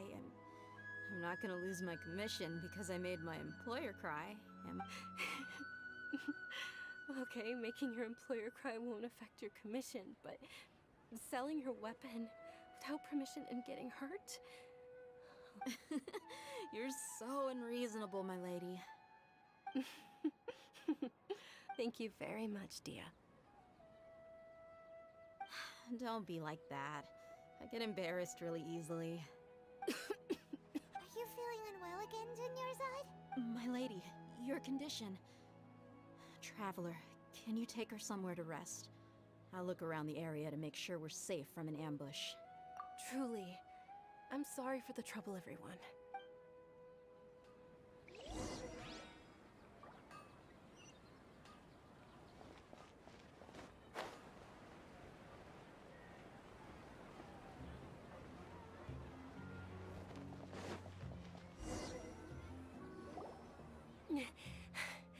Are you feeling better, Dunyarzad? Yes, much better. Just give me a few moments and I'll be good to go. didn't realize you were concerned about it. I guess I shouldn't continue to keep it a secret. I was actually born with Elazar. It's terminal now. Can't believe it's Elazar. Oh, you've already heard of Elazar. In that case, you probably know about its severity. Sumeru's current medical advancements still haven't been able to find a cure. The disease's progression can only be delayed through environmental therapy. Dunyarzad. There's no need to be sad.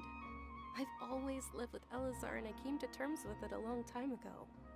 Compared to the simple fact that I'm afflicted with this, its effects on my life have been much more painful. I know that my family loves me dearly. They've done all they can to provide the best environment for me so that I can live for that much longer.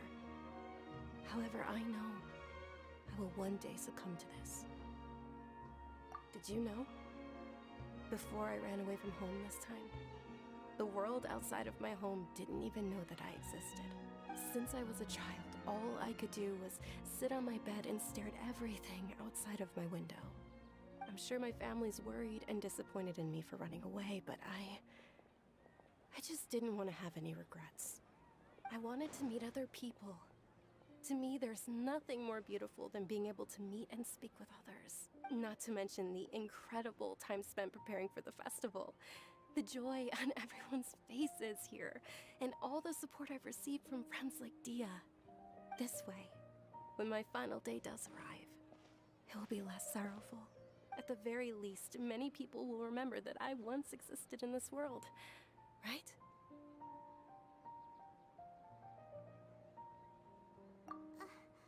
As long as you don't forget Paimon, Paimon also won't forget about you. No, even if you forget Paimon. Thank you two so much.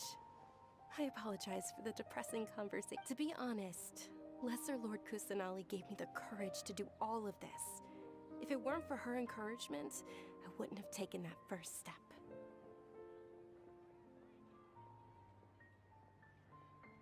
Thanks.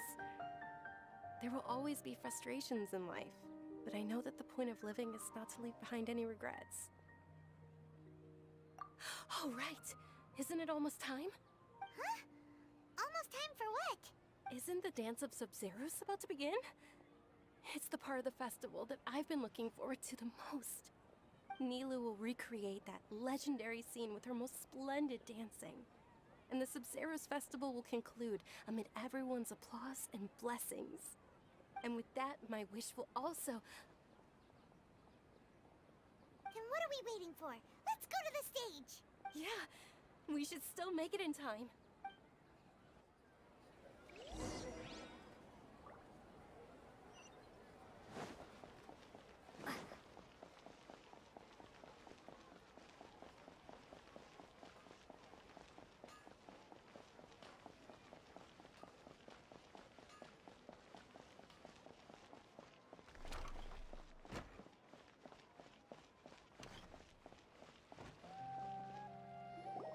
Were you not aware that the law prohibits this type of performance from taking place without prior permission? Over there! Someone's yelling at Nilu! I think I just saw the Academia's Grand Sage. Why is he here in person? But the Dance of Sub-Zeros is one of the key parts of the Sub-Zeros festival. If we can't perform it... The Sub-Zeros Festival. The law also prohibits the private hosting of large-scale religious festivals. Only the Academia can host such an event. If you continue to resist, we will have to order an investigation into every single event organizer. The Grand Sage has already granted you much leniency. I advise that you exercise tact. How did things turn out like this? The Academia was originally responsible for the Sub-Zeros festival, but they failed this responsibility for many years. I need to speak with them.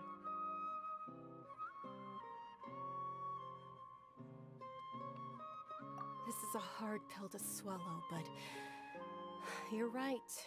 Things would only get worse. Art, dance. Aren't you ashamed of pursuing such frivolous and meaningless activities in this land of knowledge and reason? Our Archon created the utopia that is Sumeru City for all scholars who sought validity, verity, and truth, while people like you wish to defile it.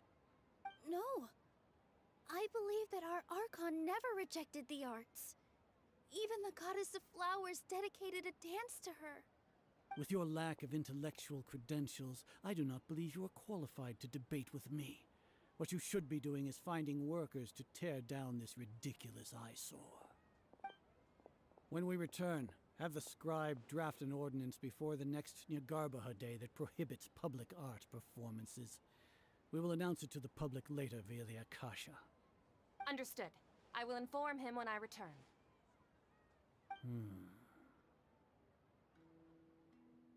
The Sub-Zeru's Festival. Go celebrate the birth of that god to your heart's content. Nilu, are you okay? Oh, Dunyarzad. You all saw that just now? The Grand Sage ordered us to stop the performance. Yeah. Let's go somewhere the Academia can't find us and perform there. But how do we let everyone know? And what about the atmosphere on the stage? Or we could get people to block them off so they can't interrupt the performance. No. They just threatened to investigate the organizers. If we were caught... Nilu, it's alright. Don't worry about it. But you've been looking forward to the Dance of Sub-Zero so much. And I know how important this festival is to you. I don't want you to have any regrets. It's okay. Seeing you care this much about my feelings is more than enough. It would be too risky to continue the Sub-Zero's festival at this point. I don't want to get everyone in trouble. If you say so. But you can sneak out for the next Sub-Zero's festival, right? We'll make sure the next one is a smashing success. The next one. Yes. Okay. It's a promise. It will be a smashing success. I can't believe this is how things turned out. Those heartless geezers. It really is okay. There's nothing we can do about it. Still, I'd be lying if I said I had no regrets. I would have loved to see Nilu's dance.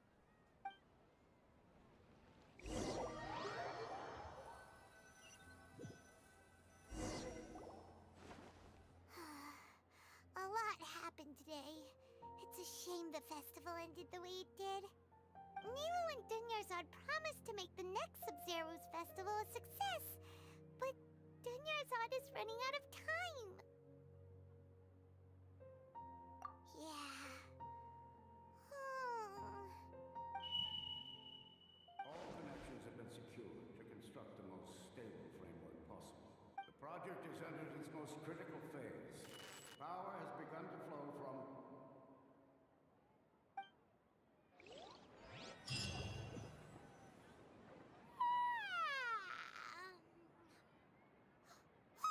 We're gonna be late! It's all because you wouldn't get out of bed! We should go meet Dunyarzad right away!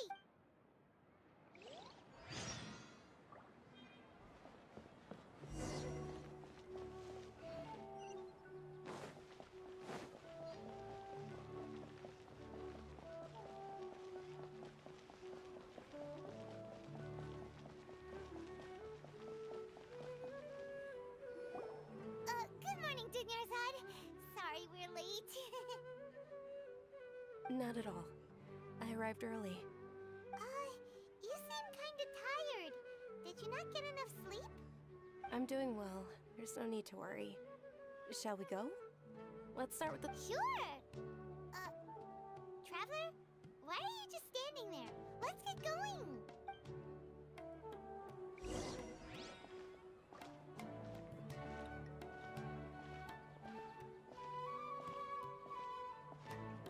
Ooh, they're selling food over that way! Let's go take a look!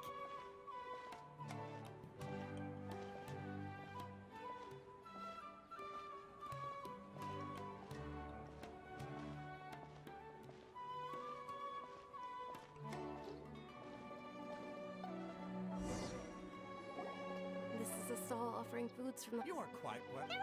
Actually, It's one of the Sub-Zerus festival's traditions. People used... Overcome your fears. The sun will surely rise. Understood. I'll keep that in mind. Oh, it's nothing. I'm just learning as I go. guess that was still pretty interesting. Okay, on to the next stall. So, where to next?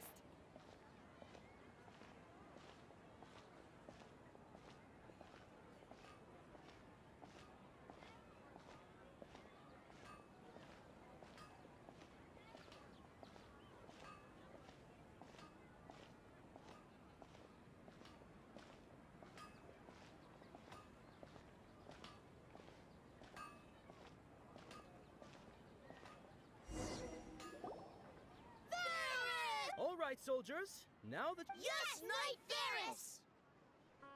What's going on? Ferris, the night of... Oh, do you want some Yalta candies? I happen to have some boxes readied here. Take a look and pick whichever one you want. What's to pick? Don't these boxes... It's not that simple. Each box contains a... Ooh, how... And there's also lizard tail. Ugh, why are those Traveler, help Paimon pick one. Paimon... Great! These boxes of candy are numbered 1 to 5. Ah, excellently chosen. Number 4 is indeed Sunsetia. Ha-ha! Paimon, bet you had incredible...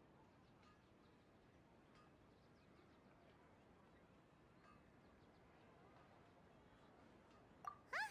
How's that possible? It's obviously random. Maybe we didn't sleep very well last night. Or maybe we slept too much.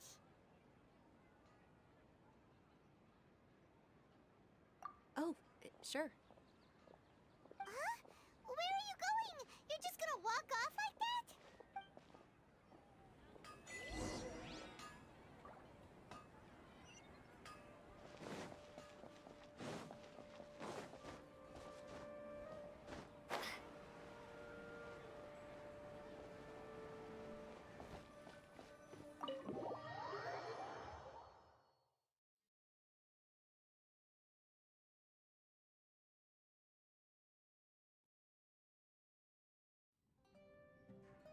A feeling of deja vu? Oh, Paimon knows what that is. It's when you feel like you've already experienced whatever is going on. In that case, Paimon also felt something like that today. But that's just our brains playing tricks on us, isn't it? So why'd you run here in such a hurry?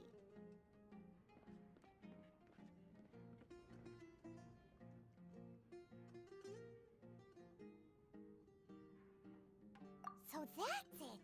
You're intentionally doing things you usually wouldn't and seeing if you still get that same feeling of deja vu. Welcome, you two. Are you here for lunch? What would you like to eat? Got it. You don't look like you're from these parts, but I gotta say, you've got good taste. I'll give this order to the kitchen. Coconut charcoal cake? Isn't it that burned thing that didn't look tasty at all? Oh, Paimon understands what you're trying to do now. You'd never normally order something like this.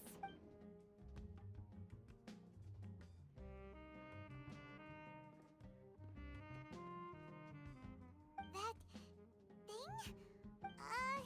Isn't this going a bit too far?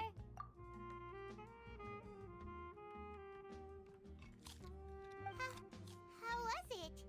The look on your face is telling Paimon that it tasted awful. Then, you mean... That's impossible! We were just talking about how gross it looked! So, would this be a case of taste bud deja vu?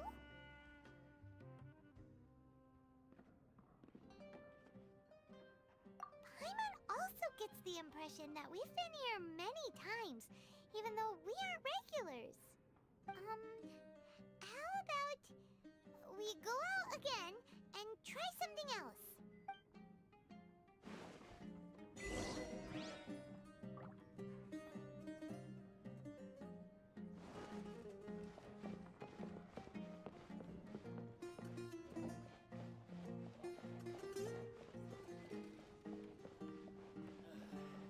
just can't beat the atmosphere.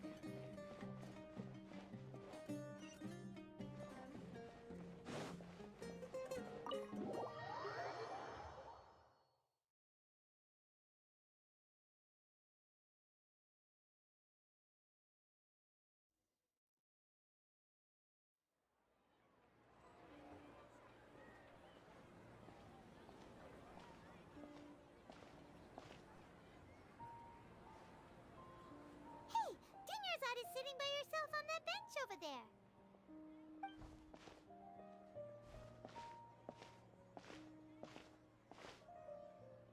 What a coincidence, Dinyarzad. We meet Oh, I ran into some kidnappers just now, but thankfully... kidnappers? Oh my goodness, are you hurt? I'm okay. Dia's arm got scratched, but it isn't serious. Whew. That's a big relief. But, Dinyarzad, Not at all. I've always been like this. Excessive physical exertion or strong emotions tend to aggravate my illness. Besides, no matter how amazing today may be, it is but a single day. After however many more days, my time will come to an end. Paimon doesn't quite follow you, and Paimon feels like something's really got you down right now. It really is fine. I don't mind.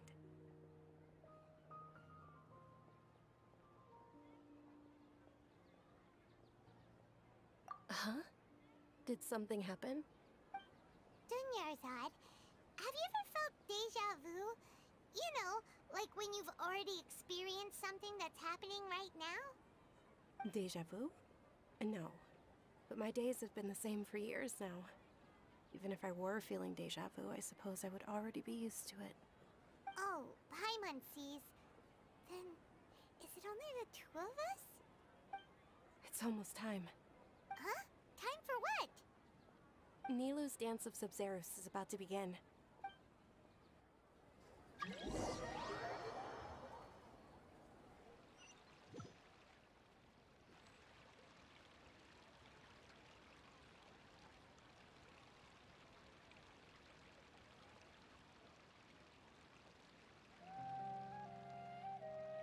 With your lack of intellectual credentials, when we return, have the scribe draft an ordinance before the next Nyagarbaha Day that prohibits public art performances. We will publicly announce it later through the Akasha. Understood. I will inform him when I return. The Sub-Zeru's festival. Go celebrate the birth of that god to your heart's content.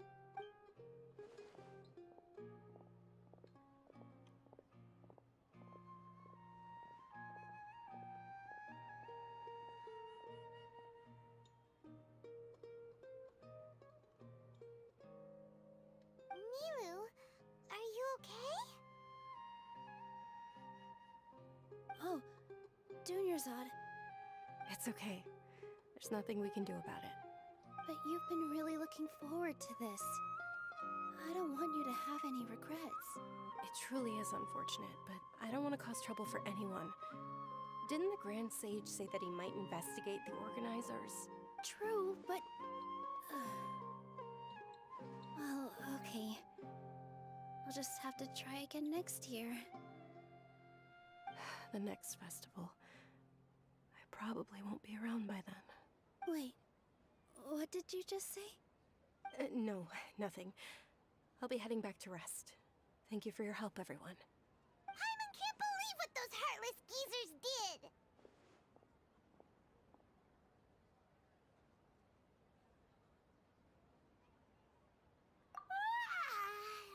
Did Dinyarzad already go back? We should also return and get some sleep.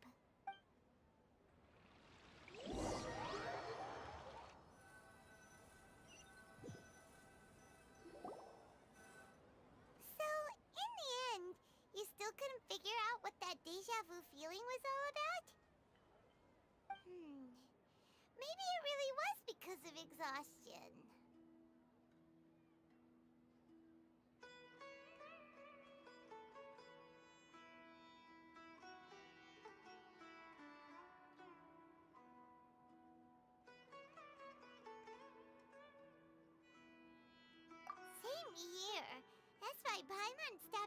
about it halfway through the day.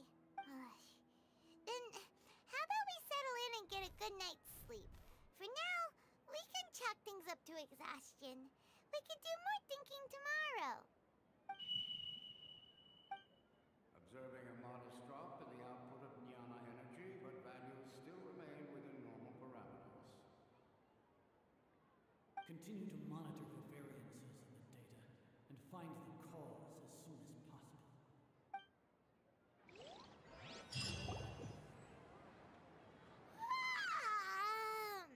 Why does Paimon feel so tired after so much sleep? Anyway, we should go meet Dunyarzad right away.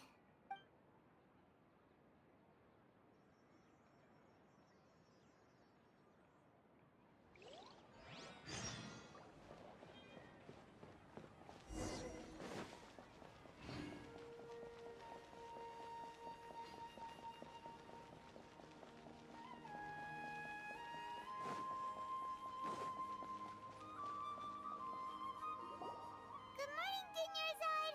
Sorry to keep you waiting. Not at all. I arrived early. Huh? Paimon thinks you sound kinda tired. Did you not get enough sleep? I'm doing well. There's no need to worry. Shall we go? Let's start with the stalls over there. Great idea! Let's get going! Traveler?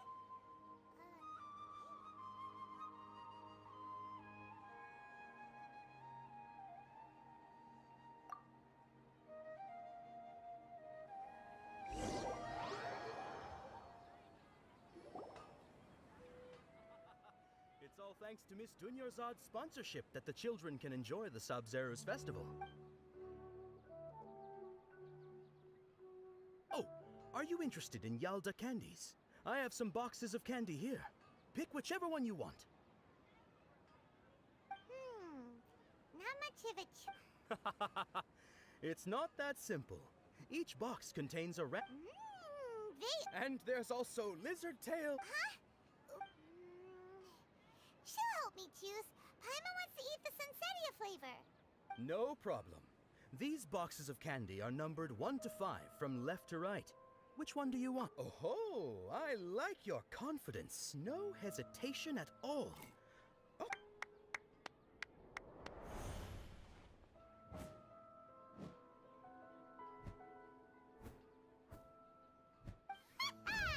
Paimon knew she always had incredible luck.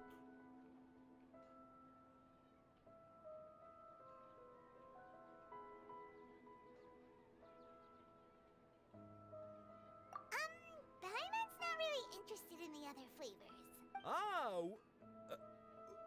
Wait. How did you know? Don't tell me that you already knew which flavor was in each box. What? She was right about all of them? That couldn't have been luck. How is this possible? I packed all those boxes this morning and they've been sealed ever since. You couldn't have known beforehand. Mind reading? X-ray vision? Or some kind of magic trick? This is way... Tell us what's going on! Since when did you get superpowers? Traveler?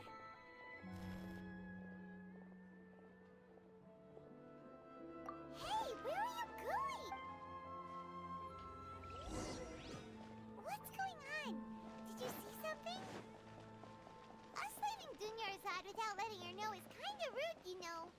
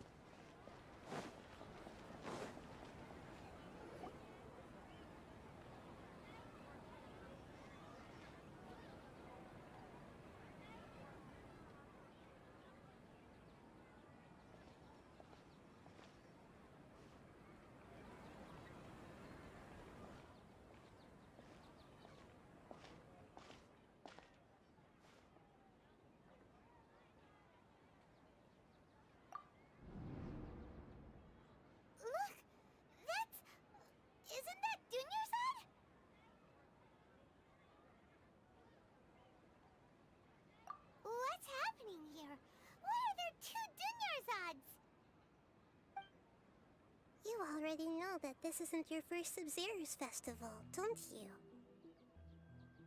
I'm sure you already know how to use this. A knowledge capsule? Where did you get it? What's inside? You should use it too, Paimon. You know Paimon?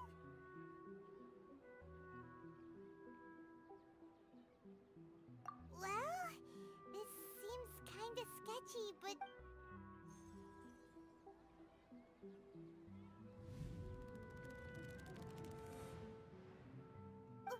What the...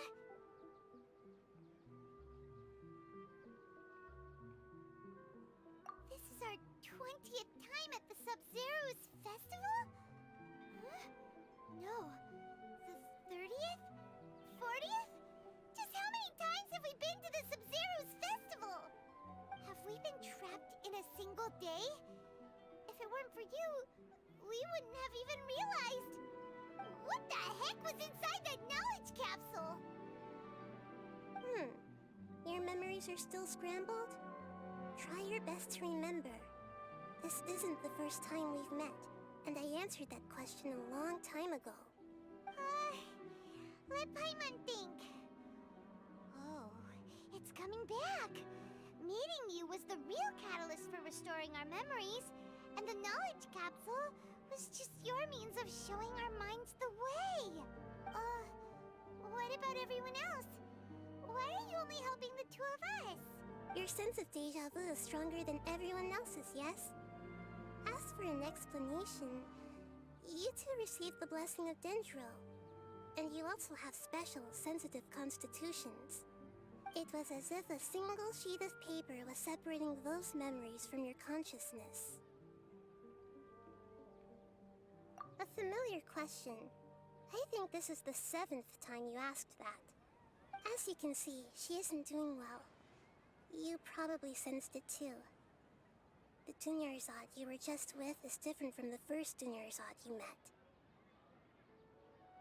That first Dunyarzad is in front of you right now, and she doesn't have a lot of time left.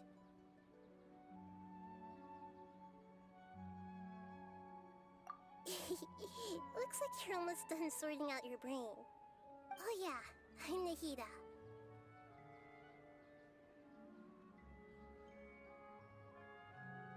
Good. You passed the test. What's happening?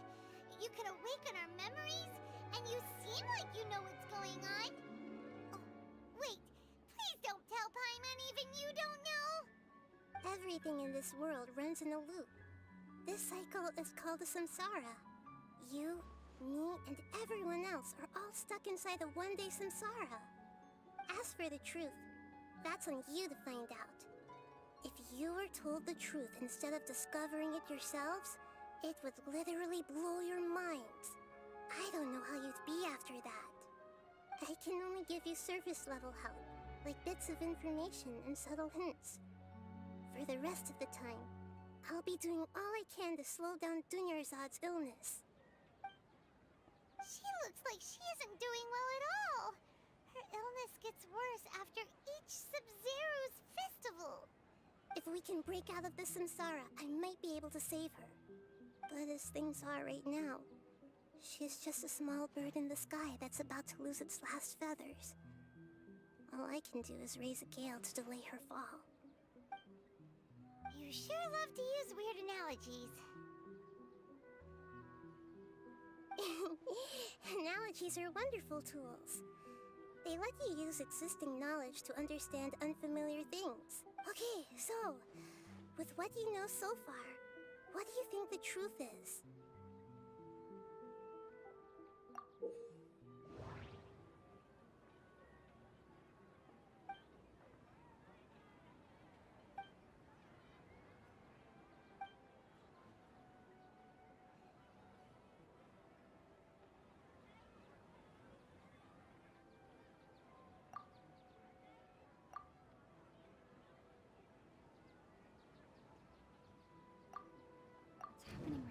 Seems to have happened before. This feeling has been getting stronger and stronger. My mind feels though I haven't done too much thinking. What is going on?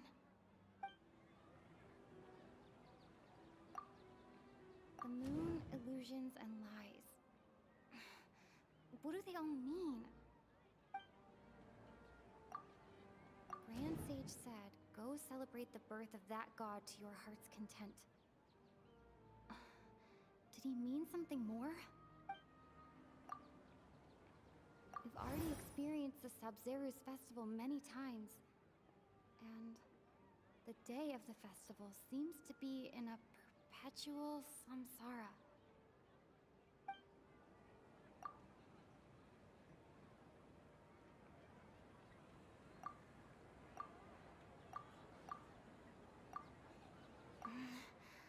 I can't seem to cohesively piece...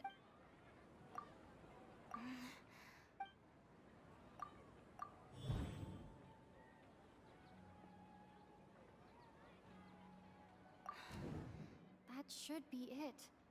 The flow of time is endlessly cycling within one single day.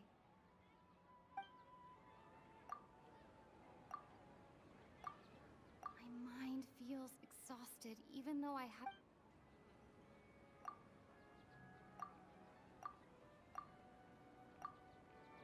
A time loop. You've given similarly wrong answers in the past. Still the wrong answer? Paimon thought that made a lot of sense. It feels like time's just repeating itself. A simple time loop can't explain some of the phenomena. You two are still missing a lot of information. Unfortunately... The Sabzeruz festival is happening every day, but that doesn't mean we can waste an infinite amount of them. Hurry and find the truth before today's festival ends.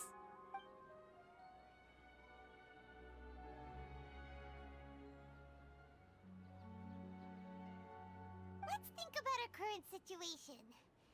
To save Dunyarzad, we have to escape the samsara of the Sabzeruz festival. And to do that, we need to figure out what's happening. The truth. Nahida rejected the idea of a time loop, so we must have missed something, right? Paimon's memories say that we've already done this many times, but let's go talk to people again. It's more productive than sitting here and scratching our heads.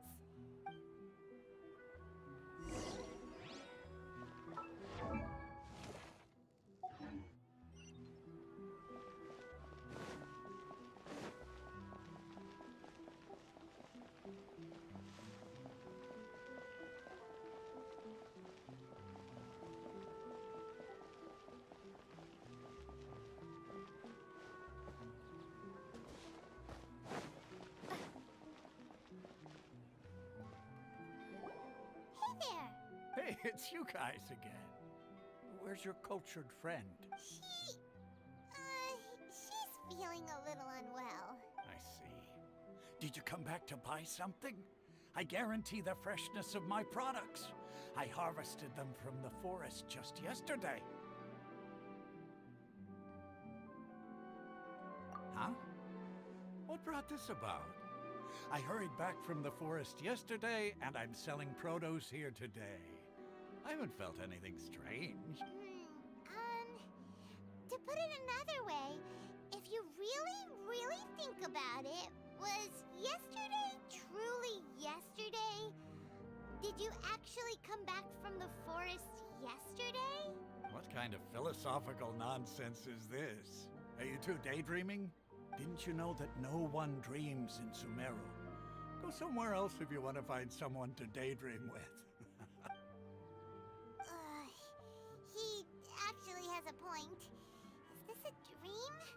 Is everyone dreaming? True. It's so weird that people here don't dream. Why is that? Anyway, if this all really were just a dream, we would have woken up a long time ago.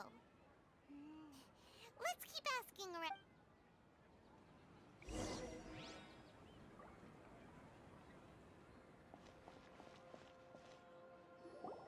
Oh, it's you two. Was my divination so accurate that you felt compelled to compliment me in person? I knew it! I told you, the god's divination is highly accurate. You just hadn't fully understood its significance yet. You're really excited about this, huh? That's exactly why we came back. Help us better understand it. Help you better understand it?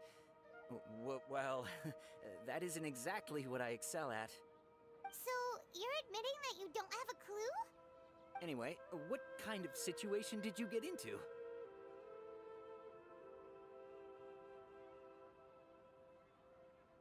Huh? Hold on a second. I thought you guys just lost your wallet or fell for a scam.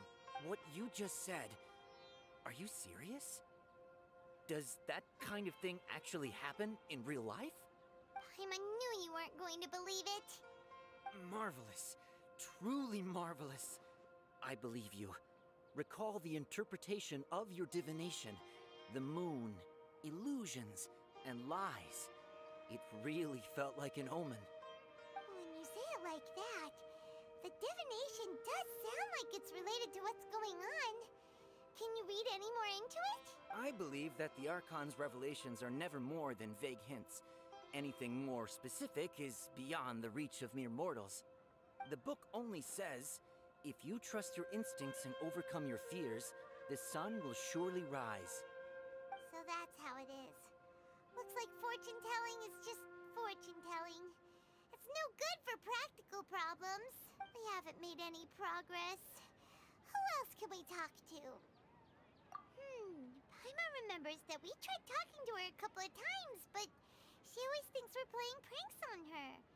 You think she'll brush us off again? Yeah, if we tap into Dia's strong sense of responsibility as a mercenary, then she'll definitely take us seriously. At this time of day, Dia's probably just finished beating up those kidnappers. Let's go find her.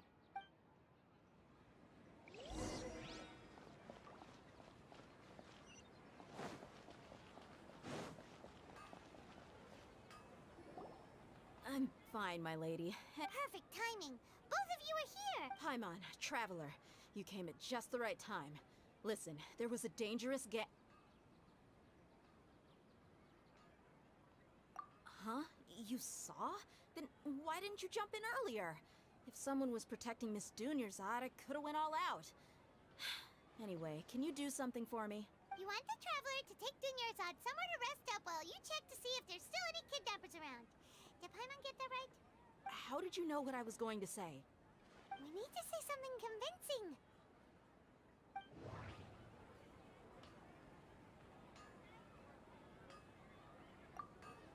Dia sold her greatsword to raise additional funds. Tell her, Traveler!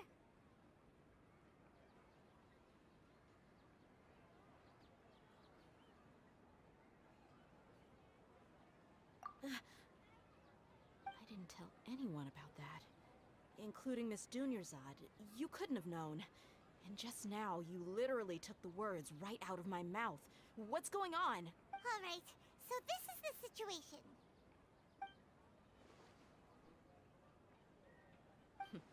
It's kinda hard to believe what you just told me. First, let me make something clear. Most of us desert dwellers might not be the scholarly type, but we do have basic common sense. She's quieter than usual. Uninterested in anything and really gloomy. Yeah, she isn't the same as before, but her parents said that this is how she was like at first. Huh? At first? I don't quite understand what you're all talking about. I'll go rest on the bench over there. My lady, are you angry? All right, I'll give you the benefit of the doubt since you knew about my greatsword. Let's make this a quick trip. Miss Dunyarzad isn't completely safe here.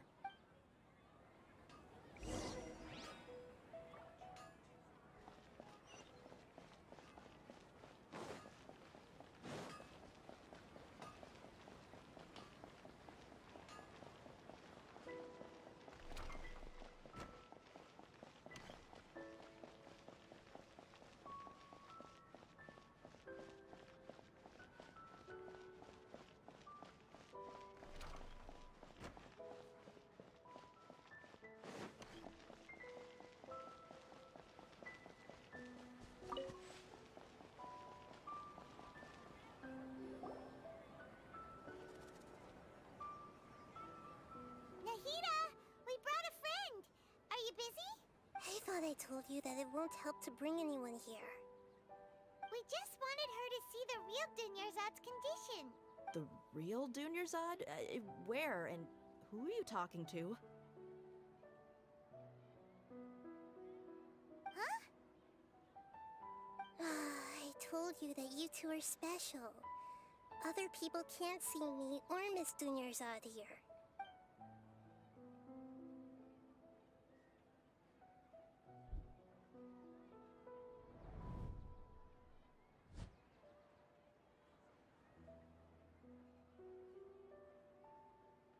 Hold on. Over there. Is that? Wow, how perceptive. Does she have invisible antennae? Miss Dunyarzad, she's lying down here, isn't she? How's she doing? Her condition's really bad, and she's basically in a coma. How did you know she was here? I can sense her aura. There are also lingering feelings of something like regret or disappointment. What happened? Do you believe us now? The Sub-Zero's festival has been repeating itself. So, you think the sages are behind this?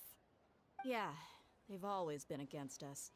Wouldn't surprise me if they're using the Akasha to intentionally repeat the Sub-Zero's festival as a sick joke. You have a point. Aside from the Dendro Archon, the Academia's sages are the only ones in Sumeru who could pull off something like this. Maybe there's more to the Akasha than we know. Right! Didn't you awaken our memories using something that looked like a knowledge capsule? That means you must know something about the Akasha! The Akasha relies on the power of a gnosis to operate, as it is the manifestation of the God of Wisdom's power. It compiles the wisdom of the entire populace, and it grants knowledge to the people. A gnosis could do that? No wonder the Akasha is so magical. It's being powered by the gnosis of Sumeru's Archon. So, this Nahida you mentioned, what did she say? She said, and Paimon quotes, "The Akasha relies on the power of a gnosis to operate, as it is the manifestation of the God of Wisdom's power. It compiles the wisdom of the entire populace and it grants knowledge to the people." Compiles the wisdom of the entire populace and grants knowledge to the people. Wait. I get the grants knowledge part. That's what people have always used the Akasha for. But compiling the entire populace's wisdom? How does that work? Did she mean that the sages enter new knowledge into the Akasha? Oh yeah, that sounds about right. What do you think?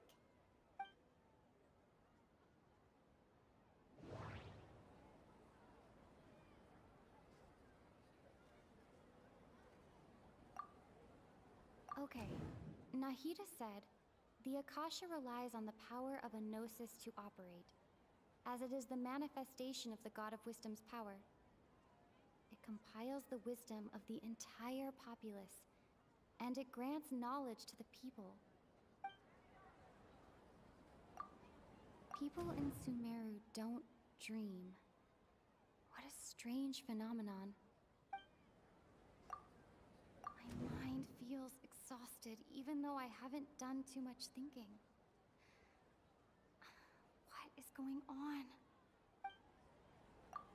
What's happening right now seems to have happened before. This feeling has been getting stronger and stronger.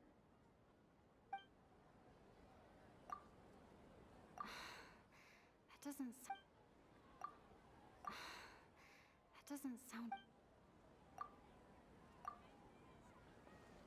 You mean the Akasha is causing our mental fatigue? Huh.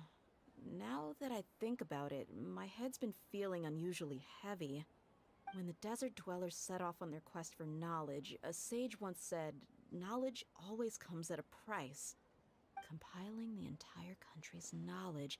You think the Akasha pulled a 180 and is extracting information from us? Who knows? The Akasha can put knowledge into our heads, so Who's to say that it can't also poke around in there? We don't know any specifics. What's the point of doing something like that? Just think about it. If you could combine the knowledge of every single person in Sumeru, then you can basically turn Sumeru City into a single massive brain. This hive mind could make breakthroughs in problems that even the smartest geniuses can't crack. An excellent deduction. And the analogy comparing Sumeru City to a massive brain? I love it.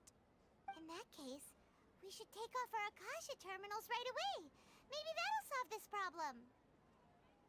Yeah, I was only wearing this for show in the first place. Didn't expect the sages to cook up such a conspiracy. Mark my words, when this is over, I'm getting evidence and exposing this whole thing to the public. How does everyone feel? Huh?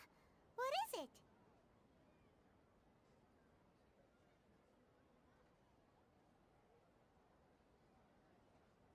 Oh, that!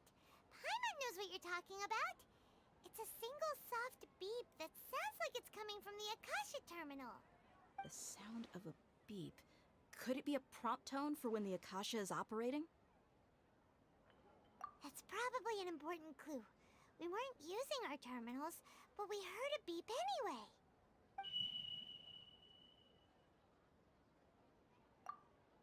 Traveler, did you hear that? I heard it too. Our ears aren't messing with us. There was definitely a beep, but it sounded like it was coming from inside my head. We took off our Akasha terminals.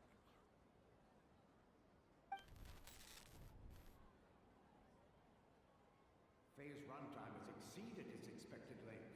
At this rate, there may be casualties. But we cannot lose all of our property.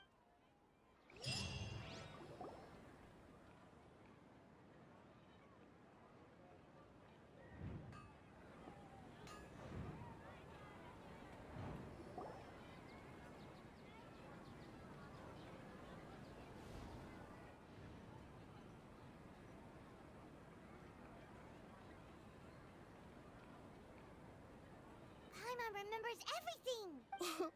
Good. You adapted quickly this time.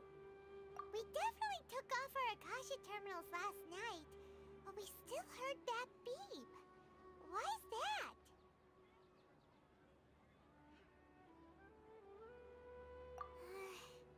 But now we can at least confirm one thing. The Akasha definitely has something to do with whatever's trapping us in this cycle. Oh, Paimon doesn't get it. Why would the Akasha go this far if all it wants is everybody's wisdom? It's extremely difficult for lab rats in an experiment to understand why they're being treated the way they are. If we're lab rats, then what are you? Nahida, you've never told us anything about yourself. I guess I'm the moon. The moon? Wasn't that the result of our divination? Anyway, knowing who I am won't help you get closer to the truth, so you should focus on other things. Don't get distracted and miss any clues. Okay then. Dia helped us a lot yesterday, so let's go find her. If Paimon's reading the time correctly, those kidnappers should be showing up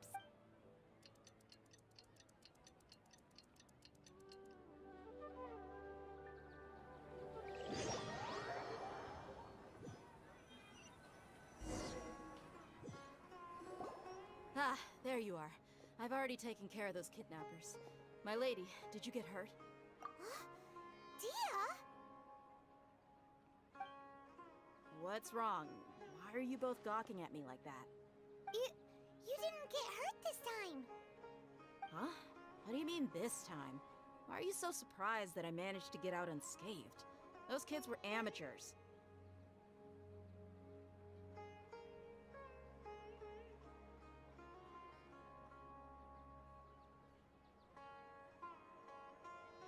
Shh! How did you know about my greatsword? I haven't told anyone about it. Please, don't tell Miss Dunyarzad. So Dia's lost her memories after all. Anything strange? You already know that I got a new greatsword. If I had to say something, it's weird how such a new weapon could feel so familiar. It's as if I've already used it to fight a countless number of battles. You're saying that although you don't remember using it, your body feels like it does? That's right. Both mercenaries and warriors heavily rely on muscle memory. Only knowing the theory of battle won't get you anywhere. Traveler, what do you think?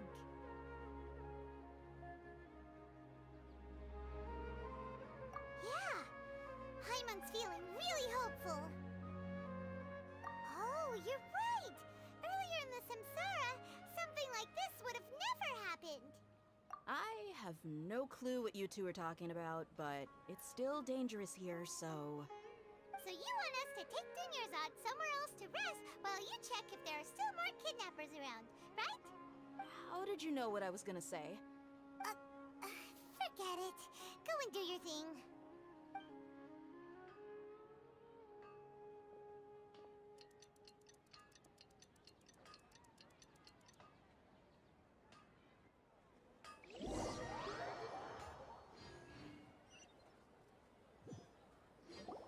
Whew. It's finally nighttime. Aside from Dia not getting injured, everything seems to have stayed the same. Listen, Nahida, we found out that Dia got out just fine today, even though she got injured every other time she fought the kidnappers. Do you think the Samsara has been broken? Have we saved Dunyarzad? Really? Good job on all that progress. Get some good sleep tonight. Hey, what kind of an answer is that? Tomorrow will come. Everyone assumes this is common knowledge, but the only way you can know that for sure is if you experience tomorrow. How many todays has it been? Is it possible that today will be followed by yesterday? Does tomorrow truly exist as anything beyond a made-up concept? It's even possible that this entire world is a lie, and the history of the whole world has just been one endless Sub-Zero's festival. Okay, no more. Paimon's brain is already shut down. That's why it makes no sense to waste your energy thinking about things you will learn tomorrow. Get some good rest. You know, use the bathroom and flush your anxiety dookie away. Huh? Hold on, what did you just say? Huh? People always say they feel a sense of relief after they take a duk-duk. That's why I suggested you could try that. Is that so strange? It's so strange and so against common sense that Paimon's at a loss for words. Yeah, even though it's happy and lively at the Sub-Zero's festival every day, it feels like it's been a long time since we've really gotten to relax. Continue the harvest. Compared to what we stand to achieve, these sacrifices are trivial.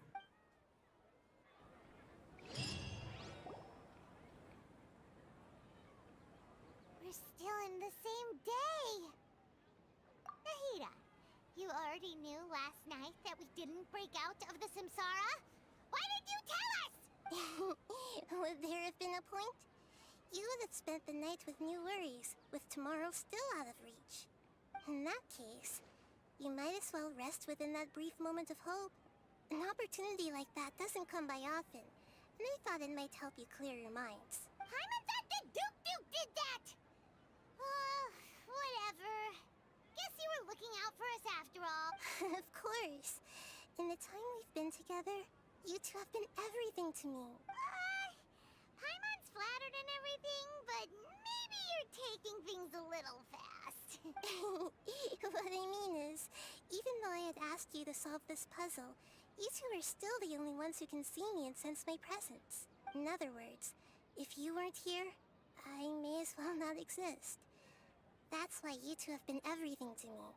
Get it? Nahida's talking about confusing stuff again. Anyway, that's enough chit-chat. So, Traveler, did the new clues yesterday help you gain a new... Huh? Why are you scrapping your previous theory? Oh, yeah! You're right! Gosh, how did we not notice that? In a simple time loop, people's physical conditions should also reset. So, what's your new hypothesis?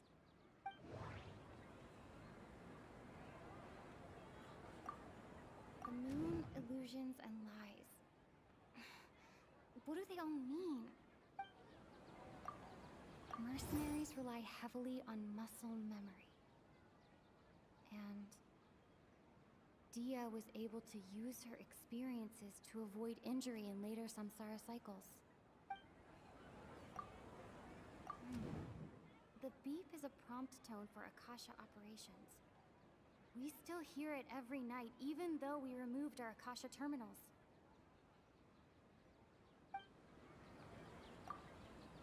Okay, Nahida said, the Akasha relies on the power of a gnosis to operate, as it is the manifestation of the God of Wisdom's power. It compiles the wisdom of the entire populace, and it grants knowledge to the people. We've already experienced the Sub-Zeru's festival many times.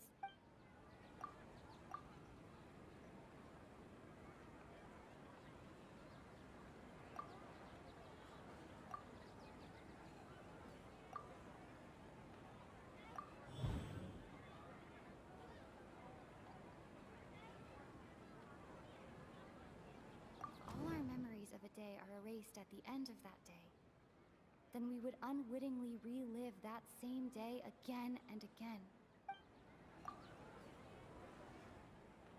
Oh!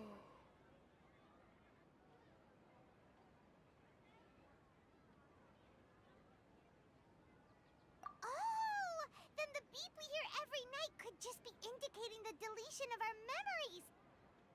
That's why when we wake up, everyone thinks the Sub-Zeru's festival hasn't happened yet. It's already the next day, but everyone still thinks it's the day before. But muscle memory can't be erased. That's why Dia has been getting better at using her greatsword. Now everything makes sense. A brilliant deduction. Nahida, tell us if we're right or wrong. To put it simply, it's as if you've mistaken a pyro crystal fly for a firefly in the night. You lost sight of its true nature because you focused too much on your perception that it glows. That isn't simple at all! Why don't you go talk to Miss Dia again? You might learn something new. Right! She did help us find our latest clue after all.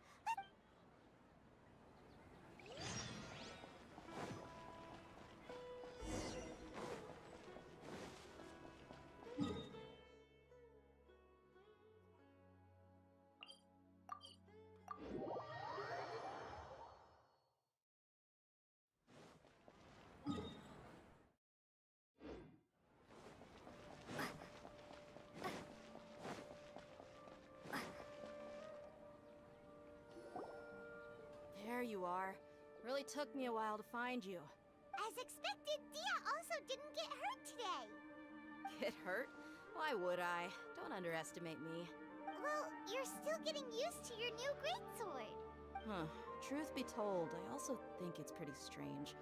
It just suddenly felt so familiar in my hands and Wait a second! How did you know I got a new greatsword to begin with? I didn't tell anyone about it. Traveler, could you explain the situation to her today? Paimon's gotten a little sick of doing it. Oh, that works!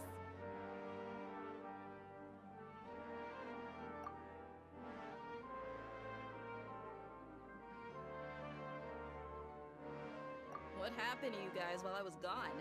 Did you get brainwashed by Don't think too hard about it. Just take what we're saying at face value. Alright then, let me get this straight. You're telling me that my body has already gotten used to this greatsword, but my brain just doesn't remember it? Yes! Your memory's being erased every day! And I'd have to disagree. That's impossible. Oh? Why do you think that? If we've actually been reliving the Sub-Zeru's festival day after day, then what happened to the things we used, the money we spent, the food we ate? Common sense says my wallet should have emptied itself a long time ago. There's no way I wouldn't have noticed that.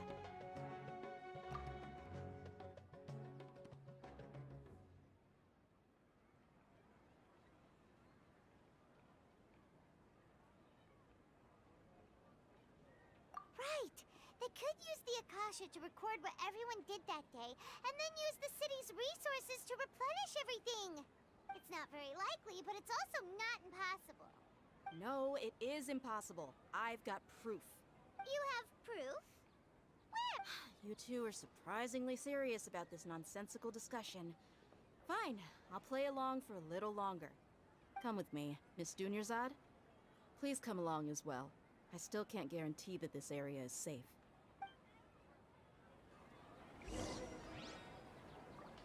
Paimon can't believe it's Dia who wants to show us something this time. 2 days ago, we were the ones taking her to see Dunyarzad.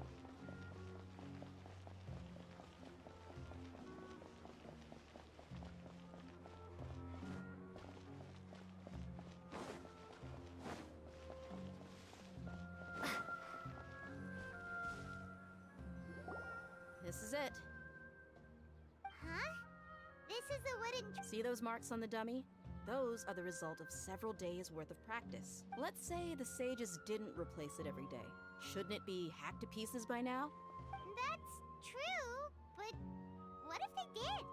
Then the sages would have had to reproduce every mark I left during previous training sessions. I'm a professional fighter.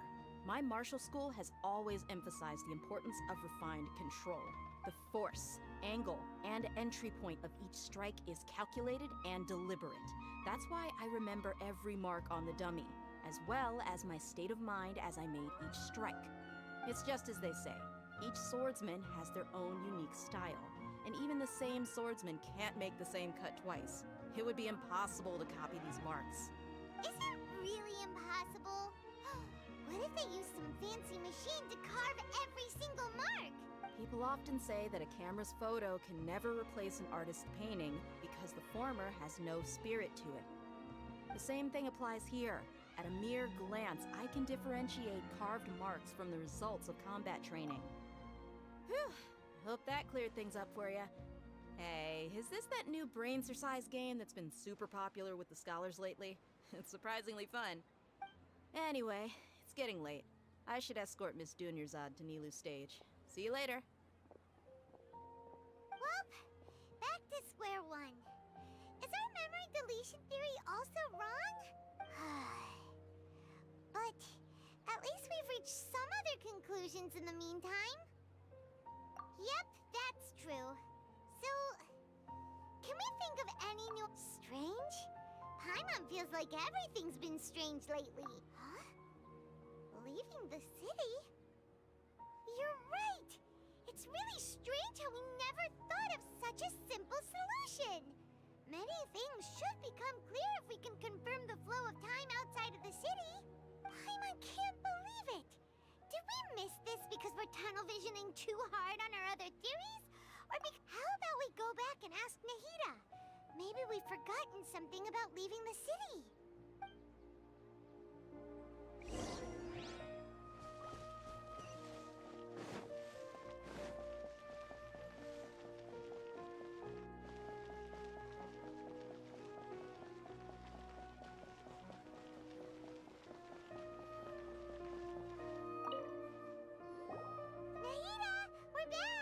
Early today. Did you find something new? Sort of. We're mostly sure now that we're not in a time loop. And we also aren't in the real world. But at the same... leaving the city. As far as I remember, you've mentioned your plans to do that twice before. We did? But we don't remember anything. What happened after we talked about those plans?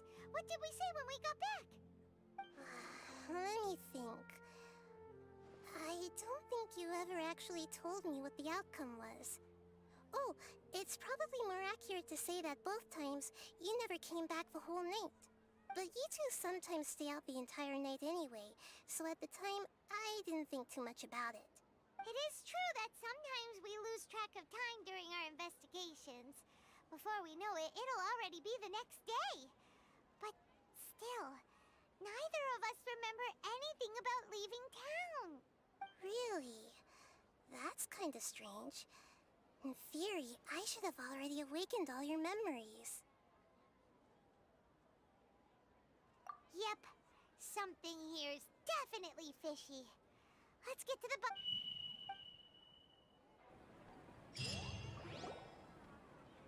Our memories are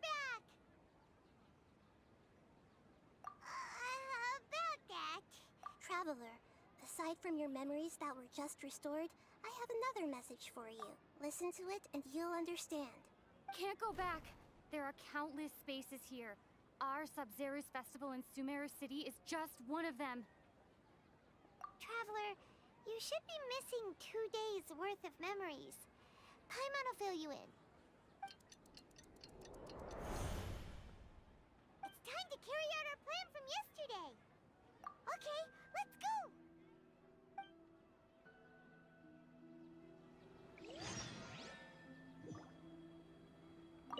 We don't have many more festivals to waste. Hurry and find the truth.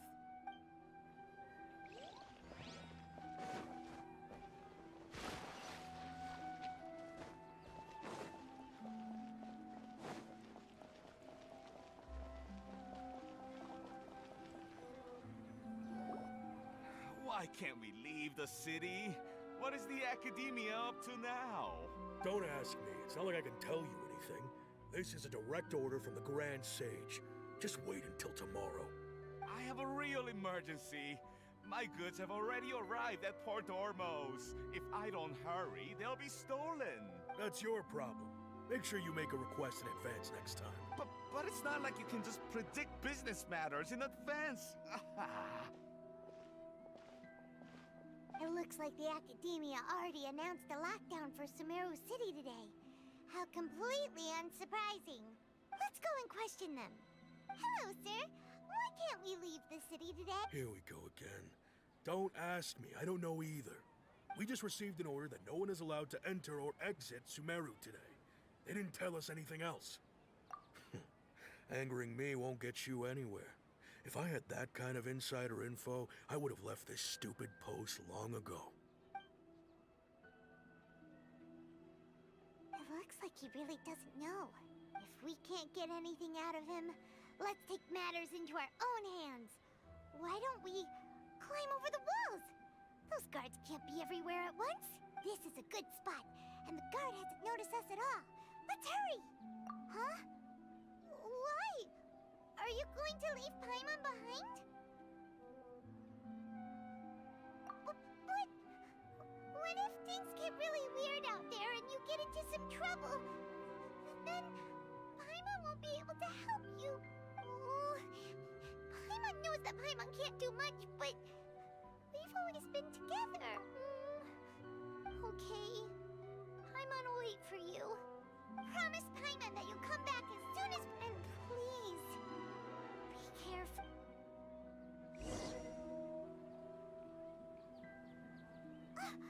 Memories!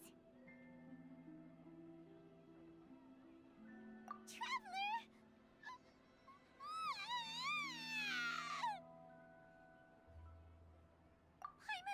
Paimon would never see you again!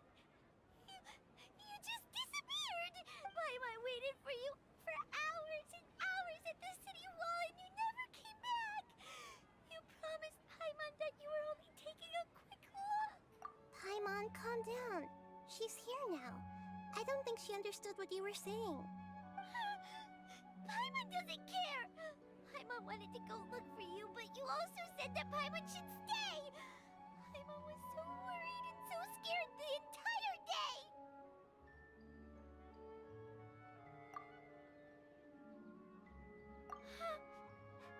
Okay. Paimon will forgive you. The most important thing is that you didn't actually disappear. Okay, Paimon, can you tell us your perspective of what really happened yesterday? I see. Using two people's different perspectives. After that, you left the city. Paimon kept her eyes on you the whole time, but then you disappeared in an instant. No way!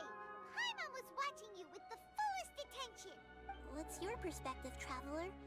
You sure you don't have any memory of this? I guess that explains everything. You also lost your memories the last 2 times you tried to leave the city. Those days' memories can't be awoken.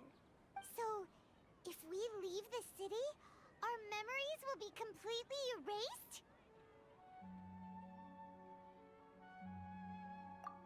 really sounds like something big outside of the city is being hidden on purpose. But this way, we'll also never discover what's outside.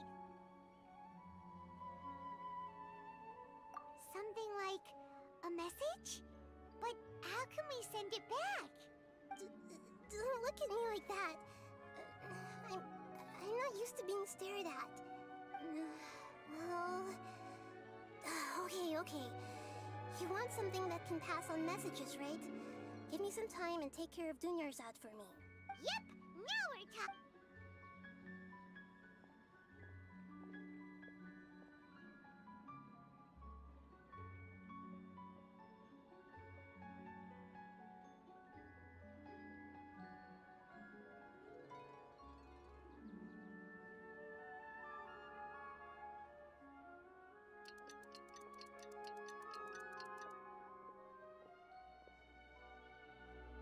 I'm done. Here you go. What? Isn't this just an Akasha terminal? I made some little changes. Akasha terminals are already capable of sending messages. I just tweaked it so that it could connect to any node. To make something like this? Nahida, you really know the Akasha like the back of your hand. Anyway, we can use this now to record a message, right? Yep. I'll help you save the messages. It should be pretty easy to use. I just can't guarantee the user's status and signal coverage when they're outside the city. We'll never know until we try. At least let's go then. Let's expose those sages. All right. Paimon is okay. See you tomorrow, traveler.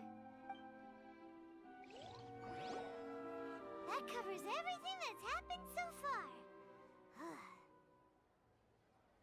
Yes.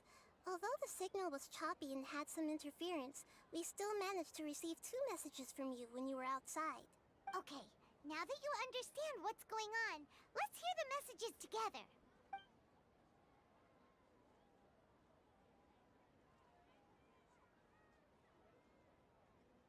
Can't go back. There are countless spaces here. Our Sub-Zeru's festival in Sumeru City is just one of them. I've entered another space. Before me are flowing sandstone and howling fish. Impossible and surreal sights. All these spaces are empty, except for the occasional ones that contain mute puppets rather than people. I can't sense any human presence.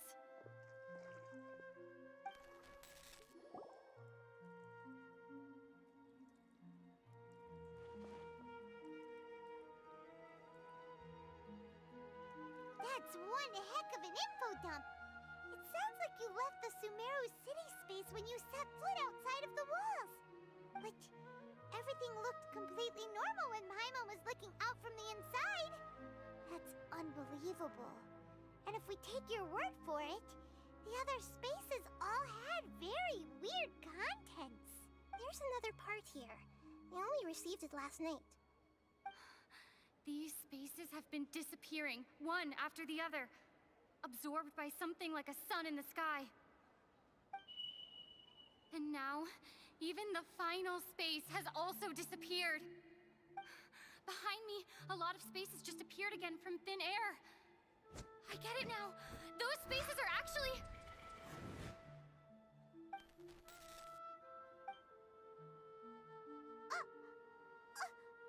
Why did the message end right there? What did the traveler want to say? What are those spaces? Probably because yesterday just happened to end at that moment. Oh, right. Paimon did hear a beep from the Akasha. Did it come from here or from the message? The message. It should have come from the Traveler's Akasha terminal. After the beep, Traveler said even the final space has also disappeared. Traveler, what do you think that final space could have been?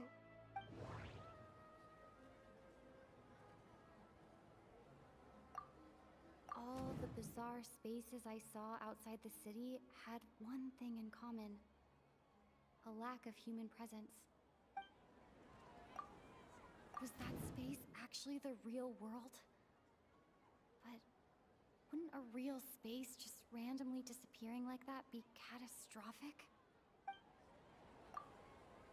My impression is that each day in this samsara only ends at the sound of that beep from the Akasha.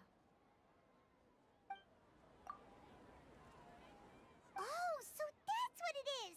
After the sound of the beep, the final space, the Sub-Zero's festival, also disappears, and we're taken to the next day. Later on, Traveler also mentioned a bunch of new spaces materializing behind them. Do lots of new spaces appear every day? Paimon's head is spinning. Just what are these spaces anyhow? Well, consider this. For all the horrors of the Archon War, at its heart, it was just a game where a bunch of gods fought over 7 seats. So no matter how strange or spooky things may look on the surface, maybe all they point to in the end is a small and simple secret. Wow, the Archon War, huh? That...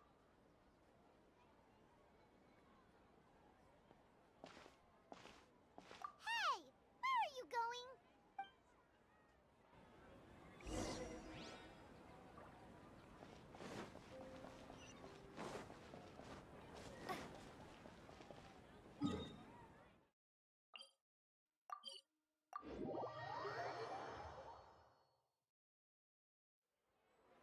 Do you want some alone time to think? Alright then, Paimon won't disturb you.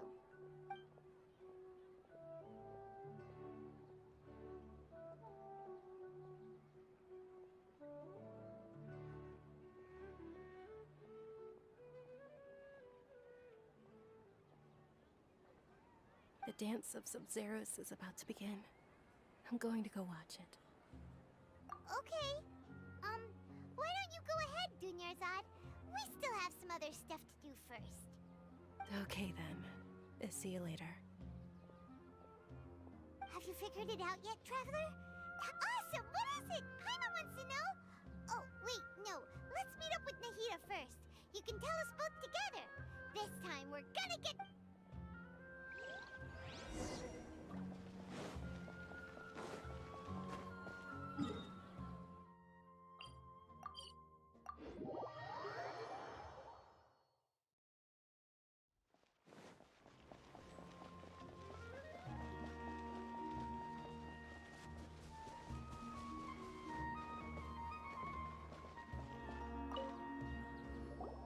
You're back! I've been waiting forever for you two. Judging by... Are you ready to take your Sub-Zero's exam and graduate from the festival? Okay. First off, have you discovered the hidden truth?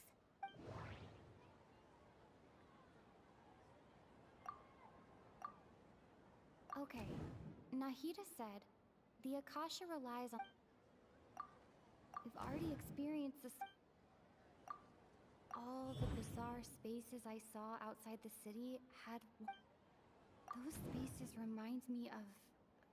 dreams. Like the one I had in the Avidia Forest.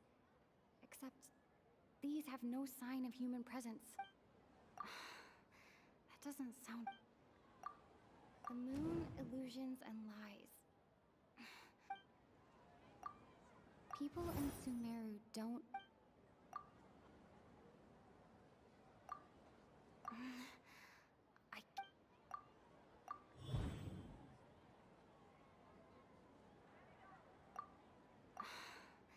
That doesn't sound...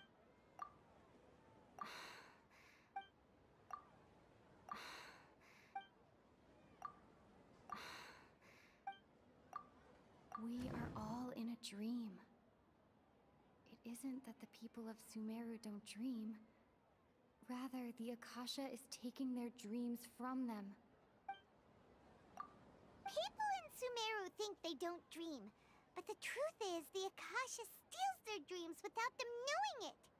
And those spaces with no human presence are stolen dreams without their host. That would explain why they sounded so weird when she was trying to describe them.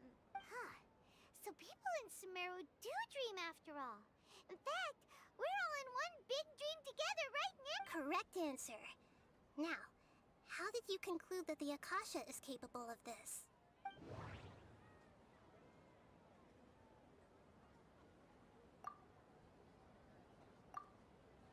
Akasha relies on the power of a Gnos. It is the manifestation of the god of... It compiles the wisdom of the... And it grants knowledge to the people. That doesn't... Oh, okay. Those dream-controlling creatures in the forest also get their power from the Dendro Archon, right? That would explain why the Akasha has the ability to control people's dreams, too. But is stealing everyone's dreams really how the Akasha compiles their wisdom? Isn't there anything more to it than that? Dreams are fantastical, complex, and full of imagination. People's brains are the most active when they're dreaming. In other words, dreams are rich bundles of human wisdom. So in other words, the complete opposite of how Hypatia understood it.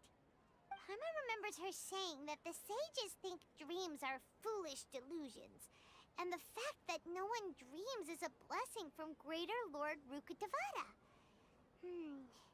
So it was all a dirty trick? The real story is that the sages from the Academia are using the Akasha to steal people's dreams for their own use, huh? Oh? By the sounds of it, you understand the current situation pretty well. So then, what about the Samsara?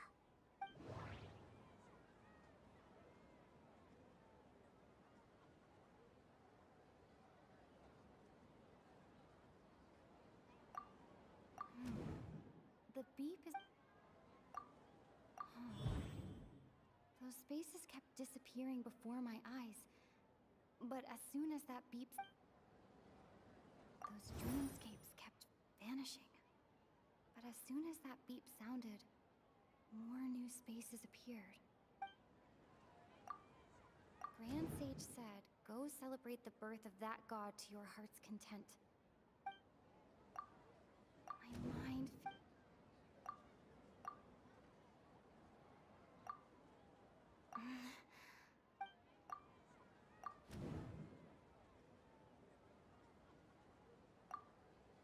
We've already experienced the Sub-Zero... That doesn't...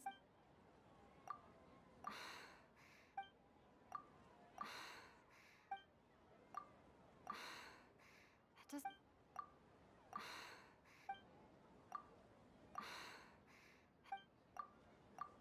Correct.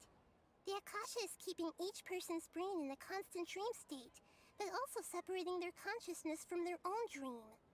Their disembodied consciousness is placed inside the collective dream of the Sub-Zero's festival along with everyone else's, while their now vacant dreams are harvested by the Akasha.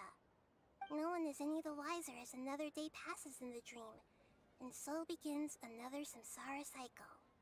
People wake up to yet another dream about the Sub-Zero's festival. The dreams that belong to them are once again harvested by the Akasha, and so it continues. So... this is like a dream factory, and the Akasha is a dream harvesting machine. Very good, Paimon.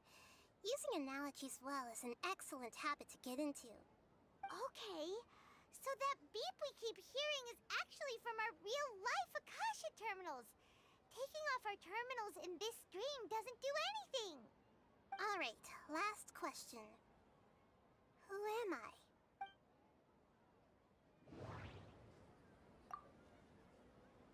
They say that alchemical divination is the Dendro Archon's divine revelation. So then, if Nahida has referred to herself as the moon...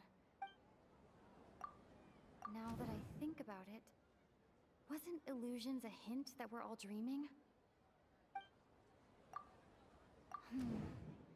Now that I think about it, wasn't illusions hinting at the sage... So you noticed. I thought that one would be the hardest question.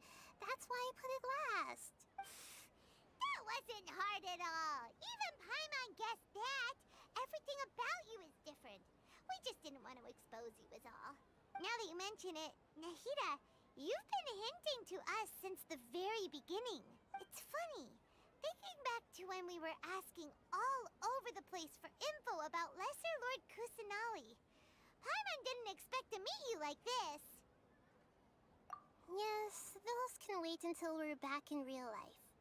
On the other hand, I'd be happy to answer any more questions you have about here and now. You asked me this question before. My answer was, it would literally blow your minds. Now that you know this is all a dream, this answer should hopefully make more sense. Have you heard the saying, don't wake a sleepwalker? Likewise, if someone suddenly had told you all this instead of you learning it on your own, your notion of reality and dream would be thrown into irreversible confusion. I couldn't expose you to that kind of risk. That's why I could only give you very subtle hints and some suggestions. Long story short, I'm really sorry I had to keep you guessing. Firstly, this dream we're in is completely based on reality. People have already experienced this Sumeru's festival, so it would be very difficult for them to find anything that strikes them as surreal. Secondly, you're probably wondering why people don't have any memories from earlier samsara, right? That's because people don't remember their dreams most of the time anyway. And in any case, their actual dreams are being taken away from them by the Akasha. So whenever they wake up in this dream of the Sumeru's festival, they don't remember anything from their previous identical dream. That reminds Paimon. Traveler had a dream when we were in the Avidia Forest, but couldn't see what it was about after waking up. Is that an example of what you mean? Yes. Only after receiving the blessing of Dendril can a person gain the Dendril element's dream-enhancing power. That explains the feelings of déjà vu. Meanwhile, everyone else has no idea that they are in the Sumeru's festival samsara, while their dreams are stolen from them over and over again. Can humans really keep dreaming forever like this? Will it ever end? And if so, when? We might say your mental fatigue has already answered this question. Eventually, there's only so much that people can tolerate, especially those whose health is compromised to begin with, like Dunyarzad. This relentless exploitation takes an even harder toll on them. People's lives are at stake here, and nobody knows a thing! We've got to put a stop to this! I know, right? Why did they have to base this dream on my birthday? Could it really just be a coincidence? Even you don't know the reason? Wow, now that's strange. The Academia sages are determined to harvest lots of dreams in a short time, no matter the cost. They have to be up to no good. Unfortunately, I don't know anything about it. Traveler, do you have any information?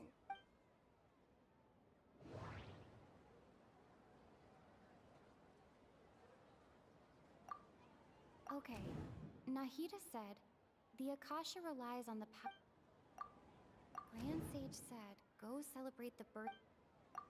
Those spaces Celebrate the birth of that god? Could it mean...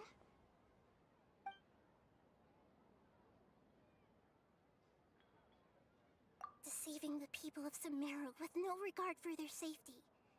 No matter what they're trying to do, this is unforgivable. After we end the Sumeru's festival samsara, we have to look into them. How can the sages of the Academia do this behind their Archon's back? In the end, I'm just the moon. The real sun is long gone.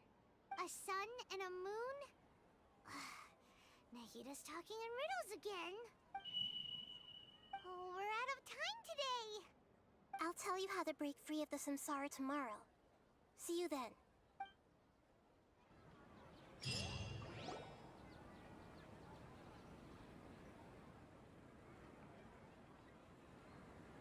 Good morning, Nahida. Wait. Now that Paimon remembers everything, should we instead say good morning, Lesser Lord Kusanali? Hey! What's wrong, Nahida? You don't look too good. I'm afraid that what you're thinking right now is correct. Did Dunyarzad already disappear? No way!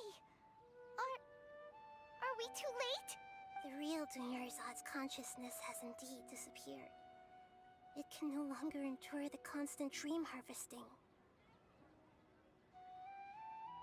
Paimon can't believe it. Wait, so what about that other Dunyarzad? Just what is she? Is she also going to disappear? She's actually something like a puppet, but not completely. The real Dunyarzad's consciousness could no longer keep playing her role in this dream, so another Dunyarzad appeared to replace her in the dream. Just like the grass and the trees, that Dunyarzad is just a building block of the dream that helps to keep it going. But personality-wise, she's nothing like the real Dunyarzad.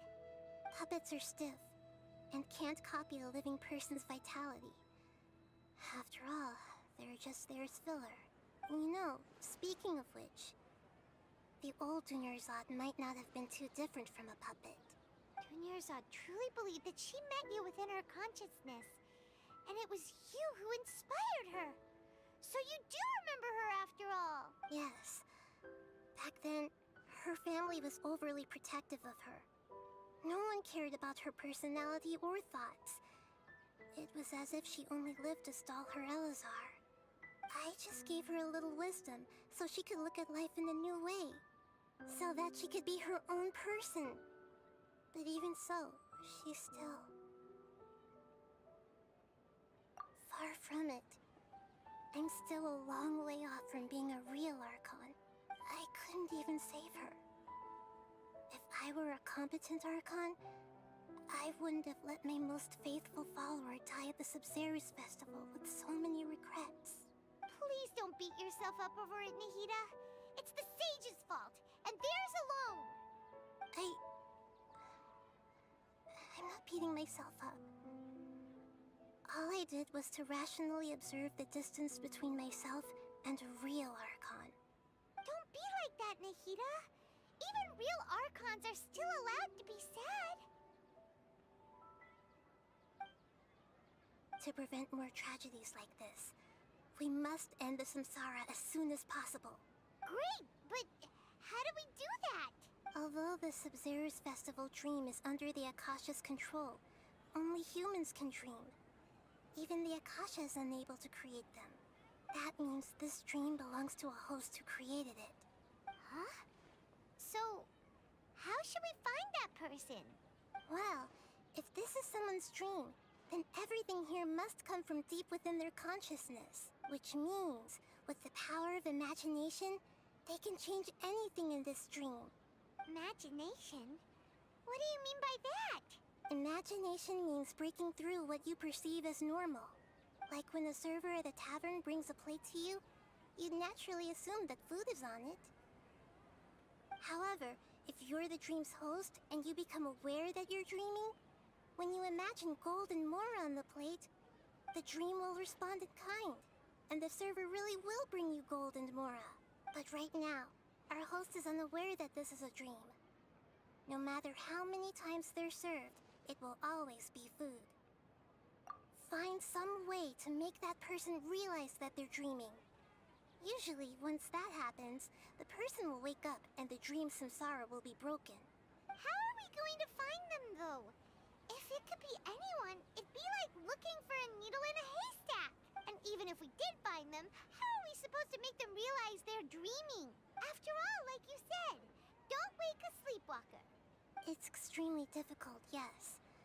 But the only ones who can do it are you two. Remember, everything you've achieved up to this point has all been for the sake of finding the host and ending the samsara. As for me... out of town? Or yes, I want to try something. There must still be a small wisp of possibility. Hurry and go. Dreams are supposed to be fantastical, romantic, and full of pleasant surprises. Unnecessary things like this samsara need to end. Paimon's still a little upset that we've come this far only for Dunyarzad to... She was such a good person, with such a simple... Yeah. Saving Dunyarzad is what kept us going this whole time. But we mustn't lose hope, Traveler.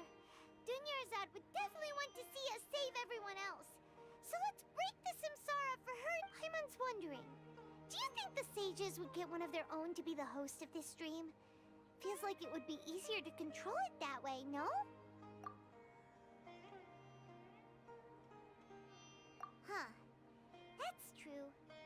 Plus, the sages probably weren't counting on there being other factors beyond their control, like Nahida and us. So, who do you think the host of the dream is? Oh, that would make sense. Ferris, the Knight of Flowers, is a symbol of the whole Sumeru's festival, right? Let's go ask him some questions, shall we?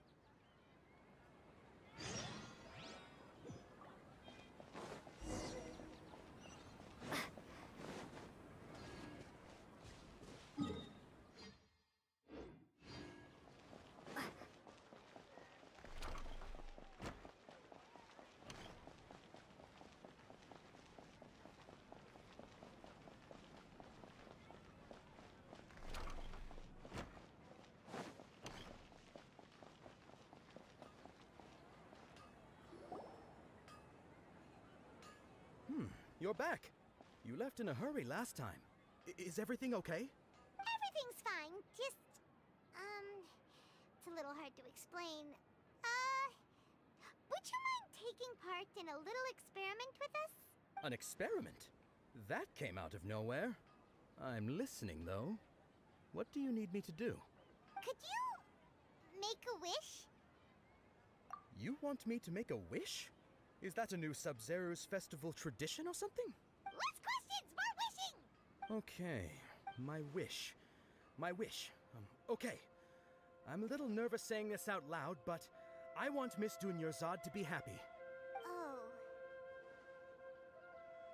I noticed earlier that she looked a bit down, and she wasn't really talking to anyone. She just doesn't seem like herself. She's always so gentle and kind, and all the kids love her. I've also wondered if the reason she asked me to be Fairest Knight of Flowers is because I'm special to her, or something. So, you have a crush on Dunyarzad?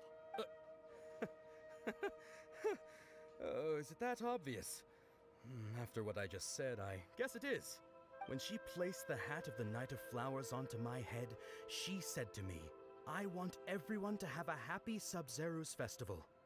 What she didn't realize was that I'm not that interested in how everyone else feels. In that moment, I just wanted to be her Knight of Flowers for the rest of my life. 50 years? 100 years? I'll serve her till the end of time.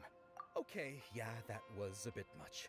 Felt like the right moment to get it off my chest, but that was pretty embarrassing. Okay, I'm ready to make my wish.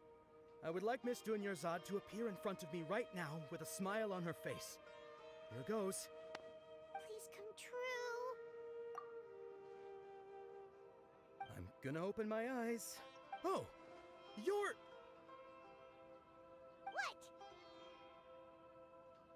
What? Faki? Sorry, but only one portion of Yalda candies per person. Back home you go. Nice try, you two. Anyway, never mind. I don't need to see her appear right in front of me. As long as she's happy. Guess he isn't the host of this dream after all. Should have expected it wouldn't be this easy.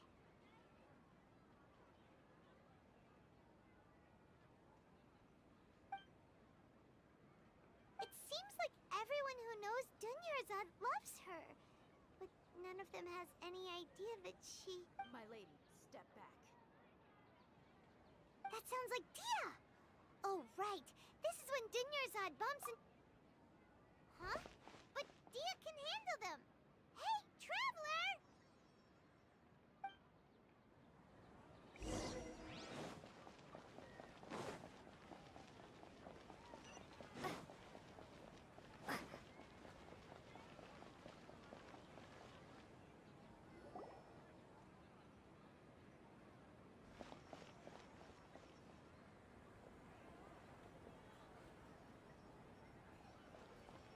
Oh, it's you. Great timing. Please take... Hey, this is my job. The homie Yannis pay me, not you. Fine, alright. Knock yourself out. Why are you so worked up anyway? It's not like I don't trust your fighting skills. Anyway, watch yourself.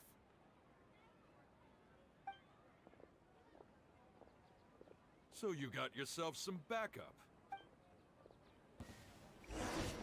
Feeling lucky today? Illusion shattered!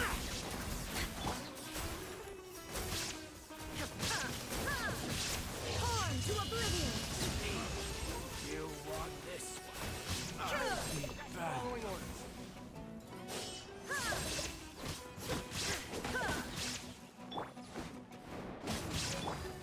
Born of ice and frost. Take that!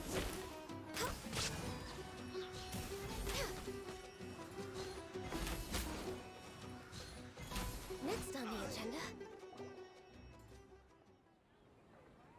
Traveler, were you just taking your anger out on those guys? You and Nahida both. Dunyarzad wouldn't want to see you two like this. Oh, and speaking of her, Paimon just remembered something. Remember how during the first Sub-Zero's festival, before the Samsara started, we came here with Dunyarzad because she wanted to pick something up? She said it was because she had forgotten something. Okay, so Paimon's memory is working so far. Anyway, Paimon also remembers that she is staying somewhere around here. She pointed it out to us the night before the Sub-Zero's festival. Yeah, even if it's only a tiny clue, it'll probably still help us more than this needle in a haystack search. This is the place. It's rude to enter other people's spaces without permission, but desperate times call for desperate measures. Hey, the windows are unlocked. Okay, Paimon's gonna take a peek inside.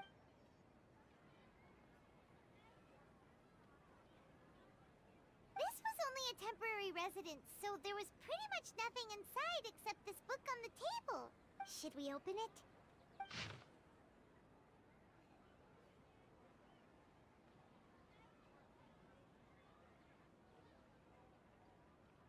Wow. Dunyarzad wrote all of this, even though she was also busy preparing for the Sub-Zero's festival and had all her health problems to worry about. She must have wanted to give this to us as a gift on the day of the Sub-Zero's festival, right? If we hadn't found this book, we never would have known. But now that we know, we can't even thank her. Hey! Where are you off? We're way behind schedule.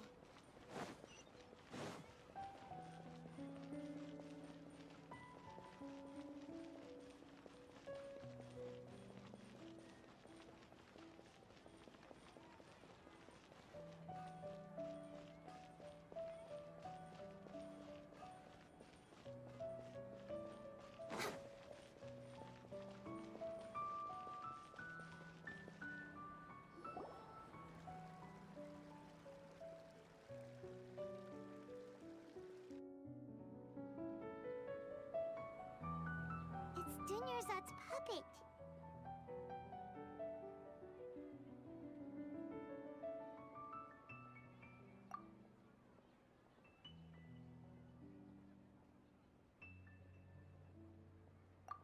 Traveler? You must be exhausted. Come to think of it, we've been stuck in this place for a really, really long time. Heck, even the last time we were chatting happily with Dunyarzad feels like an eternity ago.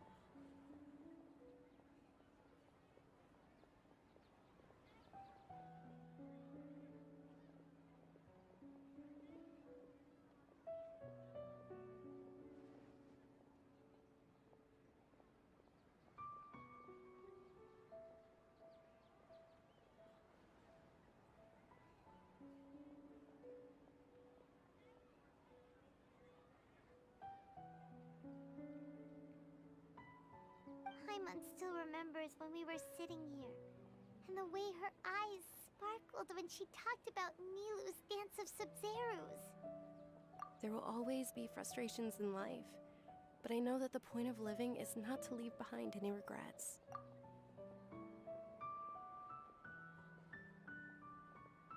That was what the real Dunyarzad said, wasn't it?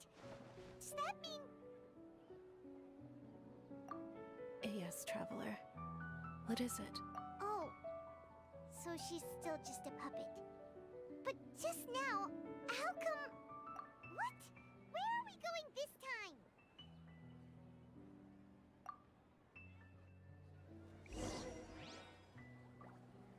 We're way behind schedule.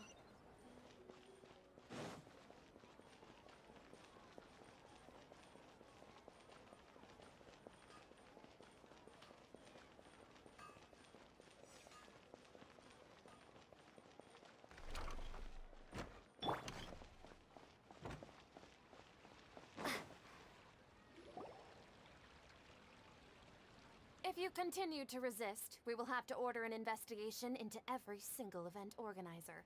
The Grand Sage has already granted you much leniency. I advise that you exercise tact. How did things turn out like this?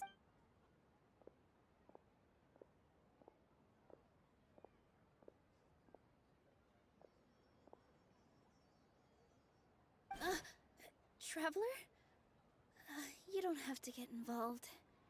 He's a sage from the Academia. I don't want to drag you into this. Traveler? Traveler? What the heck are you doing? If you get arrested by the Academia, that's another day gone to waste!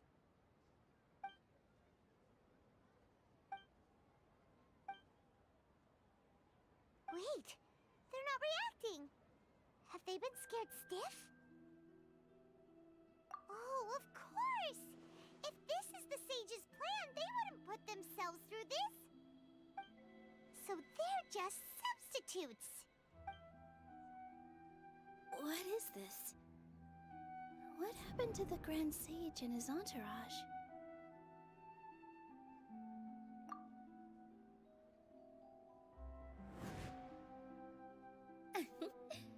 Like I said, they symbolize the goddess of flowers. It's just a shame that all the real Padisaras went extinct after her death. Yes. The Greater Lord brought forth new Padisaras in memory of the goddess of flowers. But she ultimately could never truly replicate that beautiful shade of purple.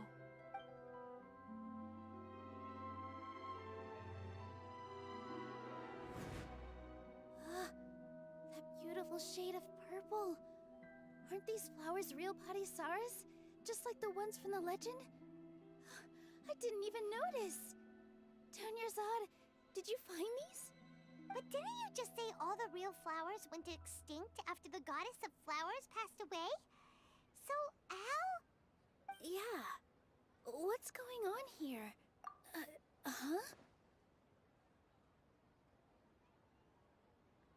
You guys are acting weird.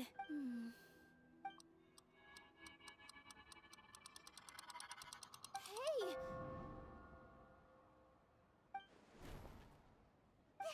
They disappeared! So Nilu's the host. What a surprise! Purple Padisaras don't exist in the real world anymore. But in Nilu's subconscious, they can appear as decorations on the stage.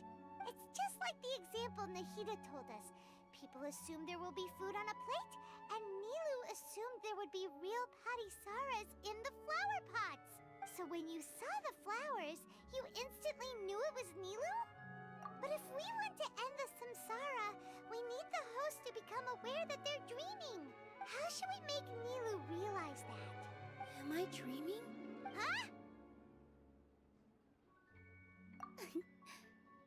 So I'm right.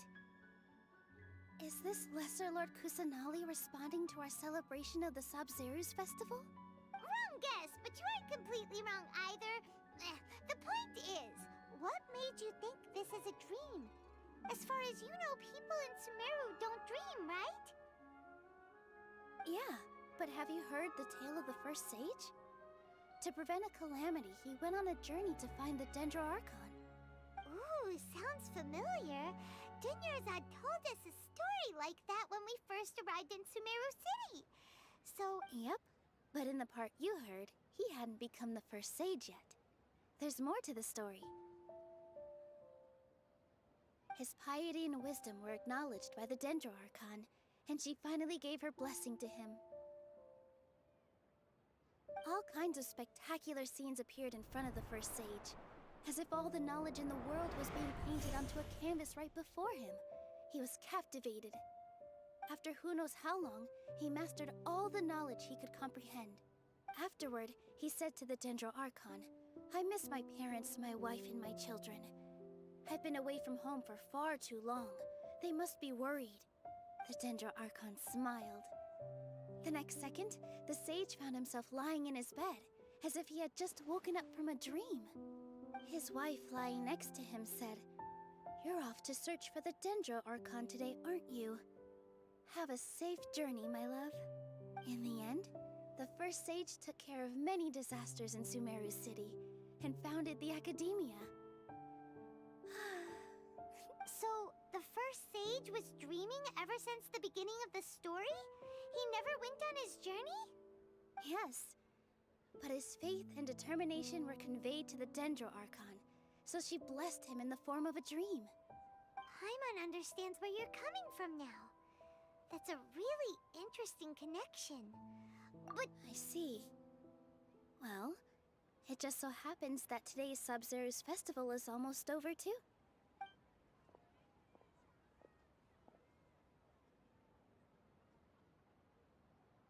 Since we're in a dream, let's make this final dance of Sub-Zero's as beautiful as we can.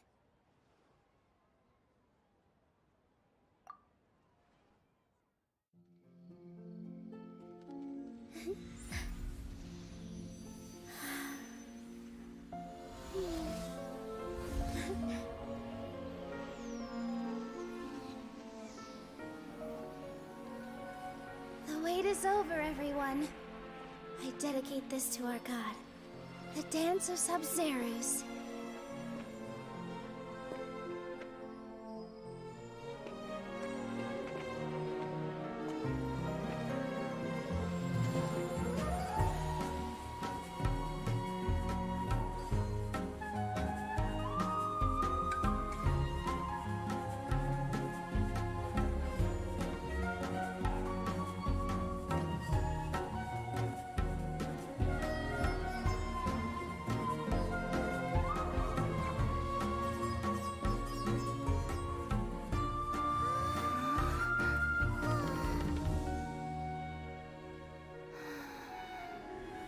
I'd be lying if I said I had no regrets. I would have loved to see Nilou's dance.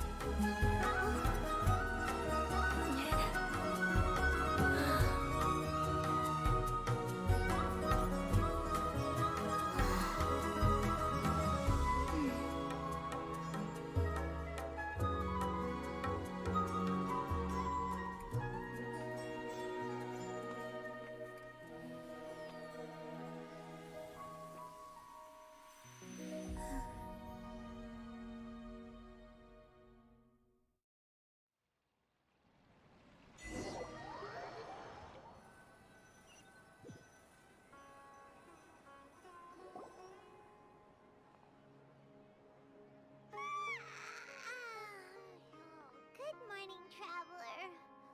Oh, Paimon feels like she's been asleep. Paimon's head feels super heavy. Did we oversleep? Do you even remember going to sleep last night?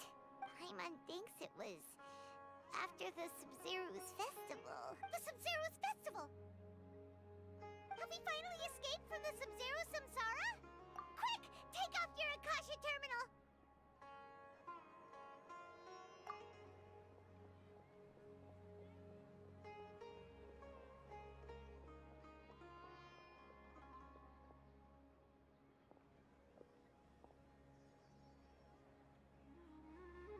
She's not in her room. What happened? Huh? What usual spot?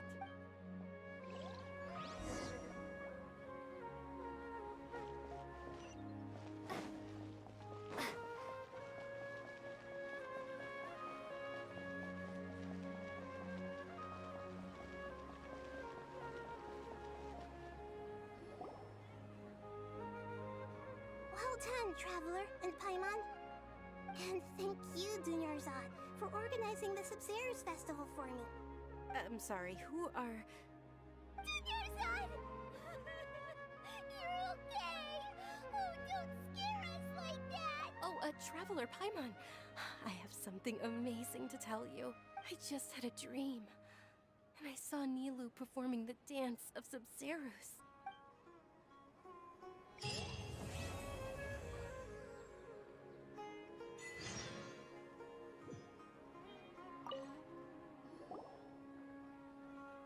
You're actually Nahida, aren't you? Paimon felt like Catherine was acting weird when we met at the Sub-Zero's festival. And... Dunyarzad, did you save her? It's a really long story. We shouldn't disturb her. Her consciousness is still weakened. Let's chat somewhere else. How about by the Traveler's favorite bench?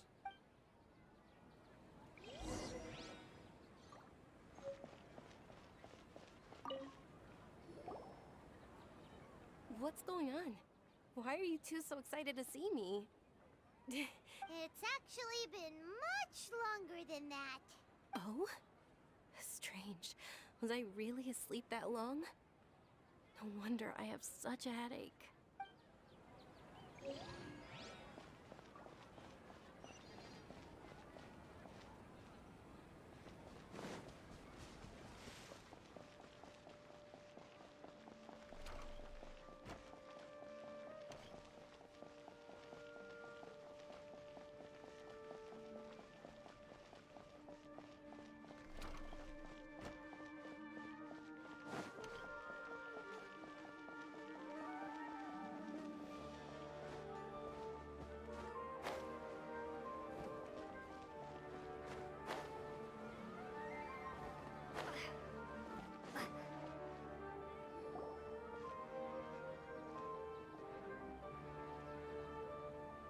Let's talk about Dunyarzad first. It's such a relief that she's alright. After we parted on the last day of the Sub-Zero's festival, I left the city and saw what the Traveler had described. Among the countless dreams, I found one that was growing fainter and fainter. This proved my suspicion. Once Dunyarzad could no longer bear the Akasha harvesting her dreams, her consciousness began to dissipate. But this also meant it escaped the Akasha's control. Such a small fragment of consciousness can't last for very long, though. It will return to its original dream, where both will gradually fade until they completely disappear. I used all the power I had to keep her dying dream alive as long as possible.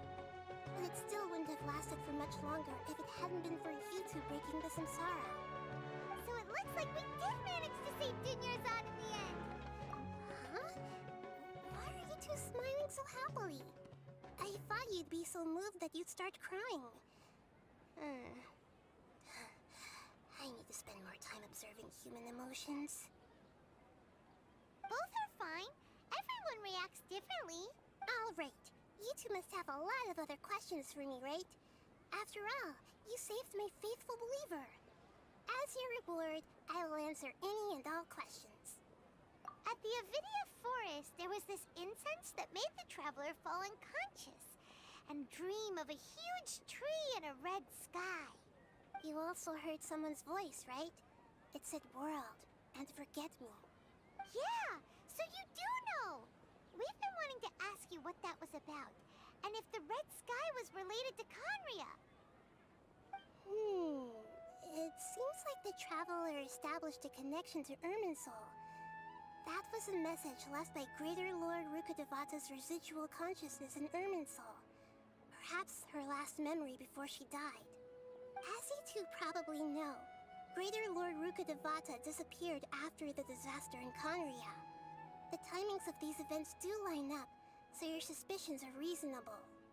A message from Greater Lord Rukkhadevata? We thought it was from the Scarlet King. The Scarlet King? That god who died even longer ago? Some present-day desert dwellers still worship him. You probably just heard some of their conspiracies. Okay, so what does the message mean?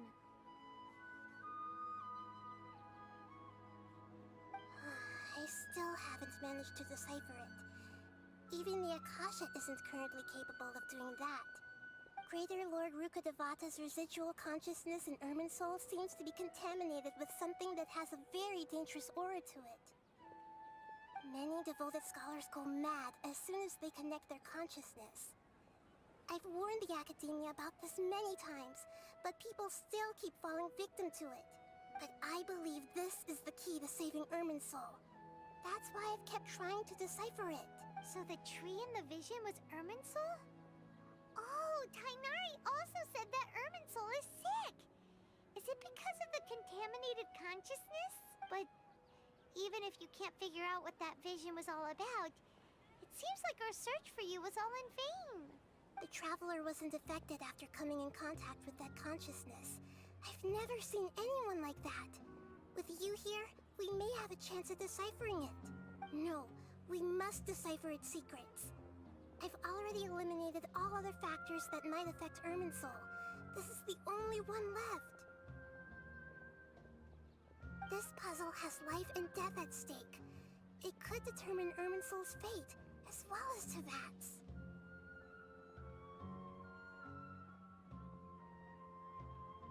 To be accurate, I'm using the Akasha as a medium to occupy Catherine's consciousness.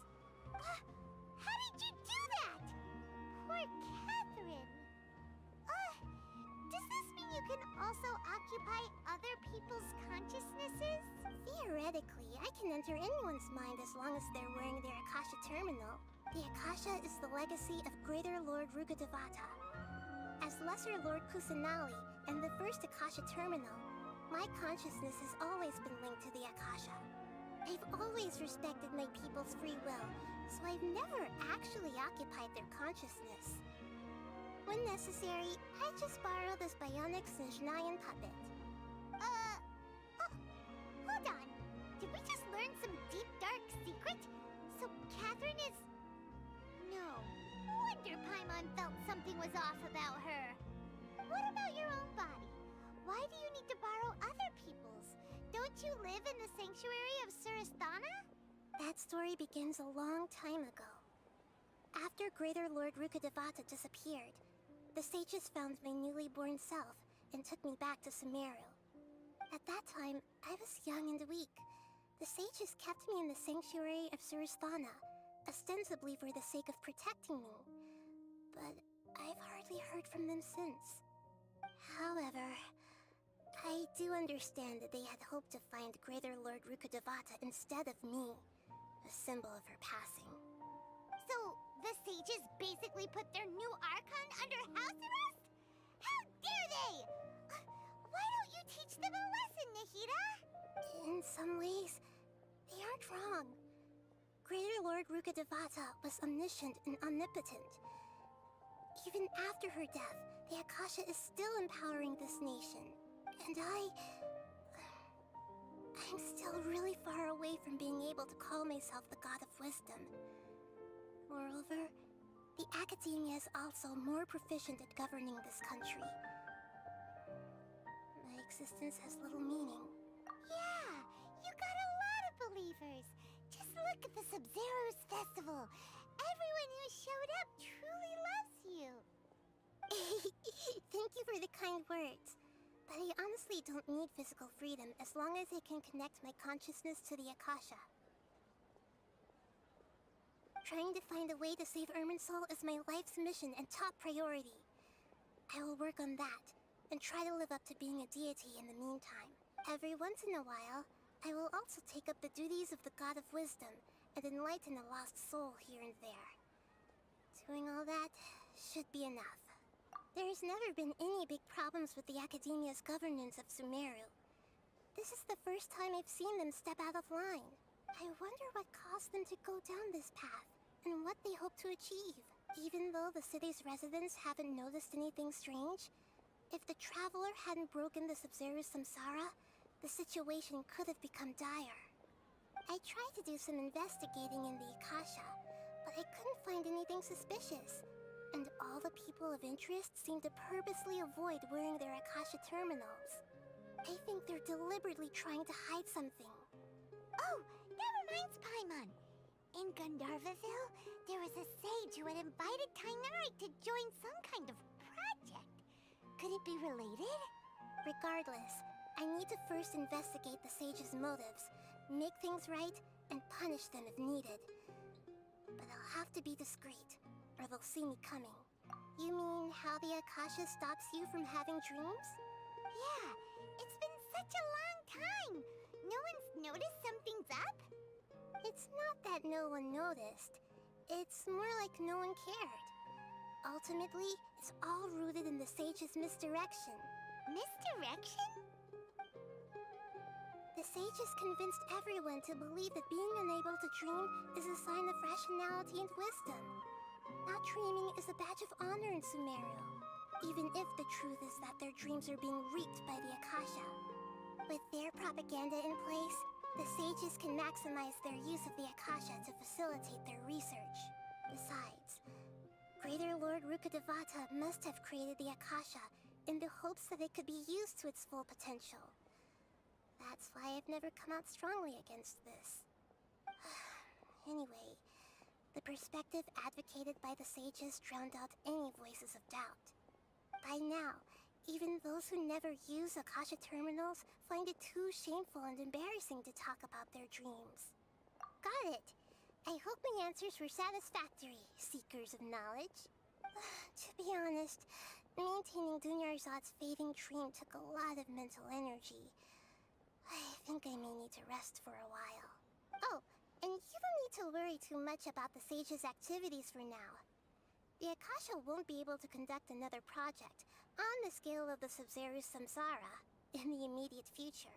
Go and get some sleep. Leave everything to us. What a relief.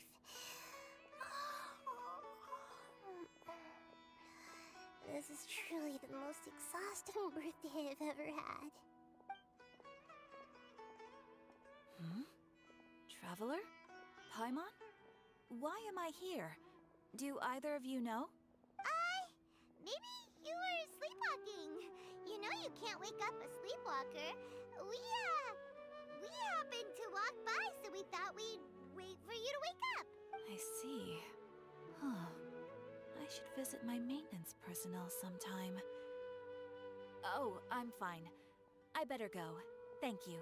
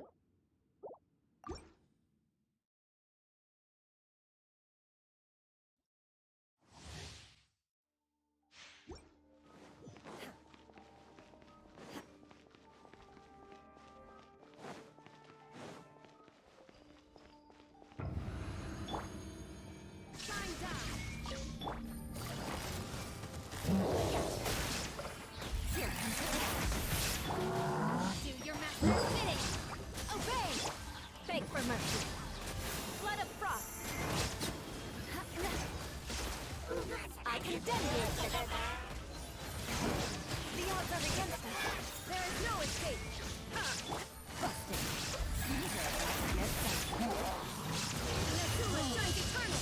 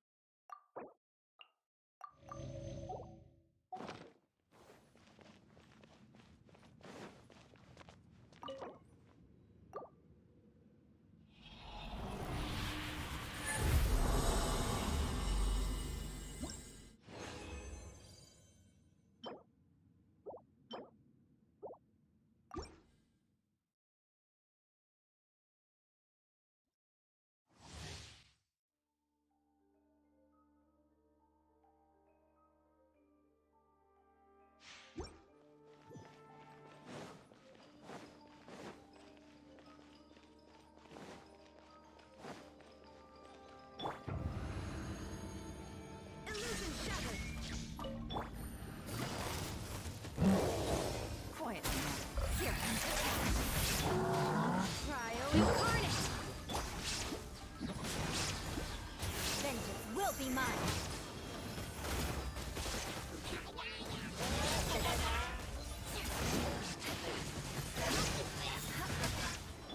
Shine down! Busted! These are about to get done. Unleash!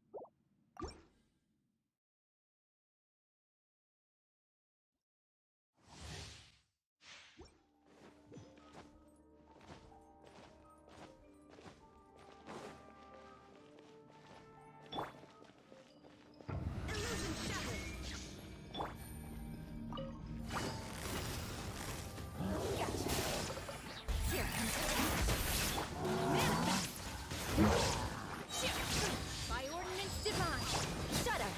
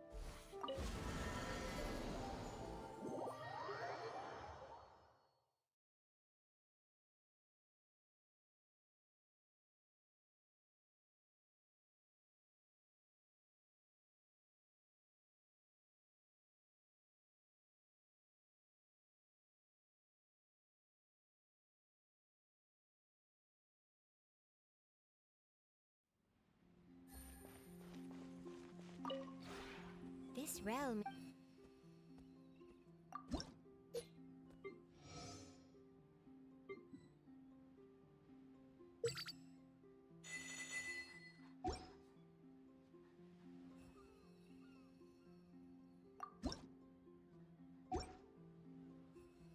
If you ever...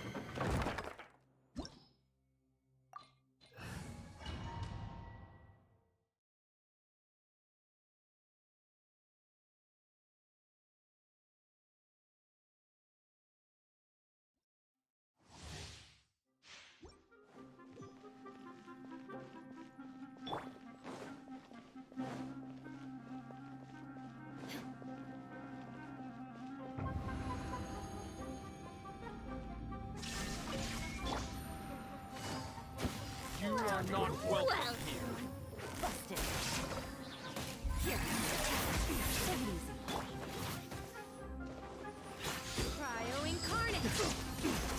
Beg for mercy. Freeze to the core. Is that all you got? Rack and ruin.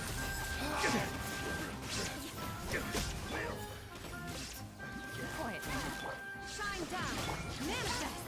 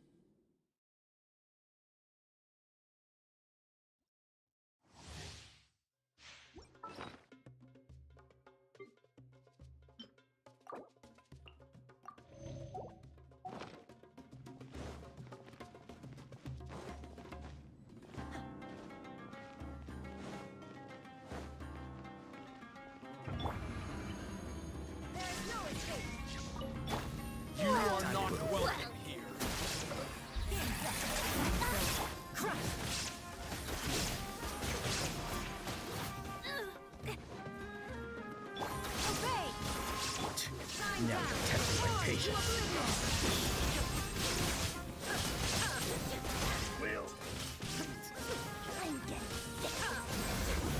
for mercy. Like a white victory. I condemn you.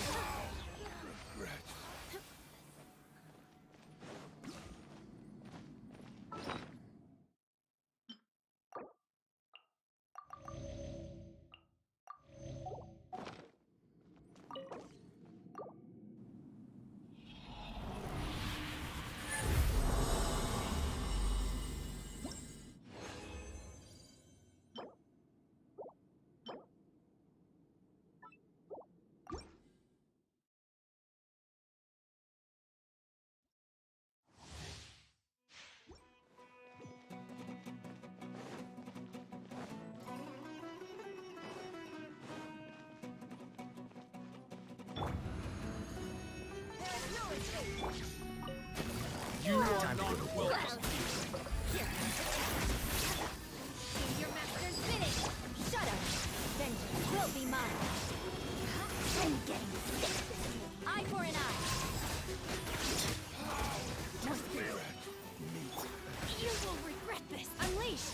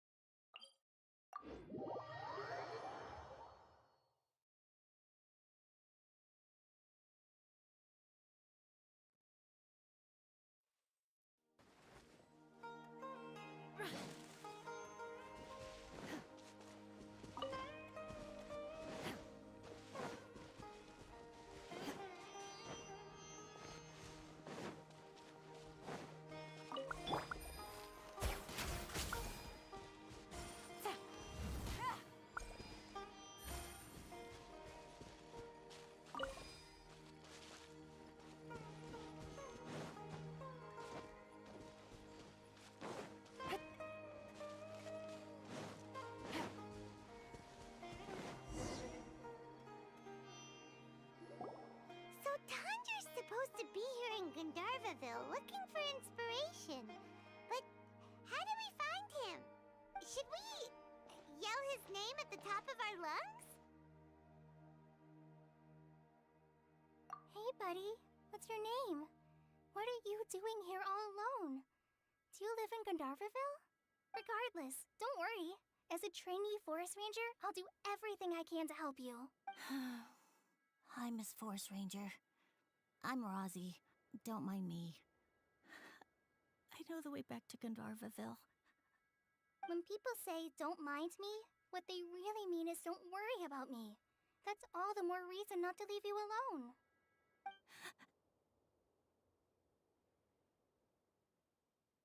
Hey, don't cry. What's wrong? Take your time. You can tell me all about it. Huh. That voice sounds familiar. Paimon's heard it somewhere before.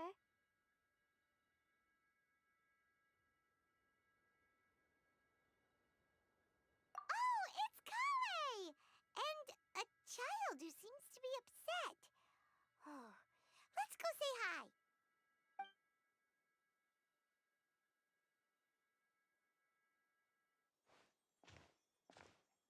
Hi, Kale. Paimon and Traveler. I've been doing... We're here on an... You seem kind... What a well-mannered child. Sans? There is not a lot of sand. Maybe. That's exactly... Here's a trick. Yeah, a trick. Maybe they're real... Of course. Oh. So... Sure. Wow. Kale's so good with kids. Well, helping children who are lost in the rainforest is all part of a forest ranger's duty. So, what was it you wanted help with? You're not lost too, are you?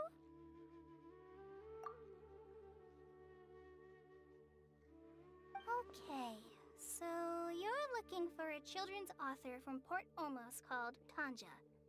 And he's here in Gandharvaville, looking for inspiration. Wait. That's right, Uncle Tanger. So he's in the area? This is amazing. I've always been... Tanja's just an... Even so, he must be more creative than most people. Wait! Your dad? Tanger's your dad? As in you're Tanger's son? Ah, Paimon sees. That guy at Akara Crash told us that Tanger brought his son along with him.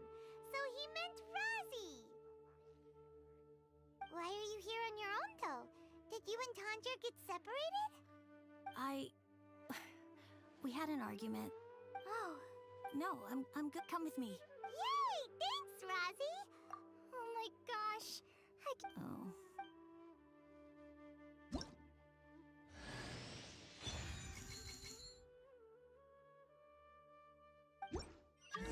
So Tanja headed this way. I know that...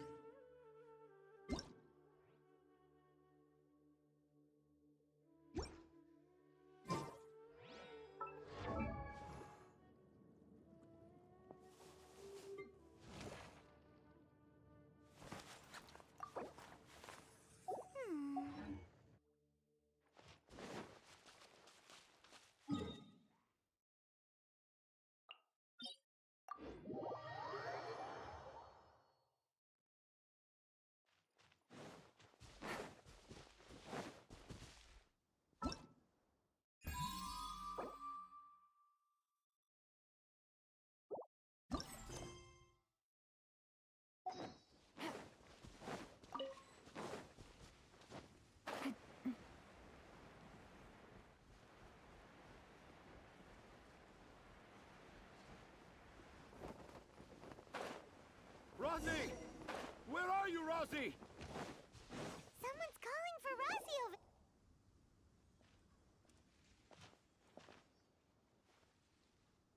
Oh, Rosie! Were you in danger? I'm okay. Thank you. Thank you all. I did... Oh, it's nothing. It's all... Really? I didn't know anyone read my stories apart from young children. Okay, then. Huh? It's... Whoa. Kale looks like she's about to pass out. I'm okay. Are you two story lovers as well? Yes, yes! The moment I saw you, the image of an aura giant and an aura finch traveling together popped into my mind. Oh? Who asked for my help? Seems like Tanja has a slightly... Also, Paimon's not a finch! That's nothing to...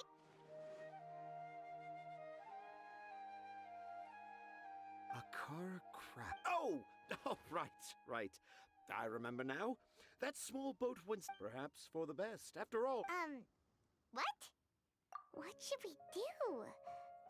Dad's saying he forgot about helping the people at Akara Crafts learn more about Aranara because right now he has something more important. Oh! Wait, no, this isn't the time for all that. Tanja, your help is pretty vital to the toy makers. You gotta do something. But the garden that Tanja, have found evidence of Aranara activity right here in the Avidia Forest, conclusively proving that Aranara not only exists in stories, but in... If I manage to document the first real-life Aranara sighting, meanwhile, I may well be able to leverage this to assume leadership of the academe... I haven't written any papers myself, but I think anyway, The hook's what's important in a story. The great storyteller Tanja never gives his audience the bait right away. Come with me. Wait, not that way. Kale, what's wrong? Nothing, but that way... And I think I'm starting to understand why Razi and Tanja were fighting.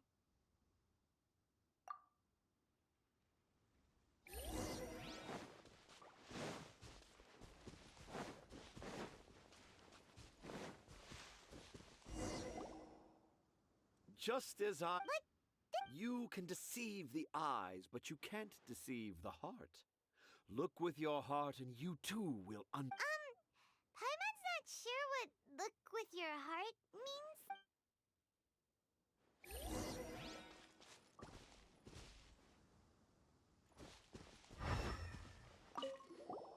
Hey, look!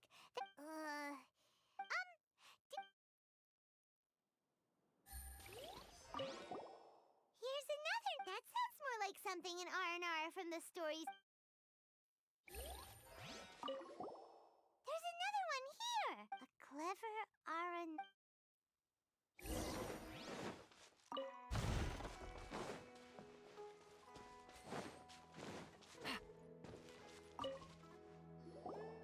How does it feel to bear witness to a groundbreaking discovery? Exciting, isn't it? The crude handwriting may look like a I doubt that I bold an Aranara. Oh. How's that? Nope. Well, many an adventurer knows. How about you, Miss Forest Ranger? Do you... Huh? Me? I don't know. Maybe I do, but... Yeah, I'm fine. It's just that... witnessing Tanja's creative process is a little... Overwhelming. Oh. For now, I've decided to... Don't worry. He seems pretty stubborn. No. I think we should return to Tanja. In R&R... Oh? In that case...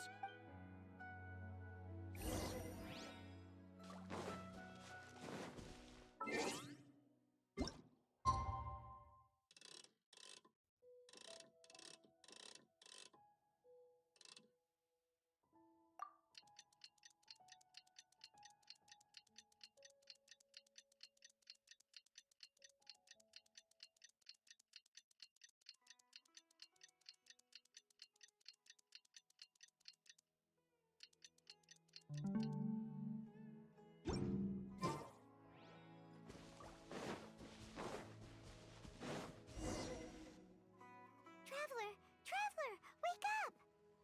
It's not the Aranara, it's Kale. She's... Oh, Paimon's been worried about Kale since last night, even though she kept Anyway... Hey, look! Aren't these Kale's footprints? But why are they headed towards the tree hollow?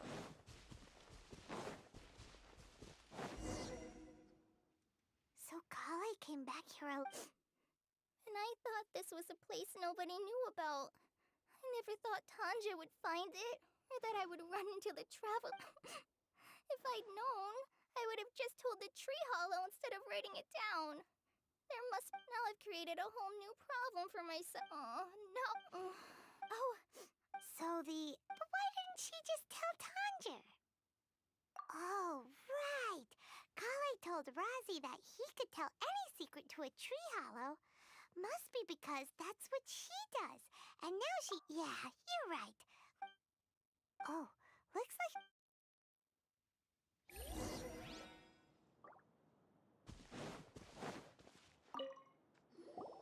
Aha! There's a... Yes! Let's see what it says. Ooh, what could it be? I want to visit Mondstadt during the Ludi Harpat... No, that's impossible. This must be some kind of mistake. Even I would never write that into a fairy tale. So, in other words, the notes can't have been left by an R&R. Yeah. If you ask me, they were probably left by a passing merchant from Mondstadt or something. Definitely not an Aranara. No, I refuse...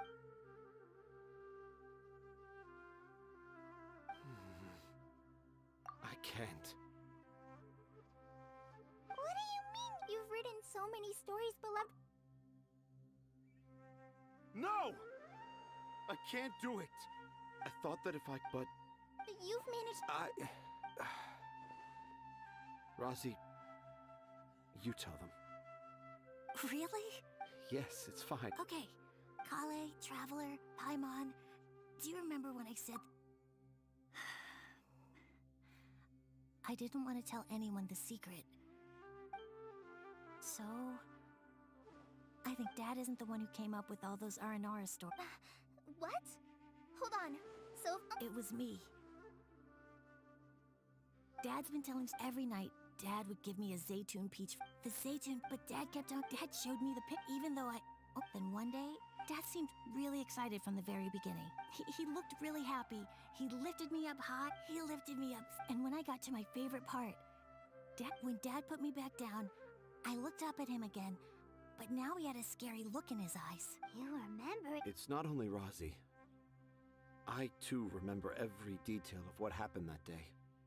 After that, I gradually grew in fame and started making... Finally, we could afford more than just Zaytun peaches for dinner. I thought it... I was really happy at first, but then everyone started calling me Tanja's son instead of Razi. I kinda guessed why, but I also didn't want to believe it. Dad got busier with things that had nothing to do with storytelling. Like that request from... So I made up my mind that this time, I just want to be good old Razi so that Dad will become good old Dad instead of Dad. I prefer my dad how he used to be. That's why I'd... Wait! Time to sum up. All of Uncle Tanger's fairy tales were and because Razi didn't want Tanger to keep living a lie, he refused to help him with the Kara Crafts Committee. Yes. That's why I tried looking for possible evidence of Aranara. I'm sorry, Razi. I'm so... And I owe... Razi's the only one who can... Are we gonna let this happen? You want me to... Well, I did mention what the Aranara look like in my store. Kale, Traveler, and Paimon. I've never really left Sumeru, so I want to visit, and I also wanted... You still want... Yeah, of course. Come on. You're the best dad ever. I want to thank you, Kale. Huh? You told me, even though I didn't have the time to find a tree hollow, telling everyone my secret made me feel... Yeah, I made a lot of I'm sure this experience... Yes. Wait. Did you just say you've been to Mondstadt?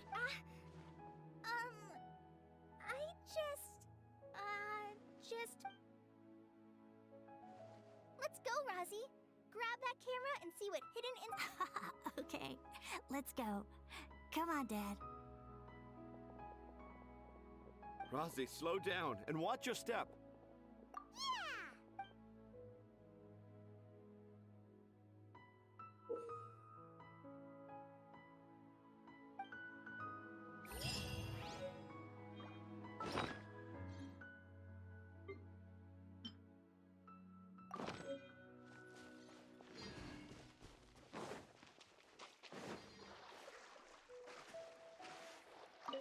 Take it easy.